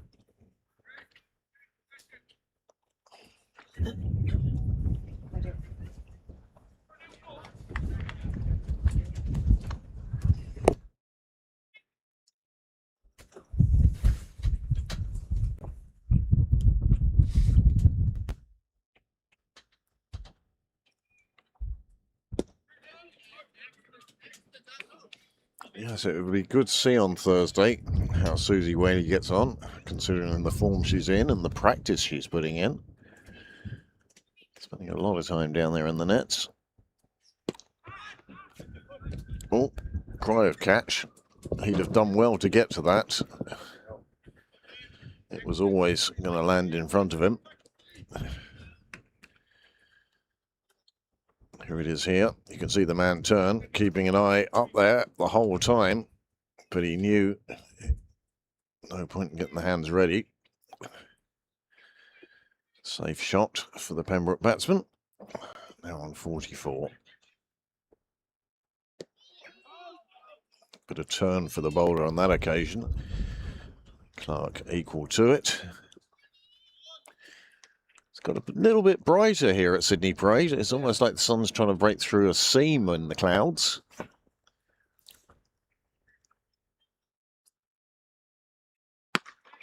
Clubbed down the ground for a single on this occasion. Fielder firing the ball back. Not really any need for that, but the wicketkeeper backing up ensured no further mishap. 90 on the board. Pembroke very, very close now to being halfway there. Yes, indeed, they are just about halfway there. Oh, just chipped over the bowler's head. Agonising for the bowler. Little sandwich. Yeah. Just lofted enough Possibly. to evade the bowler. Softly hit 8, perhaps. Yeah. Well bowled, good comeback. That ends Amiri's 6th over. 26 coming from those 6 overs, or maybe a few more actually. Live scoring just going back to correct something. There we go. 28 from 6 overs. Very nicely economical figures, but well, if Pembroke bat out 50 overs, they're going to get to the total. Pembroke bat out, I'd say 35 overs. They'll go very close.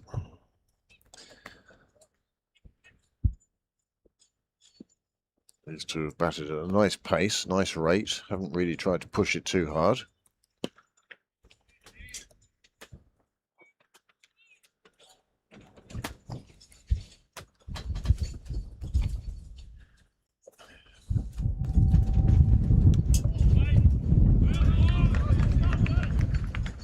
Well, he's definitely atoned for his allowing a single earlier. I'd say he is fielding with fear, Craig. Again, 3 smashing deliveries from Boyner.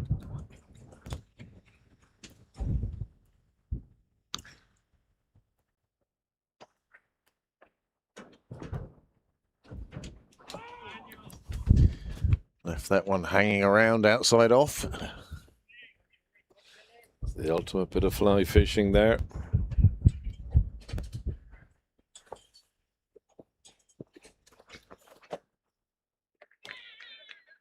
Well bowled and well played, well fielded and well gathered.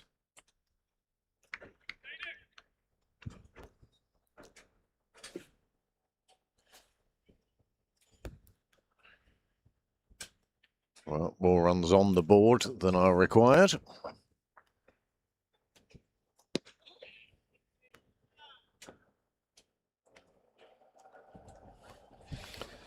Another excellent over.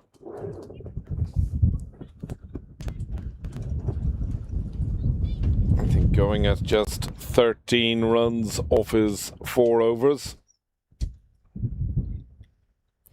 There's a great gathering of people now, stretching their legs. Heading off across the top of your screen. I think that's the Shillington Lacey collection. Yeah.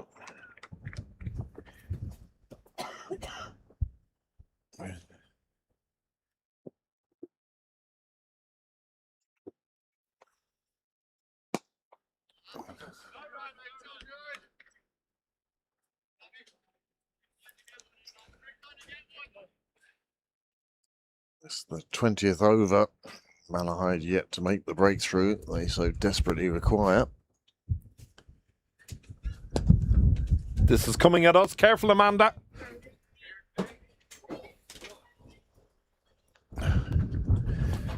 Straight over your head.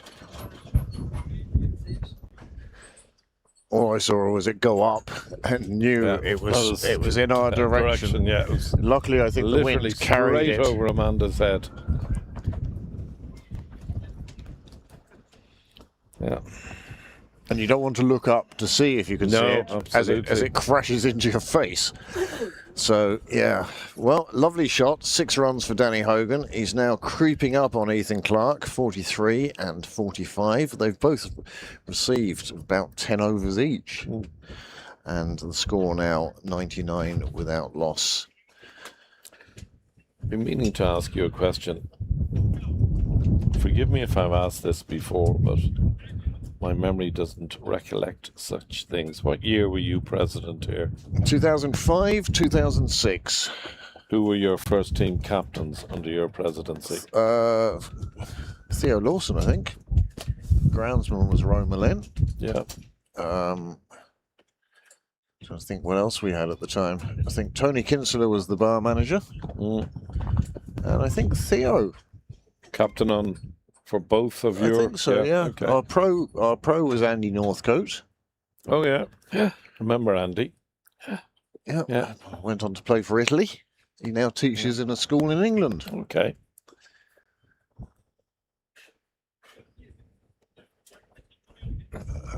Yeah. Yeah, a while ago. 20 years ago, my friend. Yes, indeed. Nicely played. It's like naming the England World Cup team from '66. It's naming the presidents who have been there since me. Yeah. 7 or 8 now. I'd have a stab at that. Obviously, Colin Kavanagh, David O'Riordan, Barry Tucker,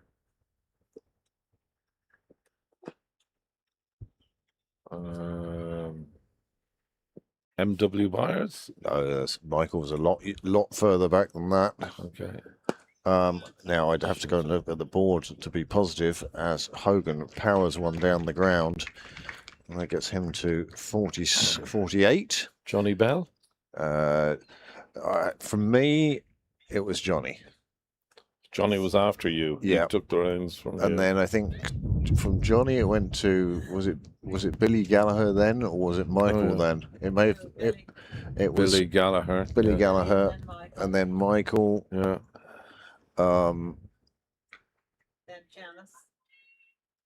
Was Janice president? Yeah. Yeah. Yeah. Janice, and then it went Sean. to Sean, Sean, of course. and then it went to Barry. And then to David, and then to Colin. Yeah.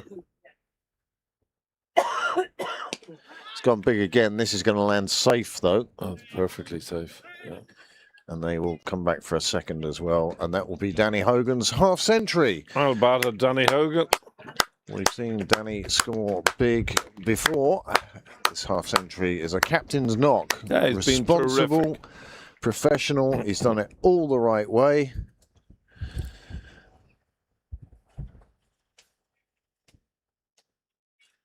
I will celebrate with one of your drinks tonight, Danny. Came home last night to see a fridge full of Danny's product. Forgive me, I've forgotten what it's called. But Anita bought a load of it yesterday. Excuse me just for a moment. Yeah, certainly. Stop exciting me, Craig. So there we go. 20 overs have been bowled.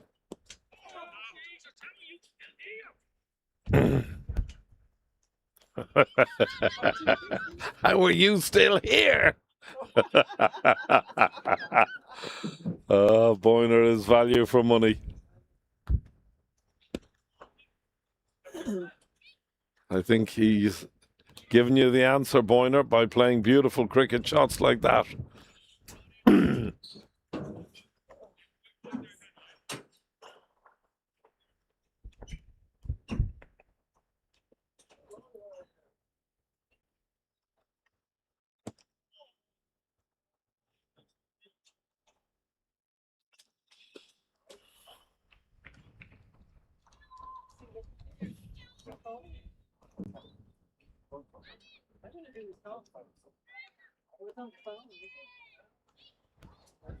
Don't put the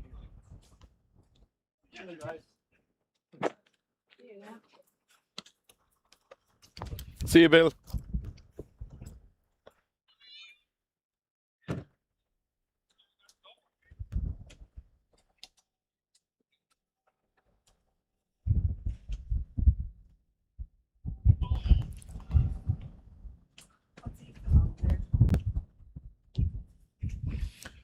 Ethan Clark is on 48, Danny Hogan on 51.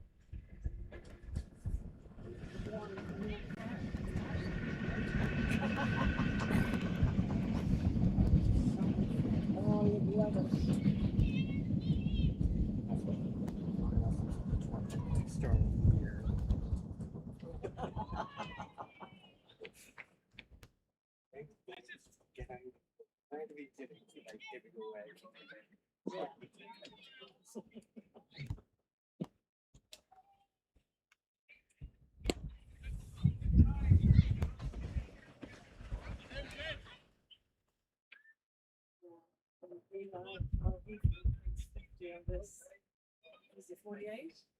Yep.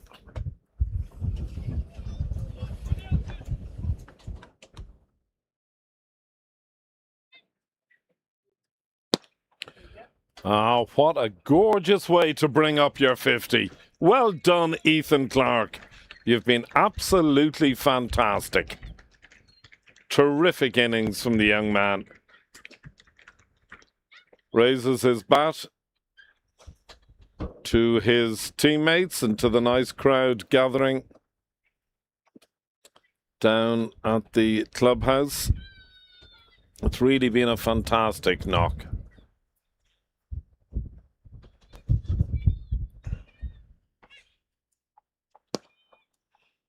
And make that another 4. I step away from the mic for 2 minutes and missed both half centuries. Yeah. Oh well.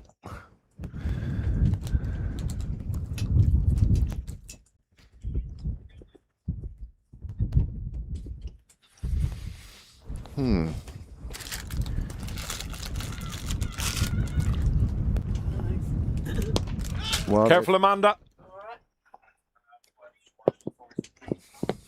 Oh, nearly. well, they've both reached their half century. They've obviously decided to move it on. I would again say you don't really want to be losing wickets, but by all means, you've earned the right. Yeah. If that's what you feel is Yeah. right, then you do that. Absolutely, I agree. You see his hand signalling the 4. Yeah. Pat was just Querying. rightly so. 124. Nicely played. Super partnership from these two. Both been here since the start. They really have sort of closed the door on Malahide. Yeah. Less than 60 required now. Really very similar to yesterday's game, Craig. Oh, well bowled. Very well bowled. A lot of similarities to yesterday's game. You know, the opposition, in this case, Malahide yesterday, North County, both bowled out for a low score. 150 odd yesterday, 180 today. And Pembroke reaching their target yesterday for the loss of just 1 wicket, and today 125 without loss.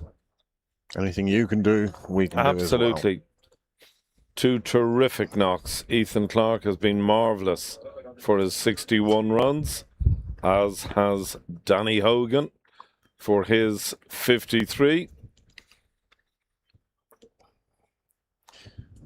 Ethan's composure has impressed me today. He's gone through some tricky stages where he wasn't really timing the ball, but he's stuck at it. Yeah. And now you can see him blossoming. Yeah. He's been terrific.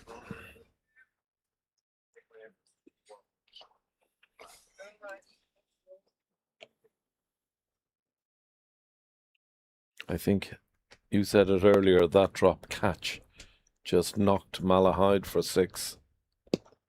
Just completely deflated the balloon. Yeah, it did.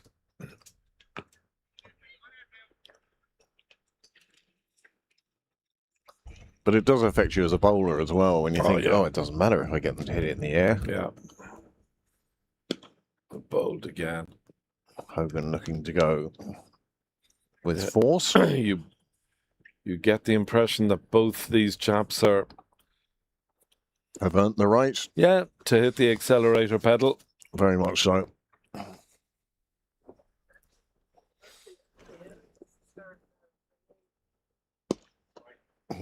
Clark looking to come down the track. Boyne with a wry smile. Cat and mouse between bat and ball. Yeah.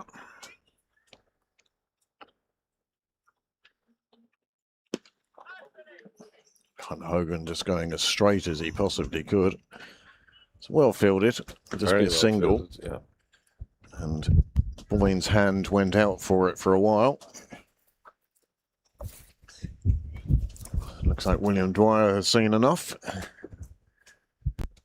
William heading for the car park.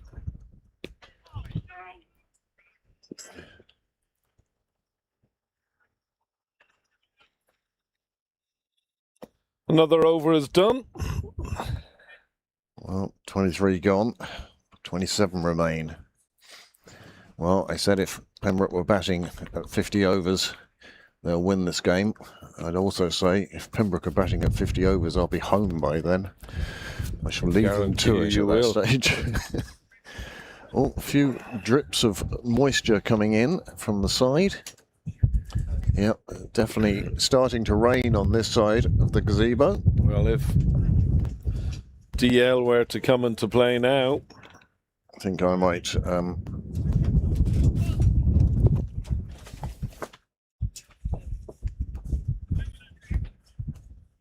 so 23 overs gone. Pembroke 129 now with a loss.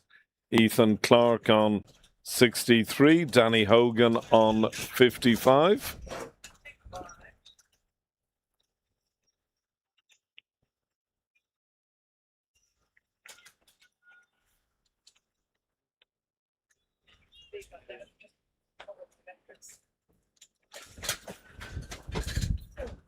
Good way to start the over from a Pembroke perspective. 4 off the opening delivery. Well, these two have definitely hit another gear now, haven't they? Yeah, they've big decided to take it on. Yeah, big time.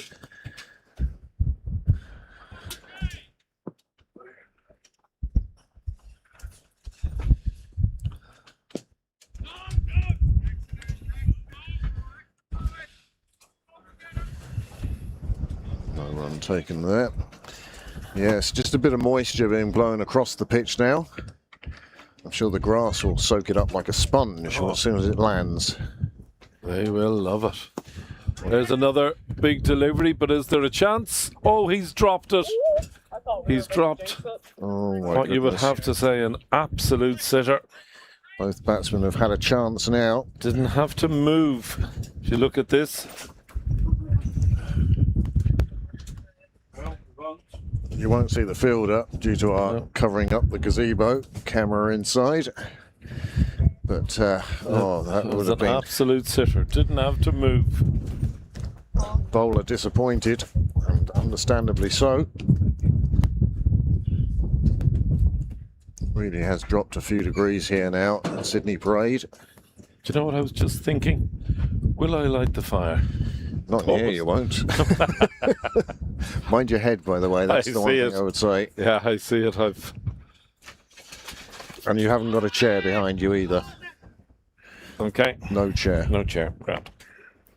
Didn't want you to try and sit down again either. Yeah. There. red one. Oh, well done, you. You love your reds. Yeah. Reds and the blacks. No, I'm. Oh, Oh, another careful, one coming lads. down Careful, towards us. careful, careful. Oh, Ethan Clark with an absolute fabulous shot. We'll have words with him later on. I'll tell you one thing.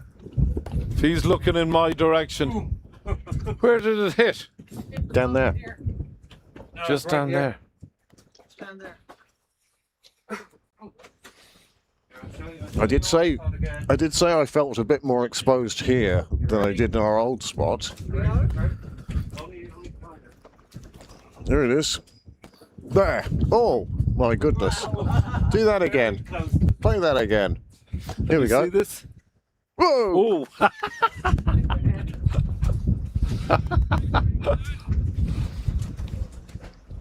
Ethan Clark moves on 69 with that shot. And now Captain Danny Hogan on 60. I tell you, you've got good odds on Ethan Clark outscoring Danny Hogan. yeah. He's been terrific. It really has.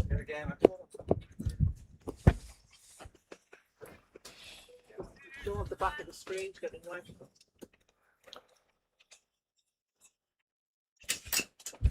Nice sweep shot around the corner, but a man fielding there will prevent any runs. 4 more balls to drinks.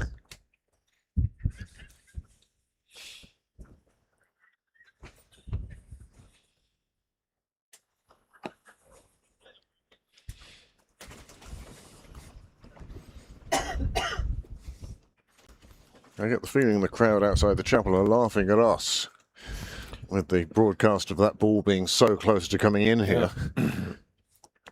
Oh.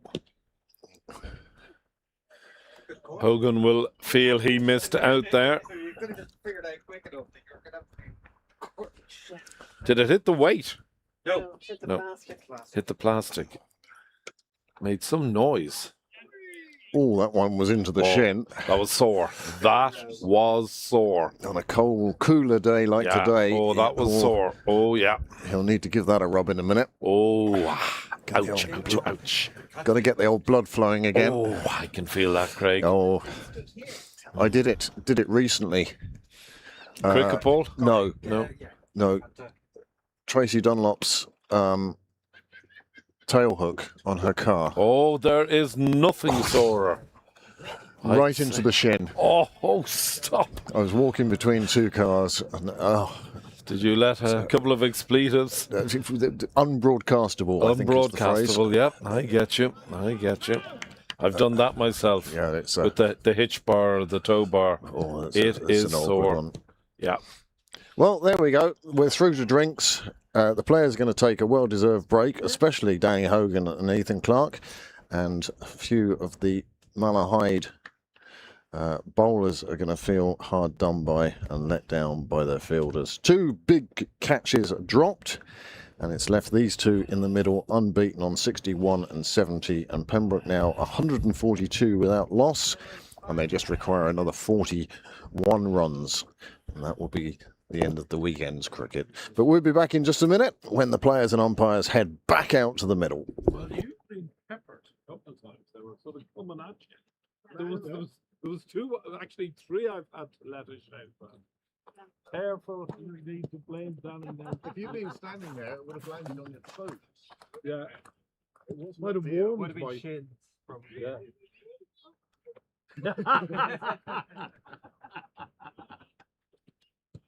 Yeah. That was interesting. But I would agree with you. I also feel more exposed there. Yeah. When you, it's very very well. much, it's very much on that sort of long on hitting on. Yes, of course. Yeah. It's quite the same as pitch 4 over there. Yeah, Like, yeah, just come yeah, up with it, yeah, really, yeah, yeah, exactly.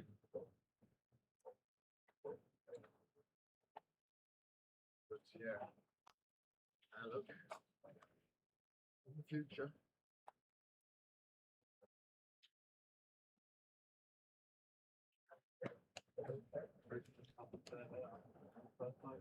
Just reading there's another heat wave forecast this week. for the UK. Yeah, orange status, orange heat wave. I do enjoy Euro news. It's one of the least biased. Yeah, I like Euro news too. Yeah. And they did a thing where the EU issued a warning about another heat wave coming.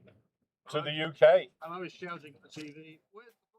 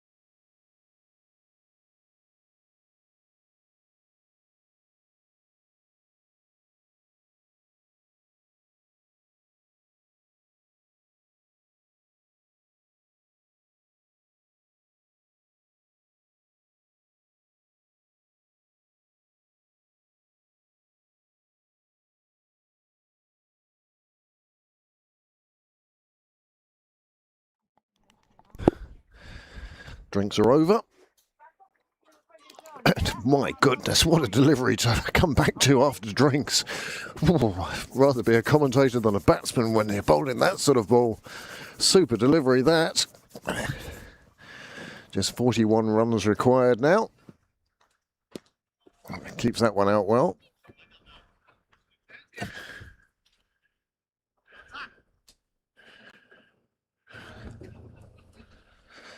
Clark on 70. Oh, nicely clipped away. Adjustment there from Clark. It's going to reach the boundary as well. Full value for the change of shot. Easing it round the corner. And this is turning into a super knock. It's no wonder that Ethan Clark has cemented his place at the top of the twos order.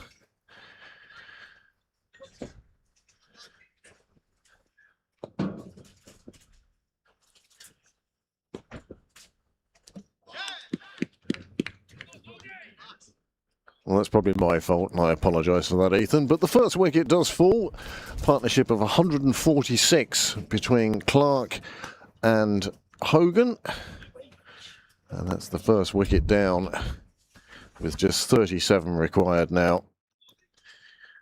Drinks break brings a wicket, and here it is, as Clark looked to chop this one, and could only succeed in chopping it onto his own stumps. But he'll be pleased and gets a good round of applause from his teammates and from the crowd outside the chapel, the Sunday evening crowd. The usual suspects. See a few pints of Moretti out on the tables. They're enjoying this display by Pembroke seconds.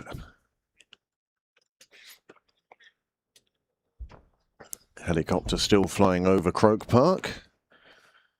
I'm sure the celebrations will spill out into the city centre. There'll be many a publican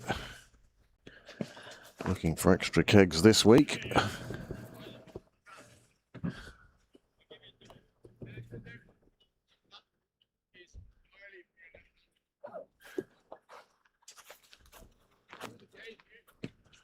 I see a few other faces joining us here today. Steve McCarthy, Ed Dwyer, both on Cyril's way. So Andy Hill, all down to see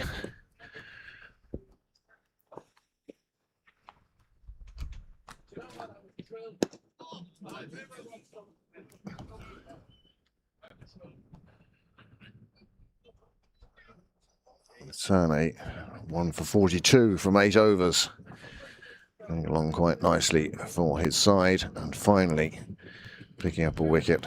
Well, 2 drop catches by Malahide proved to be quite expensive. They only have 37 runs now to defend.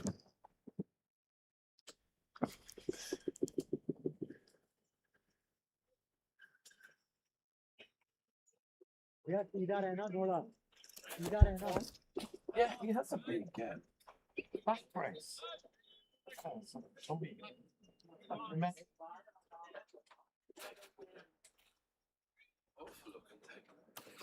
It's his superhero armour. Yeah.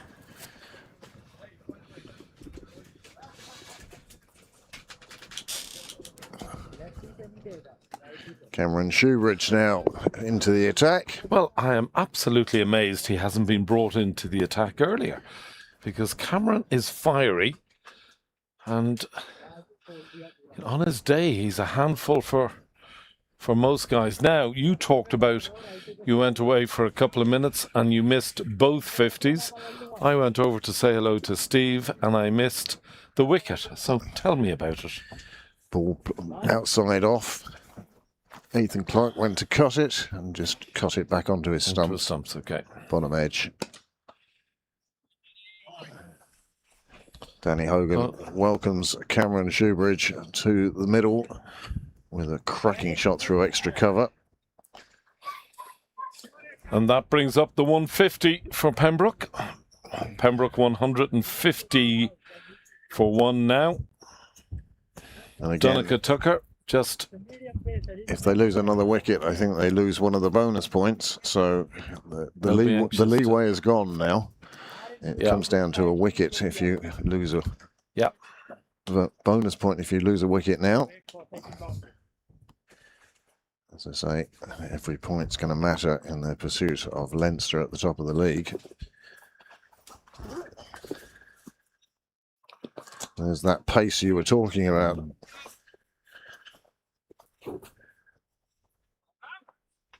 I've seen Cameron on a couple of bouncy wickets down the years, and he can be a handful.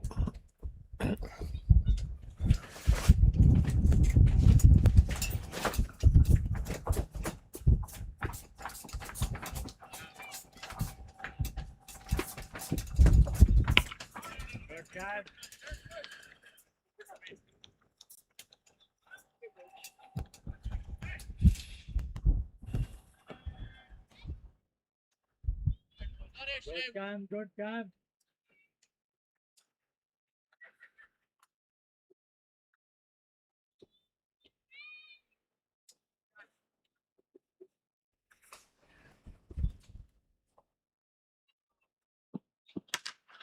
Hogan taking a trip down the wicket and then slashing one square on the offside, meeting it on the up. Another 4 for him. 154 on the board. And I think, is it exactly 30-29 required?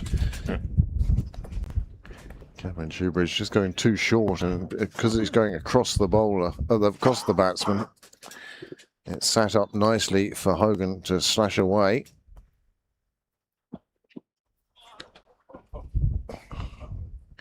Almost needed a tennis racket on that one rather than a cricket bat.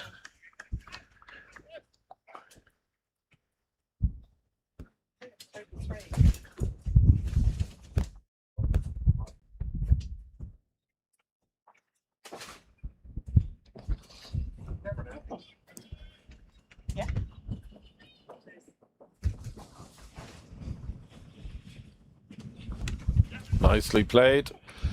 You won't stop that. That is 4 more.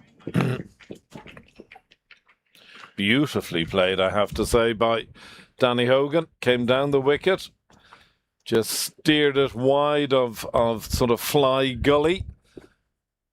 Running into the picket fence. Great shot. Really good over for Pembroke. So Pembroke moving ever closer to that target. Now 158 for 1.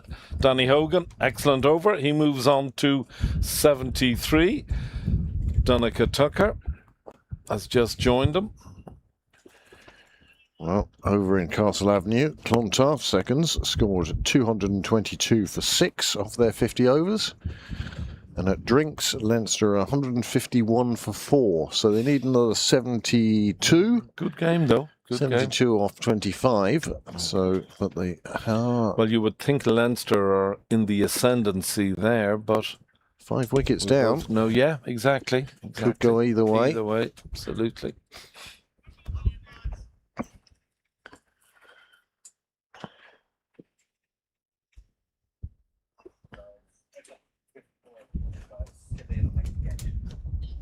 Well bowled. Very well bowled.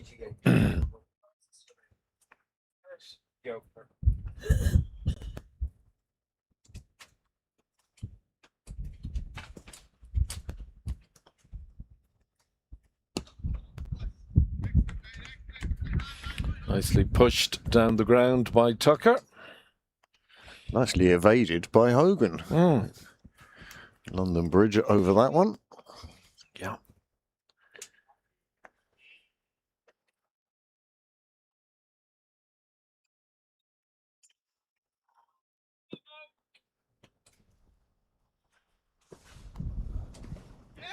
Oh my word, he changed his mind on the shot. His mind, he did, yep. That is the first bonus point lost. But a terrific innings. Fantastic knock from Captain Hogan. He departs having scored a really excellent 73 off a mere 84 deliveries. Gets a great round of applause from all outside the chapel and from his teammates. A well-deserved round of applause, may I add.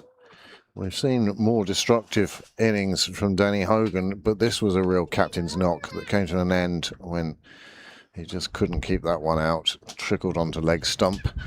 But he stuck around. That opening partnership of himself and Ethan Clark, 146.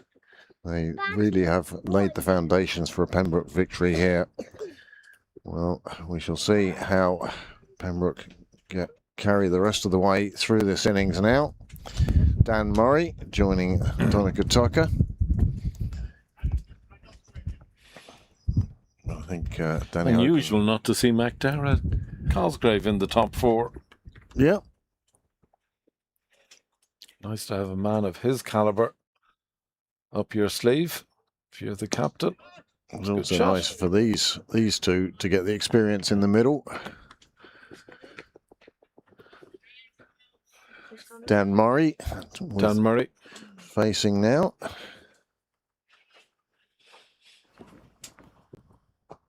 I think there's a little bit of timber involved there. Needed it though, didn't he? Yeah, I think so. Good over though for Sane. He has the 2 wickets that have fallen. He's got rid of both the openers at this stage.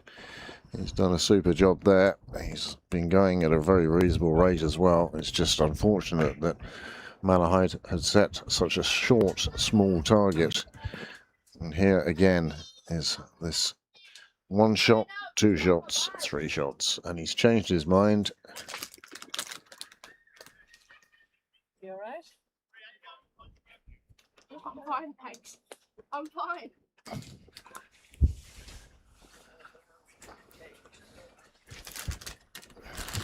Oh, jeez. Thanks, Evie. Pleasure, Jake.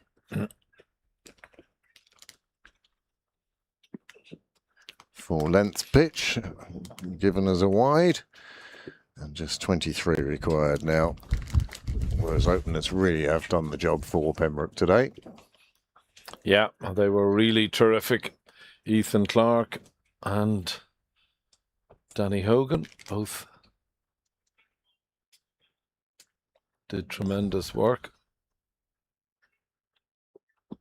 It's a good shot.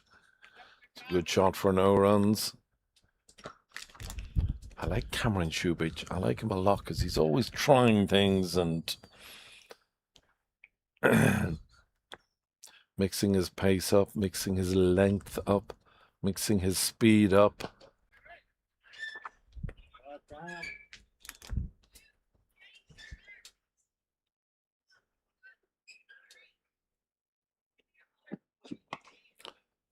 This could be the end of Donica Tucker. Could be the end. Oh, juggled, but held on. Well, that brings the total to 1 caught, 2 dropped. But they have made another breakthrough. And Pembroke, well, are they going to make a hard work of what should be a routine finish at this stage? That one was up there a long time. A fielder underneath it, and, well, Oh. yeah. Say his heart was in his mouth, Craig. Boyne's favourite fielder. He's done the spaghetti western on it, hasn't he, really? The good, the bad, the ugly today. Yeah. But all that matters is he held on. Well, new batsman to the middle. Looks like Joe Prendergast to me.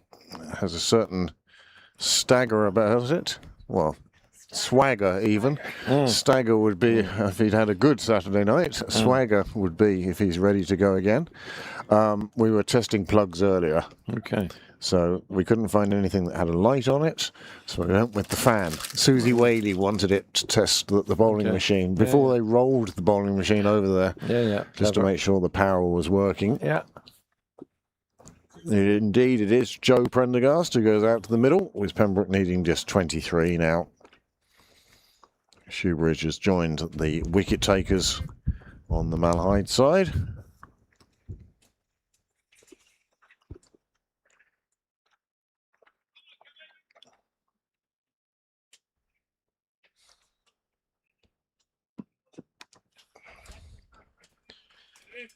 Oh, that's exactly what's needed.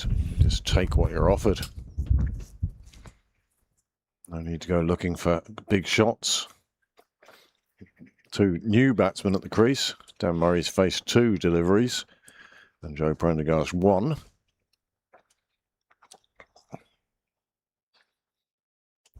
You know, another 2 wickets now might put the heebie-jeebies onto a few Pembroke players. It's a young team. They'd have seen everything going swimmingly. It's a wide delivery, I would have thought. Here goes Jake Bell with a bag as big as himself. It's like a snail. Yeah, Carrying his home on his back. Yep. I'd say he has no problem with his school bag. You know the way parents are no, always of complaining course, yeah, school bags are too heavy and text back books are too... Absolutely. Another wide delivery from Shoebridge. Really striving for that extra yard of pace at the moment.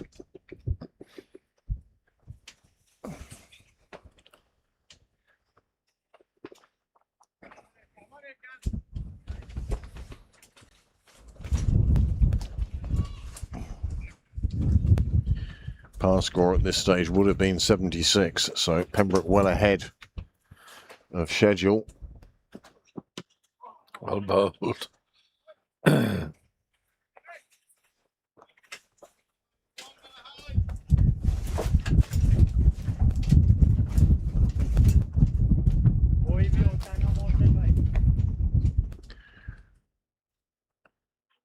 Great to see such interest in the second 11's game.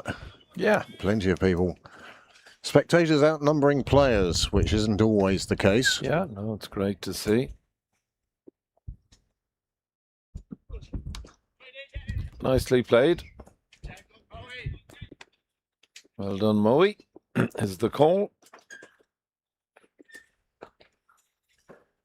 Clouds still broken. No.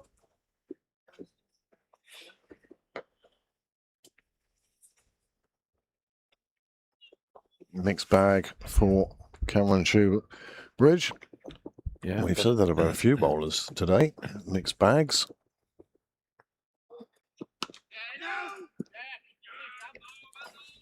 Good call.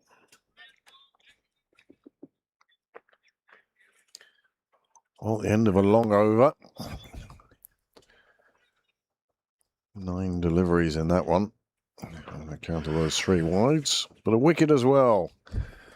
Pembroke now need 19. This is a stage where myself, when I was captain back in the day, this would be the time when you throw the ball around a bit. Yeah. You know, guys, you haven't seen much bowling of them. Yeah. And it's sometimes just an idea just to find out who can bowl. Yeah, of course. You can see guys in the nets. And you can often be surprised. Yeah. Yeah. You can watch guys in the nets as much as you want, but there's no substitute for seeing it in the middle.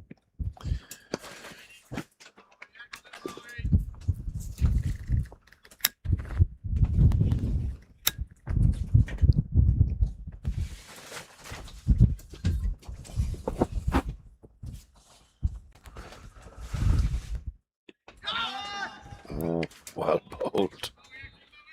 Bowled very well has Sane. That shot reminded me of Dan Murray in the T20 earlier in the season. He had a few that careered into the body, but then eventually had one in his arc. Penultimate ball, I think, of the game, and he pucks it away for 6.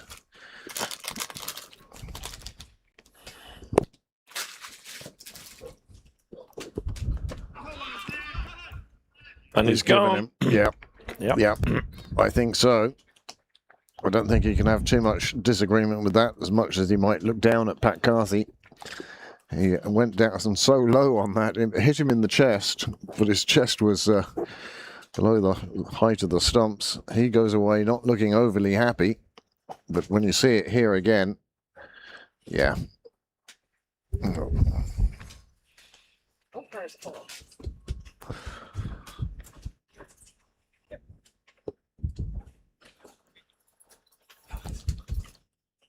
Another wicket falls. Sane picks up his 3rd. Now, was it going over the top is the only question Murray has about that one. And as Amanda said, at best, umpire's call. Got himself in a hell of a tangle. That's what the problem was. If he'd middled the ball, there'd have been no problem. Well, another wicket falls. Pembroke now 4 down.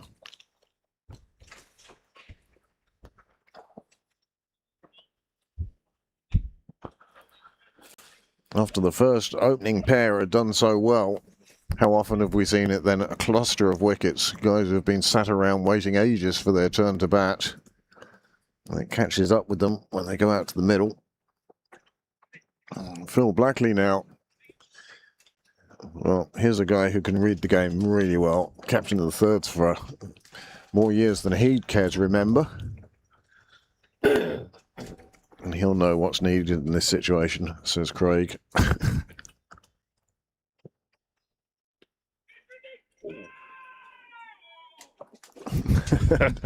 That's one disappointed fielder there, Mr. Boyne.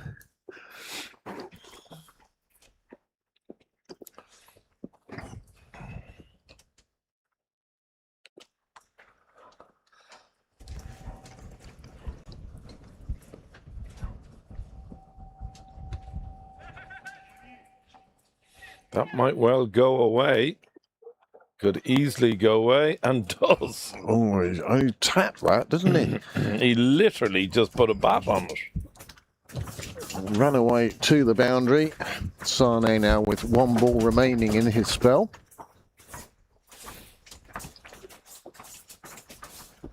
A very good spell, may I add.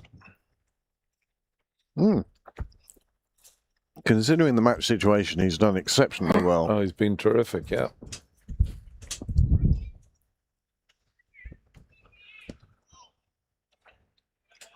And that is the end of Sane's spell. 3 for 48 from 10 overs. Excellent stuff. Pembroke now 169 for 4 from 30 overs.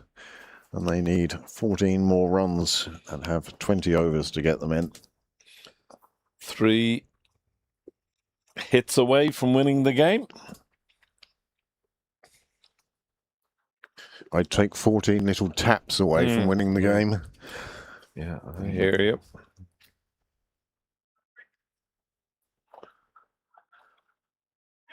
But as I say, it would make it more exciting if you knew that for every 5 overs below 50 that you reached your target, you got the bonus point. So if you match their target in 25 overs, you get all 5. Yeah. You know, coming up to 30 overs gone, you'd suddenly go, oh, well, you need 14, let's go for it. Oh, okay, we didn't get them there. We'll make sure we get them before 40 overs. Yeah.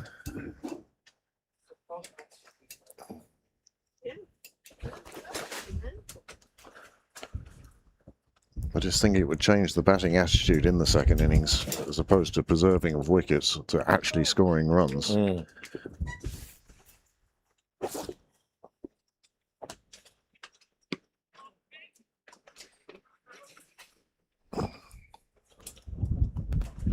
Single taken.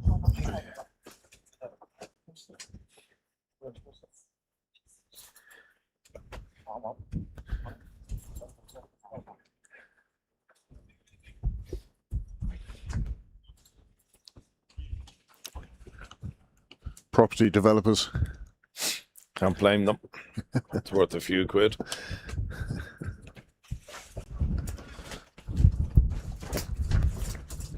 Thought you'd get some houses on this piece of land.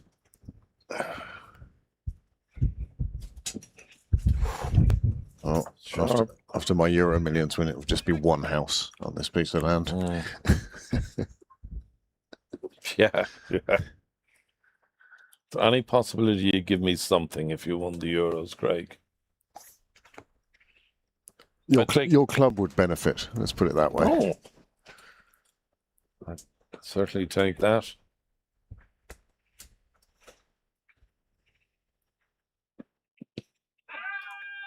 I have had the discussion with my family as to what would you do. It's good discussion. It's good fun. It's a good game. Yeah, It's a good game. Yeah, Over the years, I've played it so many times, I have the same choice, but it's just becoming more and more specific as to what I do. I now have a set plan in mind. Obviously, well, I've always the planning department of Dublin County Council might, or City Council might have something to say about it, but again, yeah.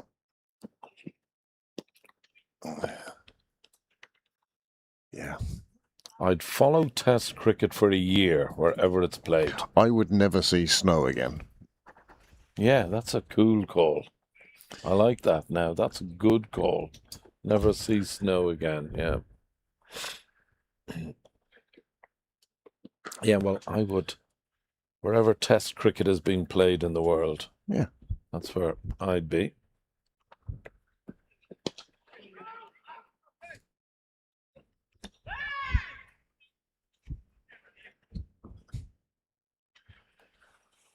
Another over completed. Another single taken off the runs required.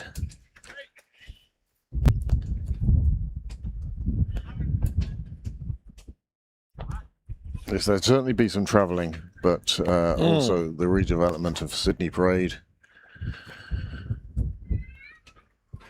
The clubhouse, do you mean? Well,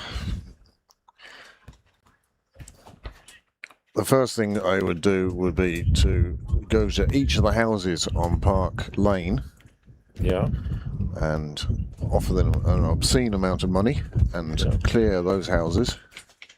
Do you mean these houses? Yep. Yeah, okay. And then the clubhouse, I would take great delight. I'd almost do it free by hand. Destroy that clubhouse, raise it to the ground and start again. Okay. But I'd start again here. Okay. I'd have the car park, the clubhouse in the car park and the car park under the clubhouse. Okay. Underground car park. Don't mean to be rude, your winnings are going to disappear fairly quickly, my friend. Oh, absolutely. Yeah. Absolutely. But do you know what? What a legacy to leave behind. And I'm playing the game anyway, so what actually gets done or you get allowed to be done. Oh, trouble here, perhaps. Well, I think he's gone. Yeah. Blackley is on his way. Yeah. Called through for the single, and well, there's no need for this at all at this stage. Just push the ball around, take your singles, win your game. You don't need to take those singles. Phil Blackley on his way back to the pavilion. Played away and he's called through. There's no hesitation from either one of them, which It's a terrific throw. There just wasn't a run there. Oh, yeah, it's a very good umpiring call as well. Well done by the wicketkeeper. Brought the ball down very quickly to the stumps. I've been really impressed. Is that Riley Shoebridge keeping wicket? It could be. But I thought so. He has kept a superb wicket all day.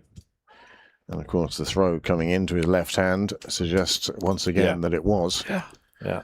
Or is. Now, who is the incoming batsman? This could be McDarragh. I'd like it to be McDarragh because another 2 wickets now. And things could get very jittery. Yeah. It's a bit Harem Scarum. Harem Scarum. Yeah, I'll do it.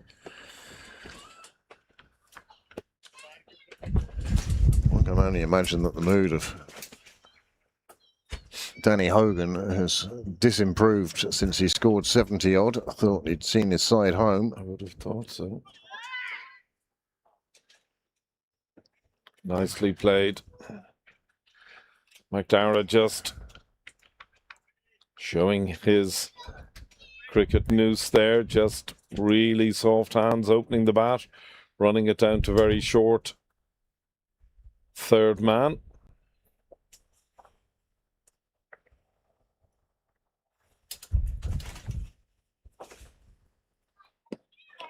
Well bowled again.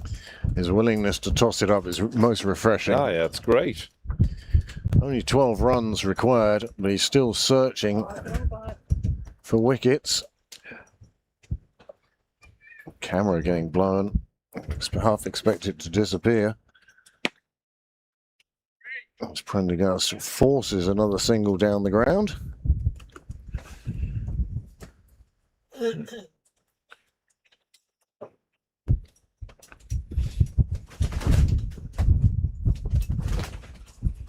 I say well done to the weights on the gazebo today. Yeah, excellent. They have done a half-decent job. More than half decent.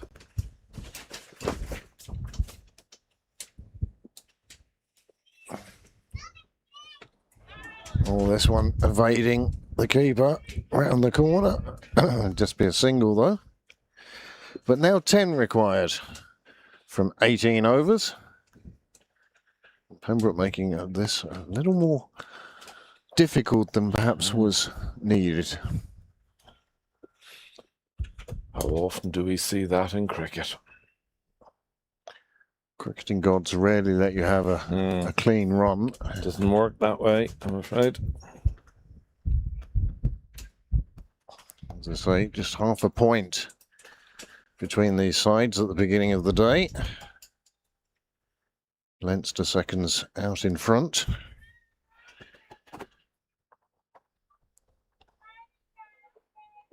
Leinster seconds are also going to rack up a win. It's going to be no change in the gap between the two sides if this keeps going the way it is. Been really impressed with Cameron Shoebridge since he came on. It was a wonder that they waited till the 25th over. Especially with that opening partnership the way it was.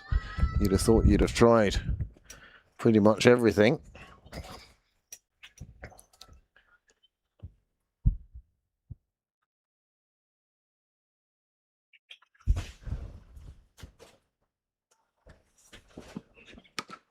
That's nicely punched away.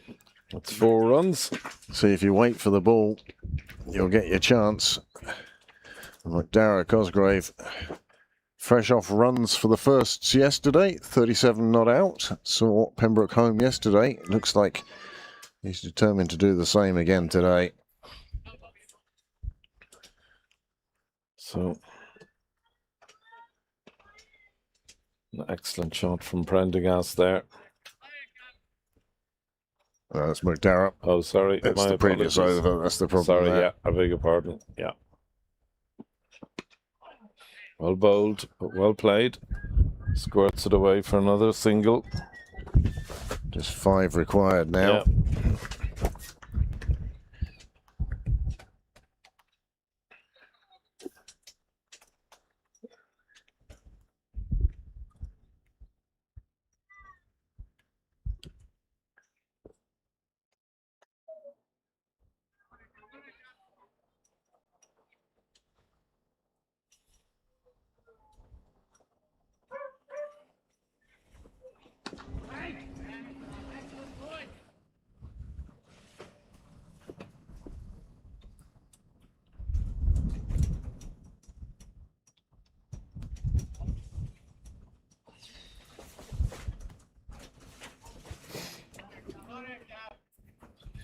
It's been, you would have to say, a very accomplished performance on the part of Pembroke today. Bowled very well, restricting a good Malahide side to just 180 odd runs.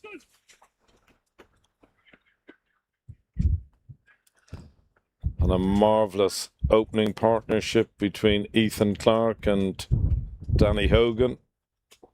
Really, absolutely breaking the back of this total. Flurry of wickets then. 146 without loss. 179 for 5 tells its own story. As they say, the hardest run to score is the final run. So that's the end of the 33rd over. Pembroke 180 for 5. Joe Prendergast on 4 not out and McDara on 8 not out. Well, they'll be looking at the scoreboard and knowing just how close they are now.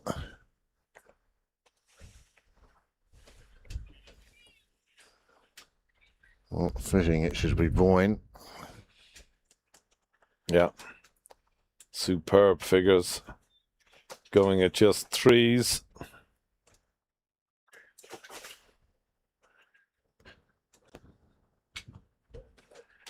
Changes in the field.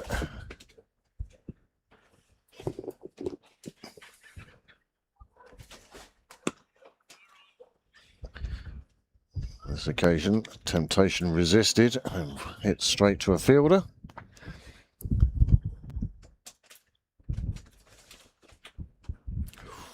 Well bowled. Yeah.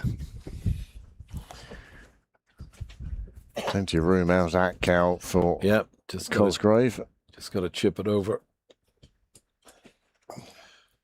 Sort of short mid-wicket's head, and it's gone.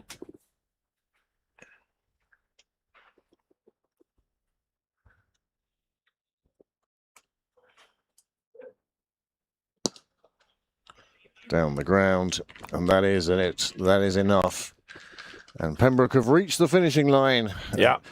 With more of a stumble than a stride, but they've got there in the end for the loss of 5 wickets.